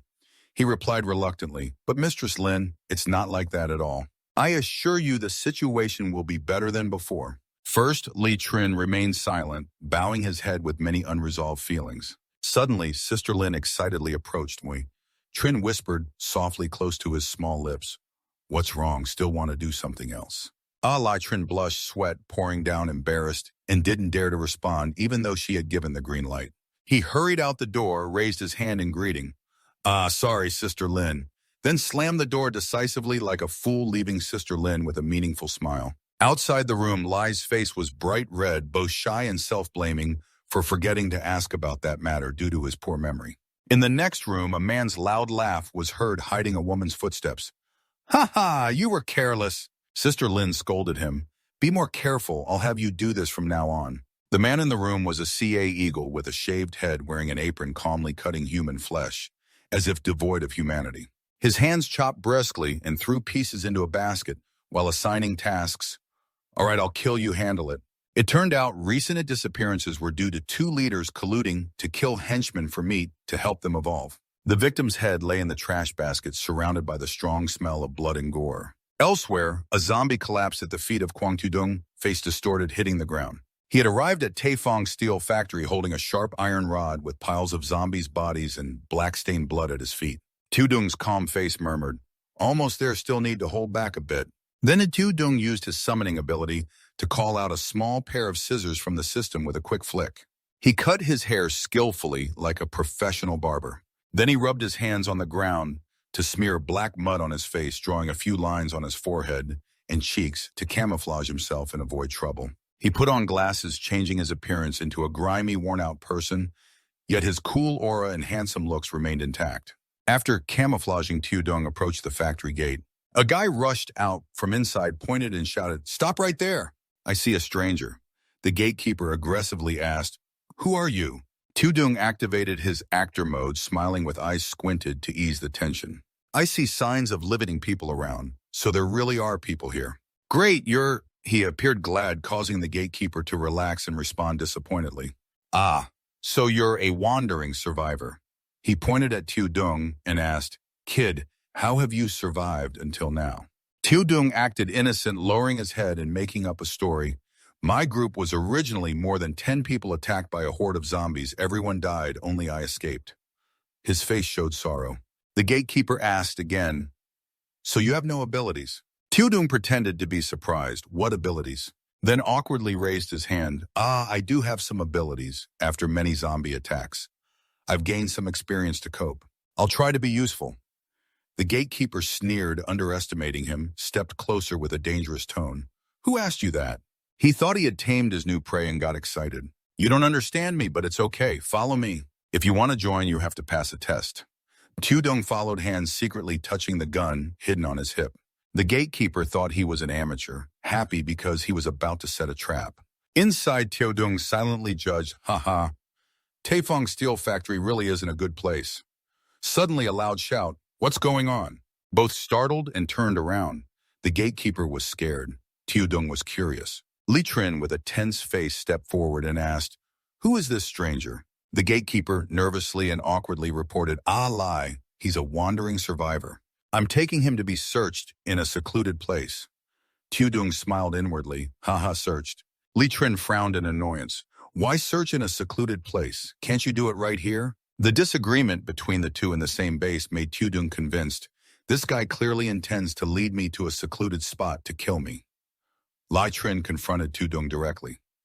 "Come here, hand over all your weapons, and then you can enter." Tudung calmly acted innocent. "Hand over weapons. I know you won't trick me in and kill me."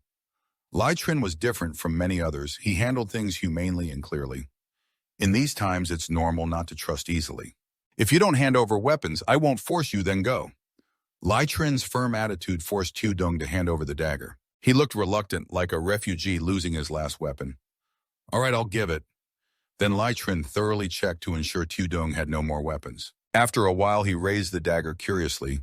"Just with a dagger wandering around in these times, are you an evolved person?" "Yeah."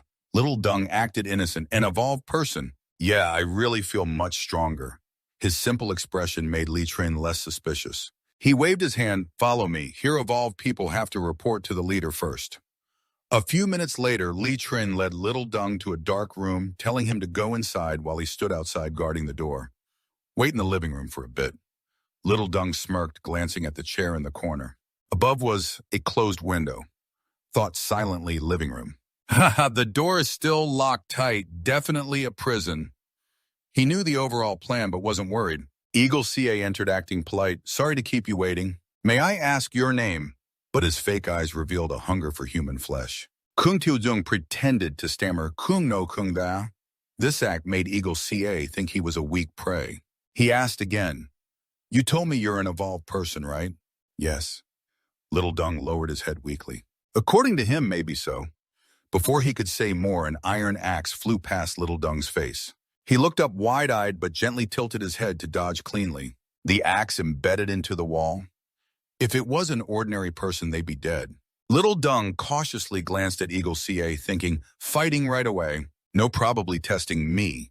He pointed at the axe and shouted, "Hey, what are you doing?" Very dangerous. Eagle CA immediately changed his attitude, smiling brightly.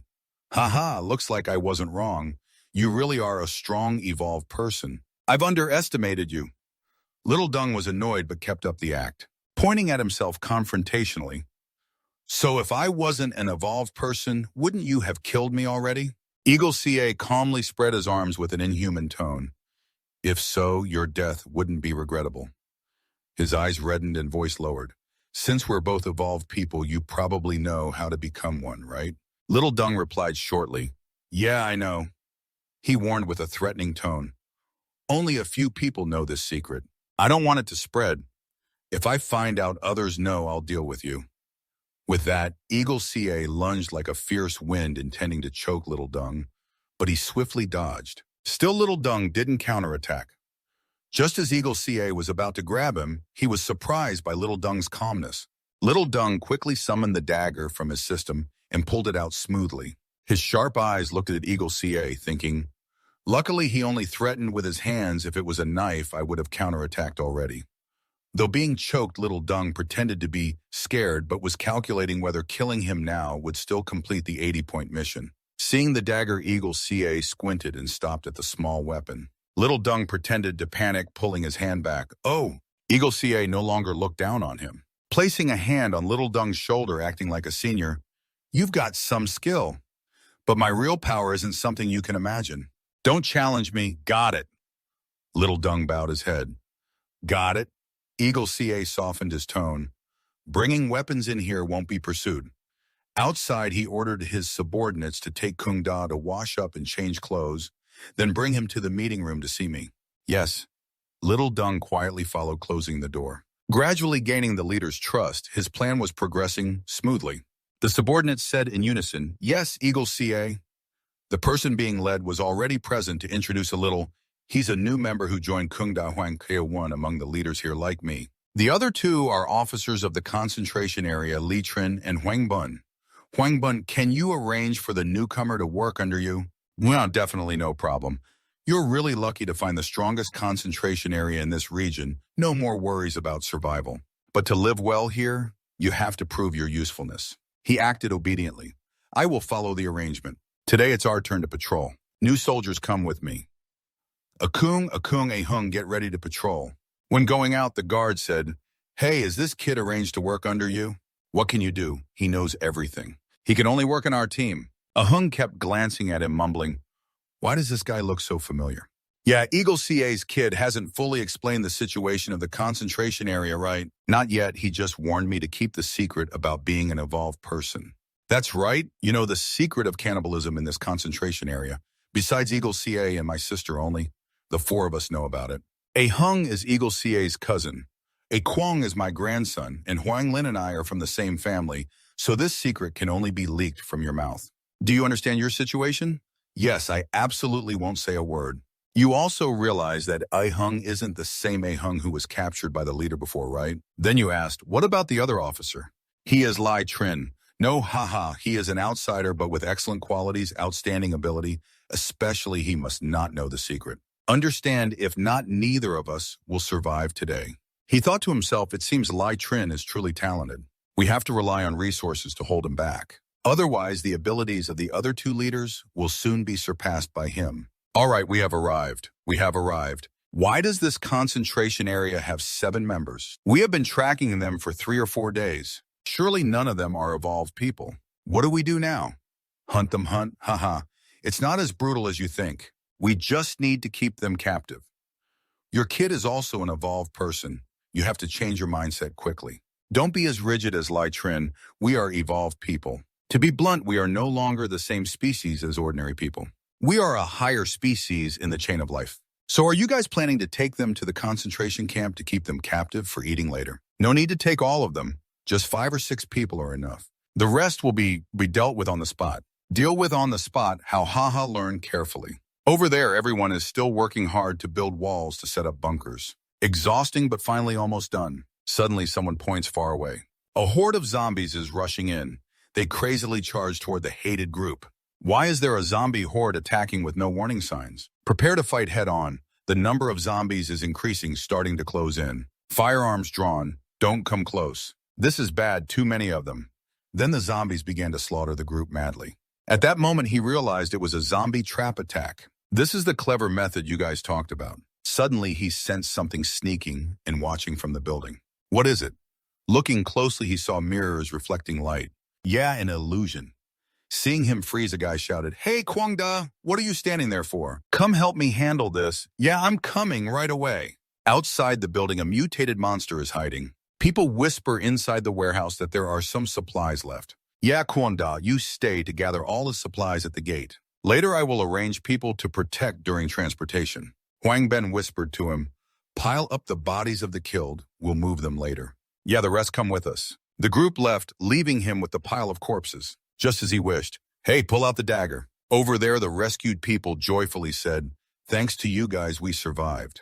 "Hey, does the place we're going and have water? Can we bathe?" Huang Ben immediately pulled the girl into his arms. "Not only water, but hot water shower gel. You'll have a nice bath." "Really? That's great." But suddenly, Ahung felt uneasy, his expression worried. "What's wrong, Ahung?" He was sweating. "I sensed something." Huang Ben shouted, "Everyone be alert." Kwang was still joking with the girl behind him. "I will protect you." "Damn, where did you hear that? I don't know. Can't sense it anymore." Damn, Ahung was too tense and imagined things. He turned around. No mistake. That was definitely a voice earlier. Before he finished, a tentacle pierced through his neck from behind. Huang Ben panicked. Is that tentacle man showing up again? Too fast with his moves. But there was a scream behind him. Huang Ben turned around. The monster was closing in. 4 eyes faced each other.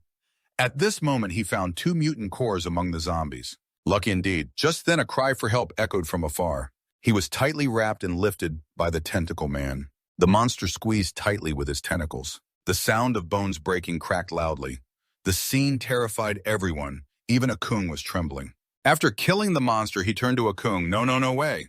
He grabbed the girl from earlier and threw her toward the monster to buy time. The monster lifted the girl with its tentacles and squeezed tightly. But luckily she was freed.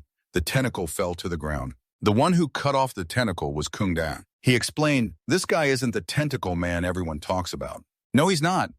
This is the son of the tentacle man." "Son, yes, we usually mumble, son of the tentacle man. He has the ability to turn normal zombies into monsters with his own traits. We call these transformed monsters the son of the tentacle man.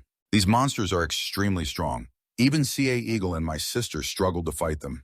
Kung Ja alone is definitely no match. We have to run." He used the excuse to escape first. "Kung Ja, you hold it back. I'll go call for backup." Seeing that the others hurriedly fled too. "You want to sell me out to buy time to escape?"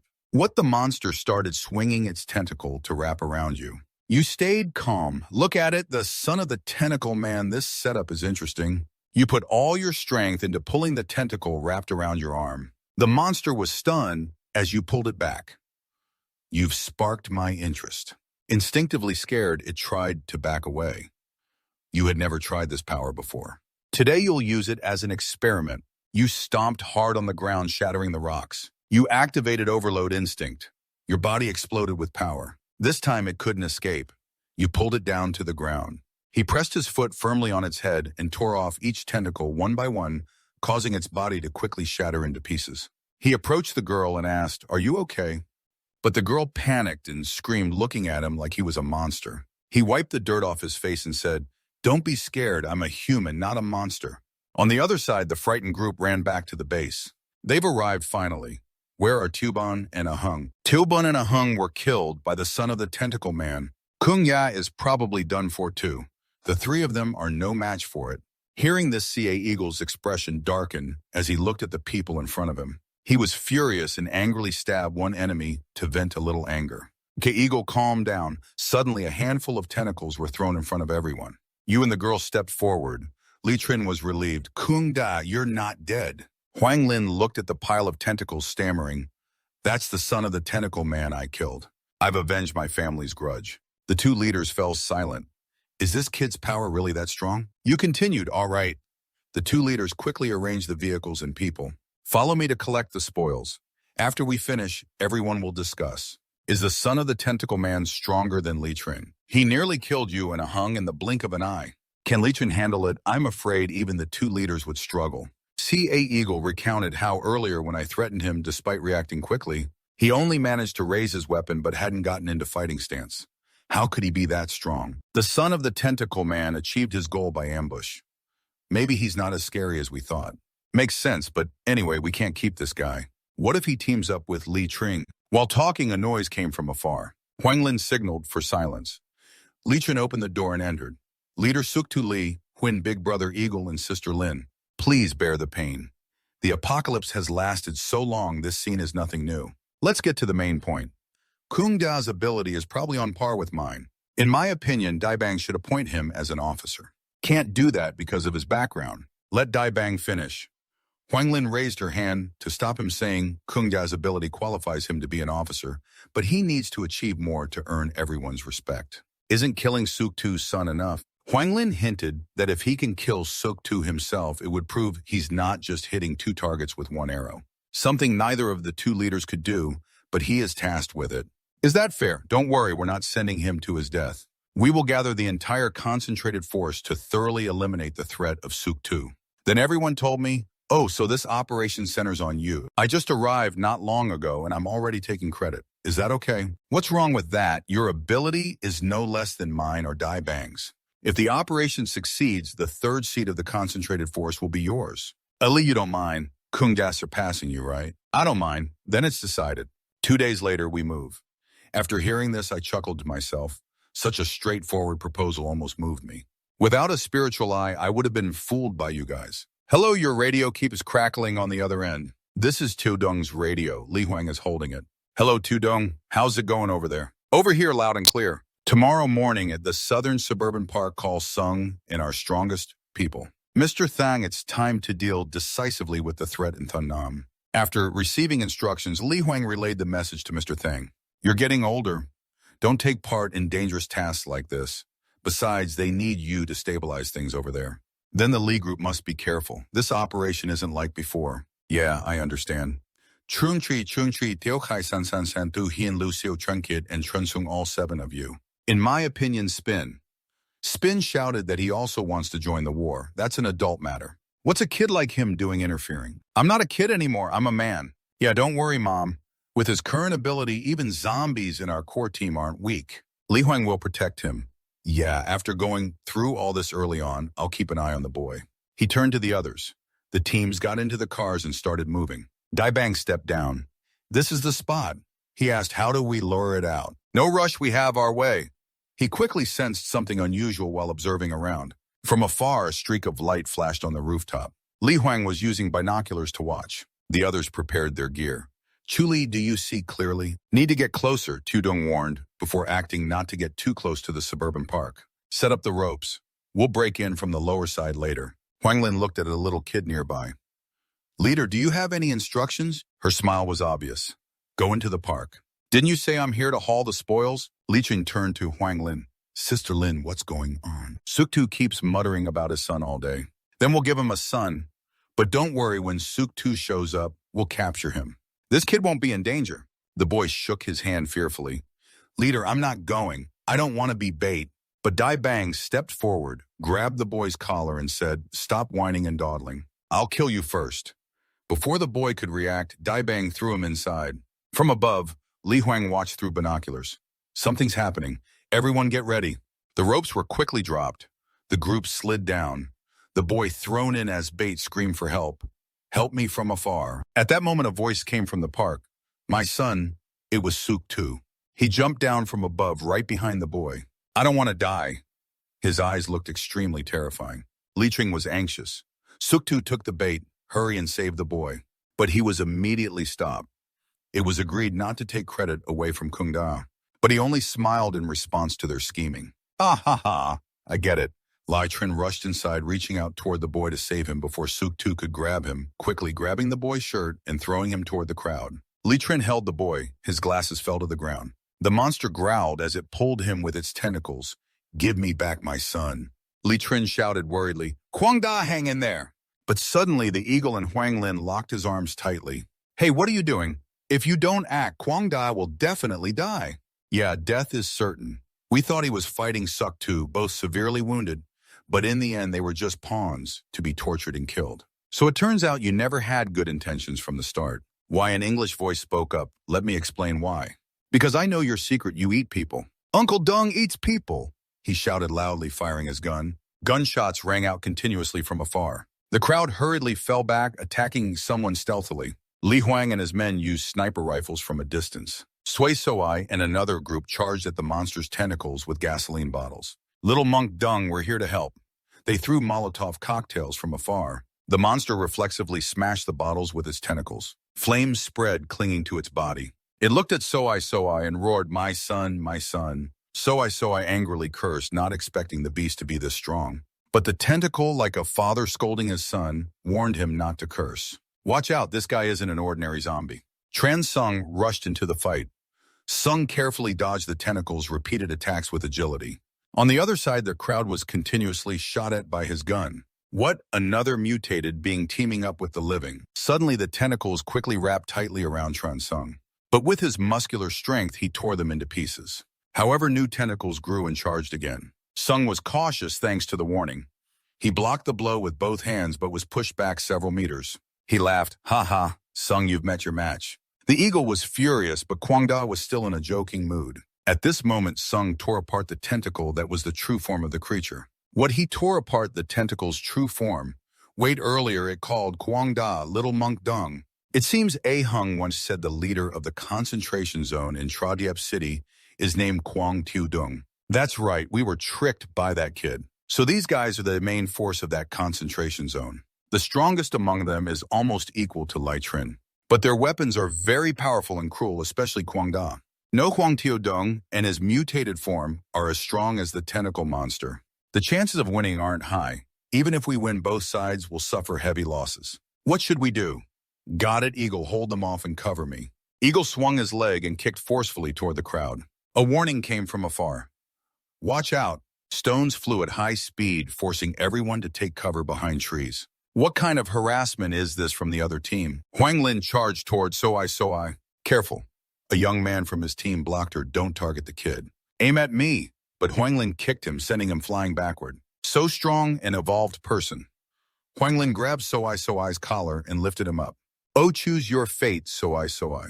Determined, no way you're using me as a hostage. Oh, the kid has some ability after all. Huang Lin punched Soi Soi repeatedly. The tentacle monster anxiously roared, "My son." Tran Sung jumped up and grabbed its head. It growled, wanting to eat Sung. He reminded Sung to let it go. Tran Sung looked confused. Why? He pointed to the crowd. They're about to risk their lives to interfere. Now is not a wise time to choose. But Huang Lin stubbornly didn't want the kid to lose his head. Drop your weapons. I'll let the kid go and be your hostage instead. Looking at your anxious faces, I know I've caught the right person.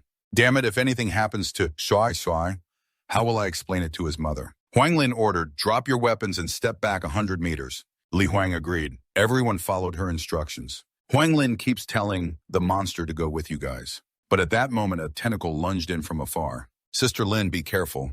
She turned pale, letting Sui Sui jump up to avoid the tentacle. The guys nearby were knocked down by the tentacles. Eagle shouted at a Kwang. She landed confused. Isn't the tentacle already restrained? He still looks calm. She worried they were just watching a show. Li Huang ran over. Sui Sui left that spot. But before he could run, the tentacle wrapped around Sui Sui's leg. He reassured, it's okay. Sui Sui isn't in danger. Not dangerous. Sui Sui was lifted toward the monster but felt no pain. Its voice rang out, son. Sui Sui smiled and stepped forward to ask the monster. How do you feel? Trong Thang Cheat. I say it. I do it, wife and kids. You're doing very well. Sui Sui realized it was indeed his father. Yes, that's your father. You guessed right. Your father has a physique like Sung. Sui Sui couldn't hold back tears and hugged his dad. Eagle trembled. What kind of crazy twist is this? 7 defeated, then retreat. Trong Tang Cheat saw the chance and swung the tentacle at Eagle. He was caught shouting to Huang Lin, quick, cut the tentacle. Huang Lin, what are you waiting for? But she fled. Damn it, she dared to betray me. She thought as she ran, even combined, they might not beat the tentacle. Not to mention those others, the only chance to survive was to have Eagle hold it down. But the tentacle lunged. She fell face first, glass shattering. Damn it! Trong Tang Cheat pulled her back. Eagle was overjoyed seeing she was caught too, that one still wanted to betray me. Now it's good, Lai Trin. Now it's just up to the two of us. But he patted Li Trin's shoulder. When did you appear behind me? Don't act. I guarantee you'll be safe. Li Trin, damn it, you betrayed me too. But Eagle was dragged toward Trong Thang Cheat. A blow from above smashed the concrete floor to pieces. His face turned pale. The tentacle struck from above, shattering his body into fragments. Ah Huanglin was lifted by Trong Tangchit. Let me go. But the tentacle squeezed tightly. Blood gushed from his body. Ah crushed into tiny pieces. Your mission update, Villain Nemesis number 3 completed the threat elimination requirement. Helped a potential teammate rewarded 80 points. Total accumulated points, 151. The potential teammate is Trong Tangchit, huh? He turned to Lai Trin. All right, do you have any questions? You guys are from the Tra Diep concentration zone in Dong City, right? What's that thing you mentioned before about eating humans? I thought becoming an evolved human was just luck. You mean we became evolved humans by doing that? Dad, Lai Trin went silent, painful memories flooding back. Oh, Mother, I also want to eat meat. Be good, don't mess around. You have to eat meat to have strength to protect us. Ah, Brother Lai, sorry, I'm just a kid, I don't understand. At that time, he naturally gave a box of meat to a little girl. It's okay, give her a bite. Ah, no need, Brother Lai, no need. Ah, then another memory resurfaces again. The tentacle came again. Several people went missing. Did you guys see the tentacle with your own eyes? No, if we had seen it, we'd still be alive. Then where's my daughter? Has anyone seen my daughter? Thinking of that scene, Lai Trin felt like vomiting violently. He rushed to Huanglin's body. The vile traitor crushed her body into pieces with his hands, gritting his teeth, damn beast. After venting his anger over lost teammates, Lai Trin finally relaxed his body. He turned to Trong Tangchit, voice full of suspicion. So you guys also rely on eating humans to gain power? Li Huang, standing nearby, asked coldly, what do you think of us? We are not that kind of people. Trong Tangchit smiled and calmly but convincingly explained, rest assured we know more than you do. We have another way to gain power. He took out a sparkling stone and threw it into Li Trin's hand. It's thanks to this, the mutant core taken from the bodies of zombies and other evolved humans. Although not as common as human flesh, it's far more effective with no side effects. Li Trin frowned and asked, side effects, what kind behind? Trong Tangchit looked him straight in the eye, his tone serious. I think you've already felt it. After becoming an evolved human, your emotions are harder to control, and violence and slaughter excite you, right? Li Trin nodded, his voice low. That's right. Trong Tangchit replied, so what will happen to me from now on? It won't change, Trong Tangchit answered. But if you stop eating human flesh from now on, at least you can prevent the violence and perversion inside you from getting worse. He turned to look at Trong Tangchit with suspicion. And what about you, Trong Tangchit? Can you speak fluently? Kung Kung's voice trembled with emotion as he continued. Mr. Kung thanks his son for saving his father. He felt a sting in his heart. Oh, does your mother always lecture me about morality and ethics? Hi, he hurriedly waved his hand to smooth things over. No, I meant Mr. Kung's son. Mr. Kung's son, cough, cough, Mr. Kung's son. Seeing that Trong Tangchit raised his hand to stop him, his tone calm, but smiling. Enough, I get your point. Just like the Sungjaya, right? Although the mutation affects your language center, your mind remains clear as usual. But I must admit your current appearance is a bit scary. Taking you back to the gathering place might scare everyone. Coughing, he paused and looked at Kung Kung with understanding eyes. No need for me to say it. You're very familiar with this land, aren't you? Seeing your son safe, you feel relieved too, right? Trong Tangchit immediately gave a thumbs up, smiling brightly. Mr. Kung, a giant intellect. That giant intellect is what true intelligence is. He turned to Li Trin, serious. Now that the threat is eliminated, the remaining people in the Taifong steel factory will probably need you to continue leading them. Li Trin shook his head, his face heavy. No, I've eaten human flesh before. If I become the leader of Taifong steel factory, no one will be safe. Hearing this, Trong Tangchit thought for a moment, then his eyes lit up. How about this, Mr. Li Hongloi? I think you're capable of taking the role of leader of Taifong steel factory. As for you, Li Trin, come with me back to Tra Diep City. He stepped forward, placing a hand on Li Trin's shoulder with comforting tone. The demon inside you, I'll help you control it. The scene shifts to the border city of ST, where chaos is engulfing. A scream echoes, aha, help, help me. But the crowd in front blocks the way coldly. Don't go, he's beyond saving now. At this moment, zombies with heavy steps advance toward a young man. His friends only close their eyes and turn to run for their lives. The young man left behind is tightly bound by monstrous leaves and dragged into the darkness. The tree monster creatures deal with him amid desperate screams. When they withdraw, only scattered body parts remain. The leaves continue wrapping around the remnants, trying to control and seize the victim's body. The few students who escaped a short distance are gasping exhausted. A girl groans, "It's no good, I can't run anymore." A young man snaps urgently, "Even if you can't run anymore, you still have to. If they catch you, they'll tear you apart." But suddenly another person raises a hand to stop them. "Wait!" A whispering sound comes from afar. Everyone listens carefully. The sound of wind whistles from a distance. That's real wind. Wind means we're about to reach the forest edge. Someone speaks up hopefully. But at that moment, 6 bone-chilling thuds sound from behind. The group panics and sprints forward. "They're catching up. We can't slow down anymore, run." Victory. Victory is right in front of us. "We can't die here." The group runs to the forest edge and sees the new urban area ahead. They stop panting. "Light ahead, there's light." "We're not far from the forest edge." The woman happily points forward. "We made it, we made it. Finally saved." But suddenly a vine shoots down from the tree, wrapping tightly around the woman's neck and pulling her up.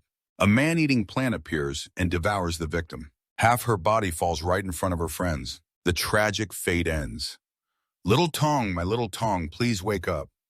But the noise behind still wouldn't stop. Signs of the monster plants chasing. "We're dead, those plants are about to catch up." A young man shouted, shaking his friend who was crying over his lost girlfriend. "Little Tong is dead. If you don't want to be buried with her, calm down right now. Give it to me, I'm sorry, I'm sorry." The other 4 bowed their heads and ran out of the forest. The tree monster creatures stopped at the forest edge, hesitated for a moment, then suddenly stepped out to attack the city. The 4 survivors looked around trying to figure out the location. "This is the suburban park of Mo City. We have arrived at Mo City." One guy exclaimed but quickly turned skeptical. "Strange, why is there no one here?" "That's right, it seems the whole city is abandoned." Another replied, "City S had a major incident. It's reasonable for neighboring cities to be evacuated." Suddenly the group was startled when they saw a figure step out from a utility pole. "It's a survivor." It seems those who escaped earlier were also successful. Someone shouted, "Hey buddy, where's the evacuation point?" But when the figure of Trong Thang Chet appeared, the group was horrified, unable to be plant creatures. They once again fled headlong, leaving Trong Thang Chet bewildered, not understanding why they panicked and ran. After a while, the 4 stopped and, Is there a chase?" Apparently, someone answered in a trembling voice, "What exactly is going on?" Outside the forest, there are also plants. Could it be that the outside is infected too? Why hasn't the forest spread outside? Another muttered, "What should we do now?" Just as the words ended, the familiar sounds from the forest edge rang out again. The plant monsters rushed out from inside the forest. "Damn it, we're surrounded for real this time." One in the group collapsed in despair. "It's over, we shouldn't have run outside, staying in the forest. We might have survived a few more months." Little Tong doesn't have to die. Seeing the monsters rushing, a young man in despair grabbed a knife to end it himself. "I don't want to be torn apart by them. I don't want to die like that." But at that moment, a spinning gun from Trong Thang Chet shot out and took down the plant monster in an instant. He slowly stepped toward the group, his gaze calm but full of authority. Someone asked, trembling, "What's happening?" Back at the fortress, Trong Thang Chet stood on the roof, observing all around. The strong wind brought a chilling feeling.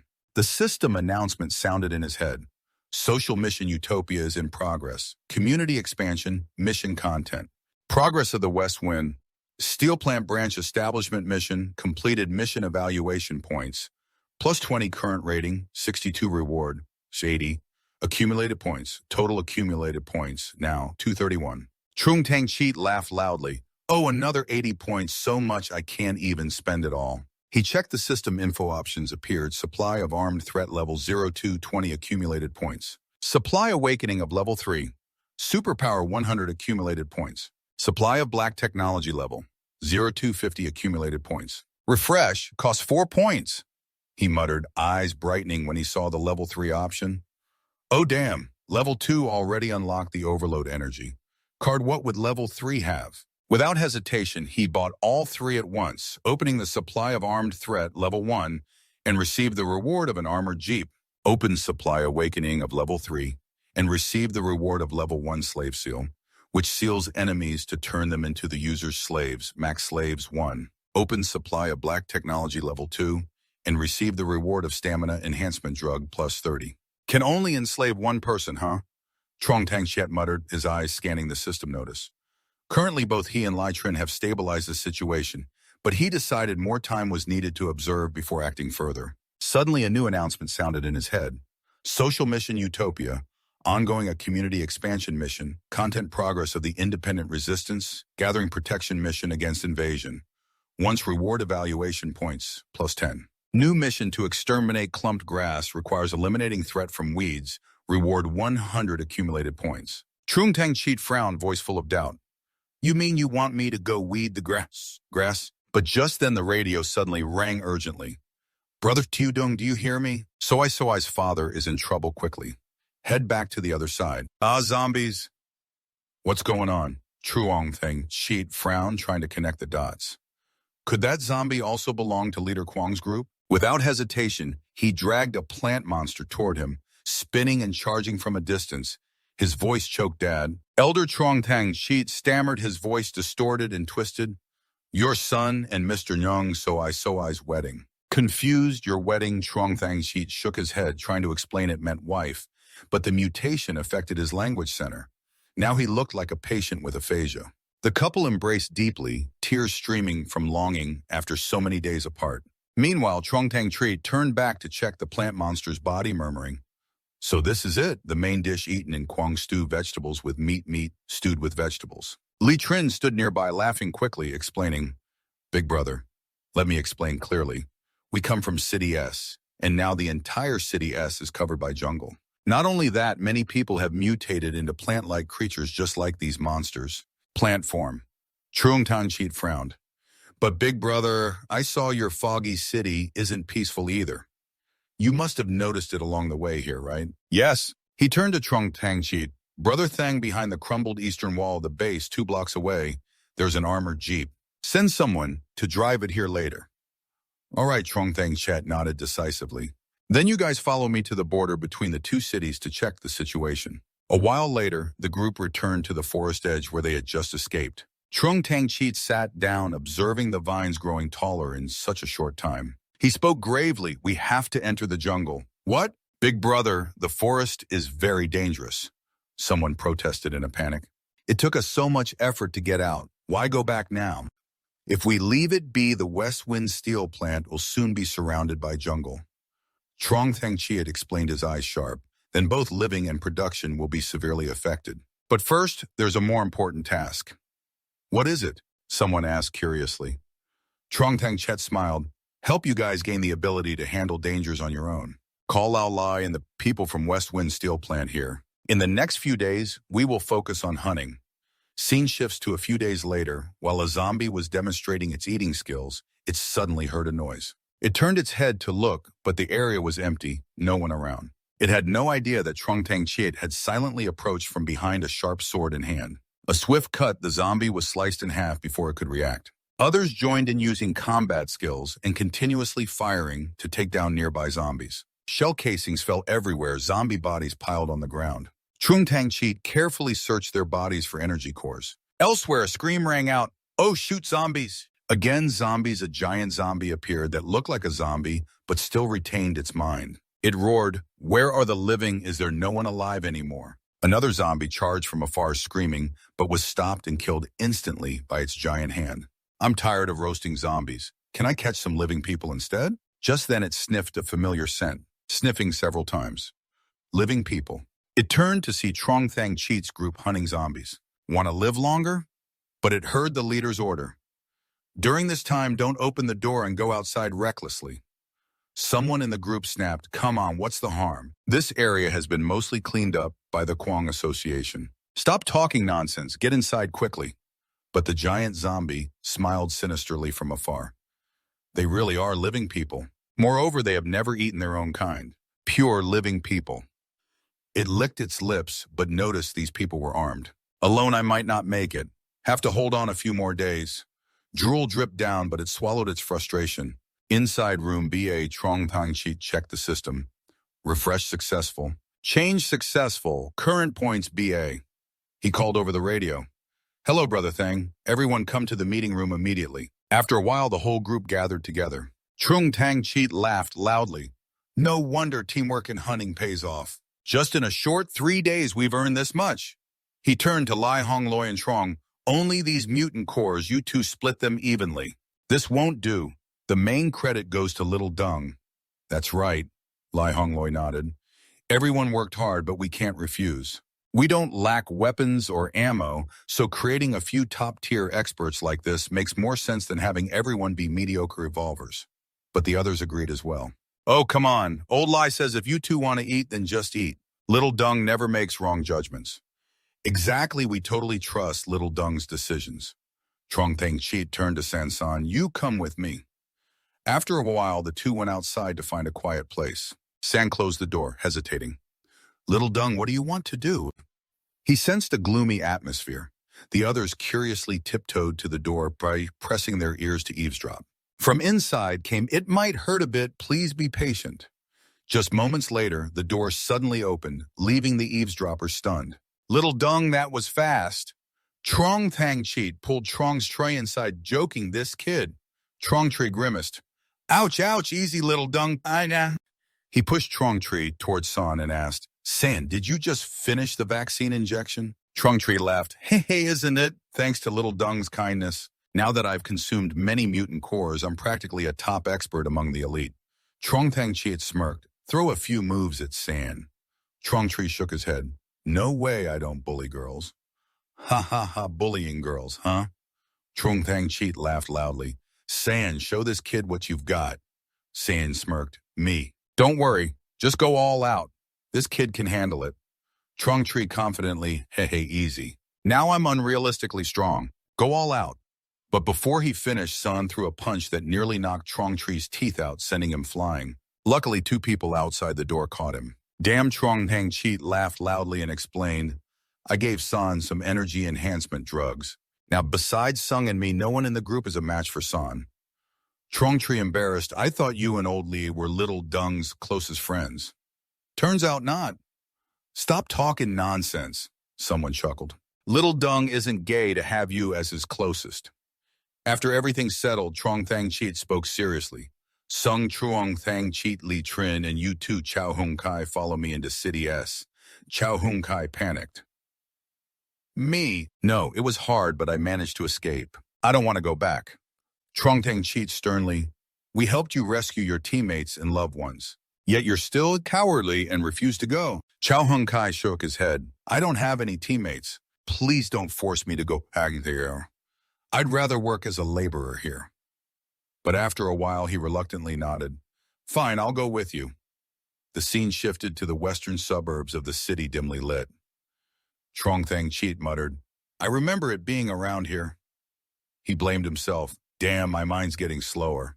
If I can't get fresh human meat, I don't know how serious the consequences will be. Just then, rustling sounds came nearby. He smirked. Sure enough, I didn't remember wrong. This is the place. A young man opened the door. Inside were a group of young men and women making love. He deliberately cleared his throat to alert them. Cough, cough, this kid dares to come back. Someone was startled. Hey, don't get worked up.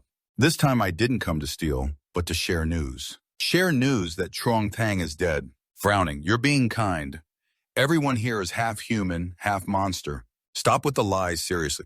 The young man hurriedly said, many are pure-blooded, but they have weapons. Alone, I'm afraid I can't handle them, so I sought you guys for cooperation. The foreign front stared, then smiled warmly. All right, I trust you once. If you dare deceive us, you'll be the next meal. Of course, no deception. The young man nodded repeatedly. Then consider yourself a teammate. Come join us and enjoy together. Exactly, enjoy, one laughed loudly. Come on. The scene shifted back to Trong Thang Cheat and his team. He reminded the benefactors to be careful. Danger could be hidden under every pile of leaves on the surrounding trees. He turned to Chow Hung Kai. By the way, what's your name? My name is Chow Hung Kai, he replied. Haha, you really are a tough guy. Trong Thang Cheat laughed loudly. Your teammate was that scared, yet you still dared to follow. Then he greeted Chow Hung Kai, his voice deepening. My girlfriend was killed in a vegetative state. I want revenge. Besides, my parents are still in the forest. If there's a chance to save them, I have to try. Sung Trong Thang Cheat nodded and assigned roles.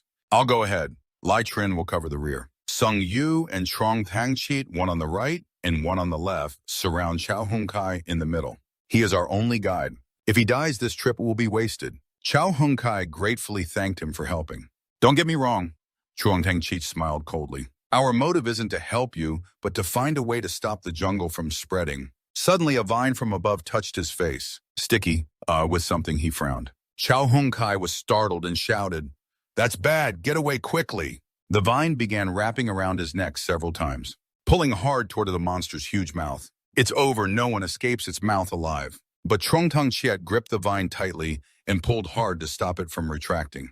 A fierce pull dragged the monster's entire tongue out, along with a purple lump that fell to the ground. The tip of the tongue, Trong Tung Chiet laughed loudly. The vine wrapped around him fell off. The monster, like a headless snake, tried to flee. "Trying to run!" he roared. "This thing can still move." Trong Tang Cheat immediately threw out his tentacles tightly, wrapping the man-eating plant, trapping it immobile. He pulled with force, pinning it motionless at his feet. But suddenly, a blue smoke spread from the monster's mouth. Curious, he sniffed.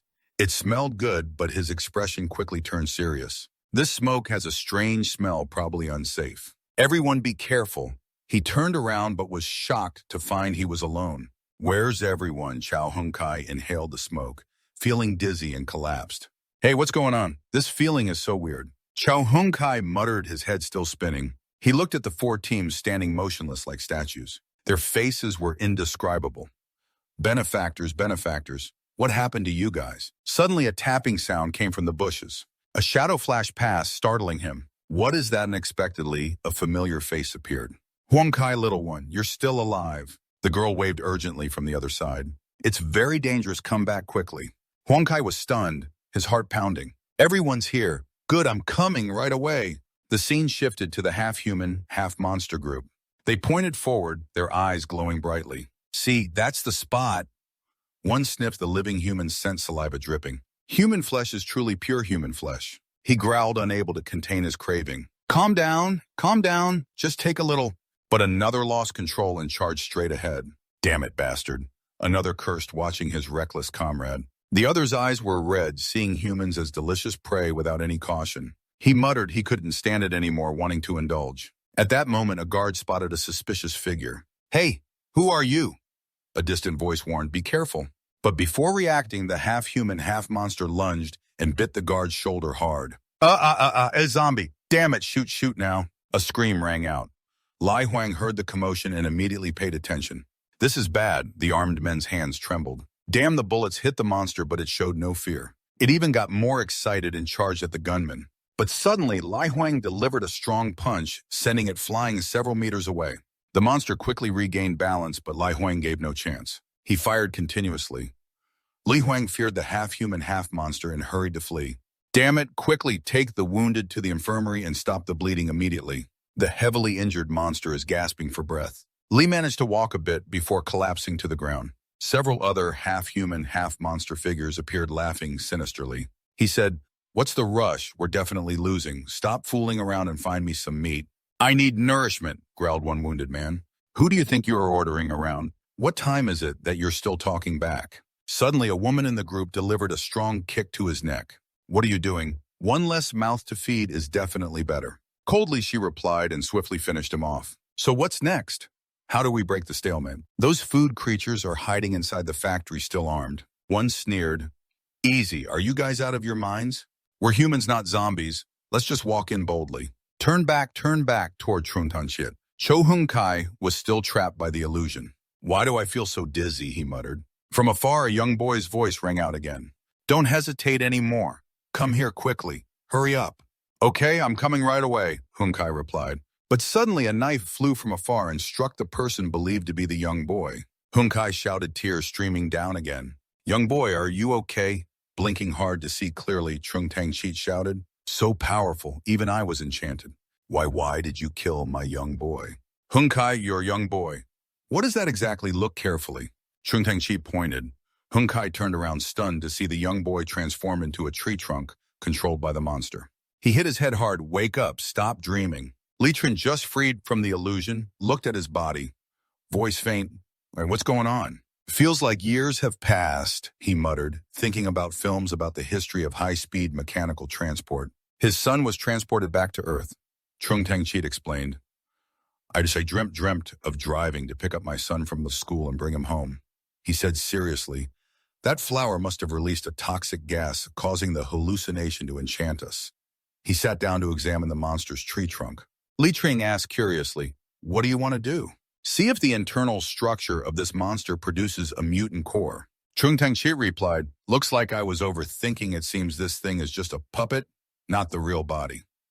He noticed the vines digging deep into the ground. The real body probably that isn't nearby. But when he dug deeper, he was surprised. "Oh, what's this?" He yanked up a large tuber that looked like a potato or taro, likely the nutrient storage tissue of this creature. "Might as well keep it. Maybe it's edible." He turned to Cho Hung Kai. "What do you know about these plant organisms?" Cho Hung Kai shook his head. "I only know they're very dangerous and see all living things as food, but Ha Lao definitely knows more." "Ha Lao?" Chung Tang-chi frowned. "Who is he?" "An expert from the Agricultural and Forestry Science Institute," Hung Kai replied. "Before I escaped, I hid with him in a high-rise building. Don't know if he's still alive now." "Good." Chung Tang-chi nodded and led me to find Ha Lao. Late at night, a woman on the other side, disguised as wounded, deliberately stumbled right in front of the guards. One man saw her from afar and gasped, "The survivor! Lucky survivor there!" Another stopped him. "Wait!" But the woman quickly took off her shirt, revealing a seductive body. The guards still tried to stop her. "To be sure, you have to notify first." "Notify what?" "Don't you see she's about to collapse? Help her inside first." The other argued, "If we leave her here, zombies will eat her." "Miss, are you okay?" one asked. "Yes." "Help me, save me." The woman weakly replied, "Yes, don't worry, you're safe now." A guard helped her inside. 3 half-human, half-monster figures stood watching from afar, chuckling, "Tight squeeze, she's good at pretending." The woman suddenly pulled the guard onto the roof and whispered, "I'm even better than her." A tryst happened immediately after. She smirked silently, preparing to enter the factory. Hung Kai turned to Chung Tan-chi. "You're frowning, and it's already this dark." "At dusk, the dense forest leaves almost no light," Cho Hung Kai replied. "We're almost there." Suddenly, a voice called his name from afar. He saw a woman waving behind the house. "Is that Aunt Duong?" Hung Kai blinked, still unable to believe it. Chung Tang-chi reminded, "Rest assured this time it's not a hallucination caused by pollen. Not a hallucination means the person is real." Huang Kai cheered. "Aunt Duong and her group are still inside." But a voice from Aunt Duong's group shouted, "I told you not to take risks. Do you want to kill us all?" Blink and watch Chow Hung Kai being assimilated. Another person refuted, "He's beyond saving after wandering for so many hours appearing. Here he's definitely not himself anymore." "Stop talking nonsense. Get ready to fight," Aunt Duong shouted. Her entire team charged toward Trong Tang-chi's group, the 5.5 weapon in Trong Tang-chi's hand, getting angry, but still calm. "Calm down. Don't strike." A few arrows were shot, but he only waved his hand lightly. They hit the air like hitting iron and fell to the ground. He stopped, calmed down. He shouted at the trembling, worried people on the other side. Aunt Duong shouted, "Stop shooting! Stop shooting!" Huang Kai hurried to intervene. "Aunt Duong, calm down. They are not enemies. They are benefactors from outside the forest." Aunt Duong hesitated. "Then where are the people who went with you?" "The little boy." Huang Kai's voice was low and sad. "Half of my people were killed or injured.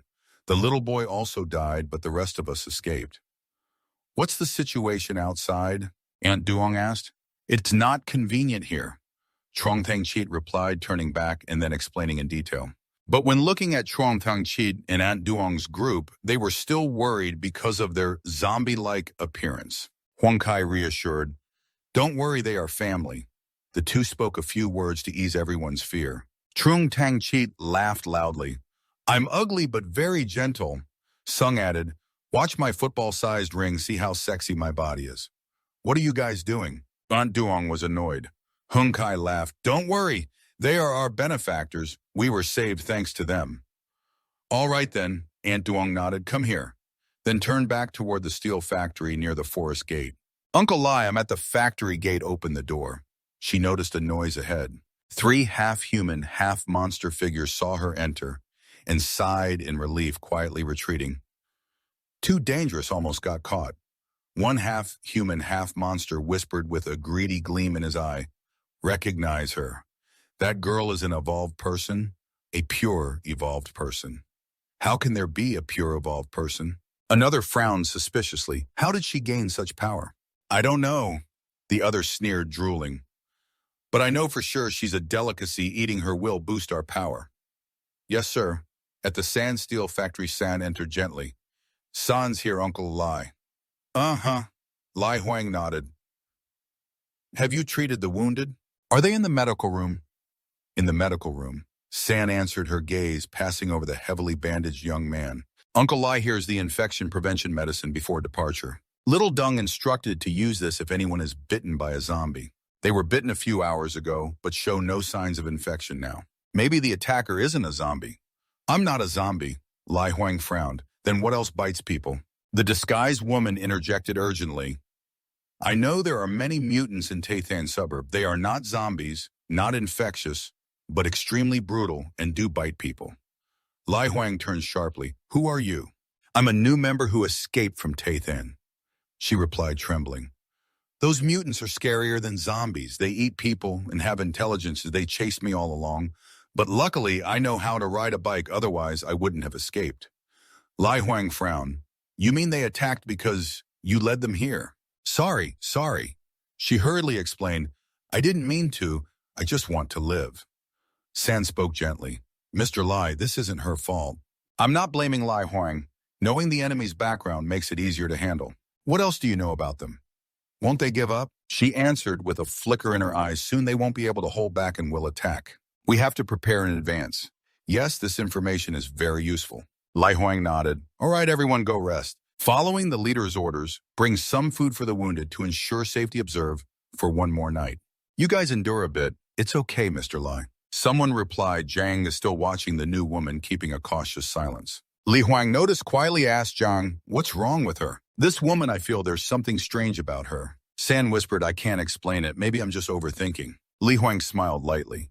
You're probably just too tense. Little Dung really is something else, assigning such a tough mission to a young girl like you. Meanwhile, Trongtang Triet arrived at a building up ahead. He looked up, puzzled. Why did everyone choose to gather here? Earlier, we passed some factories and warehouses with few doors, more secure, obviously suitable as a base. Cho Hung Kai explained in a deep voice. Benefactor, you don't know the disaster in City S is different from your place. If we chose low places within a week, we'd all be dead.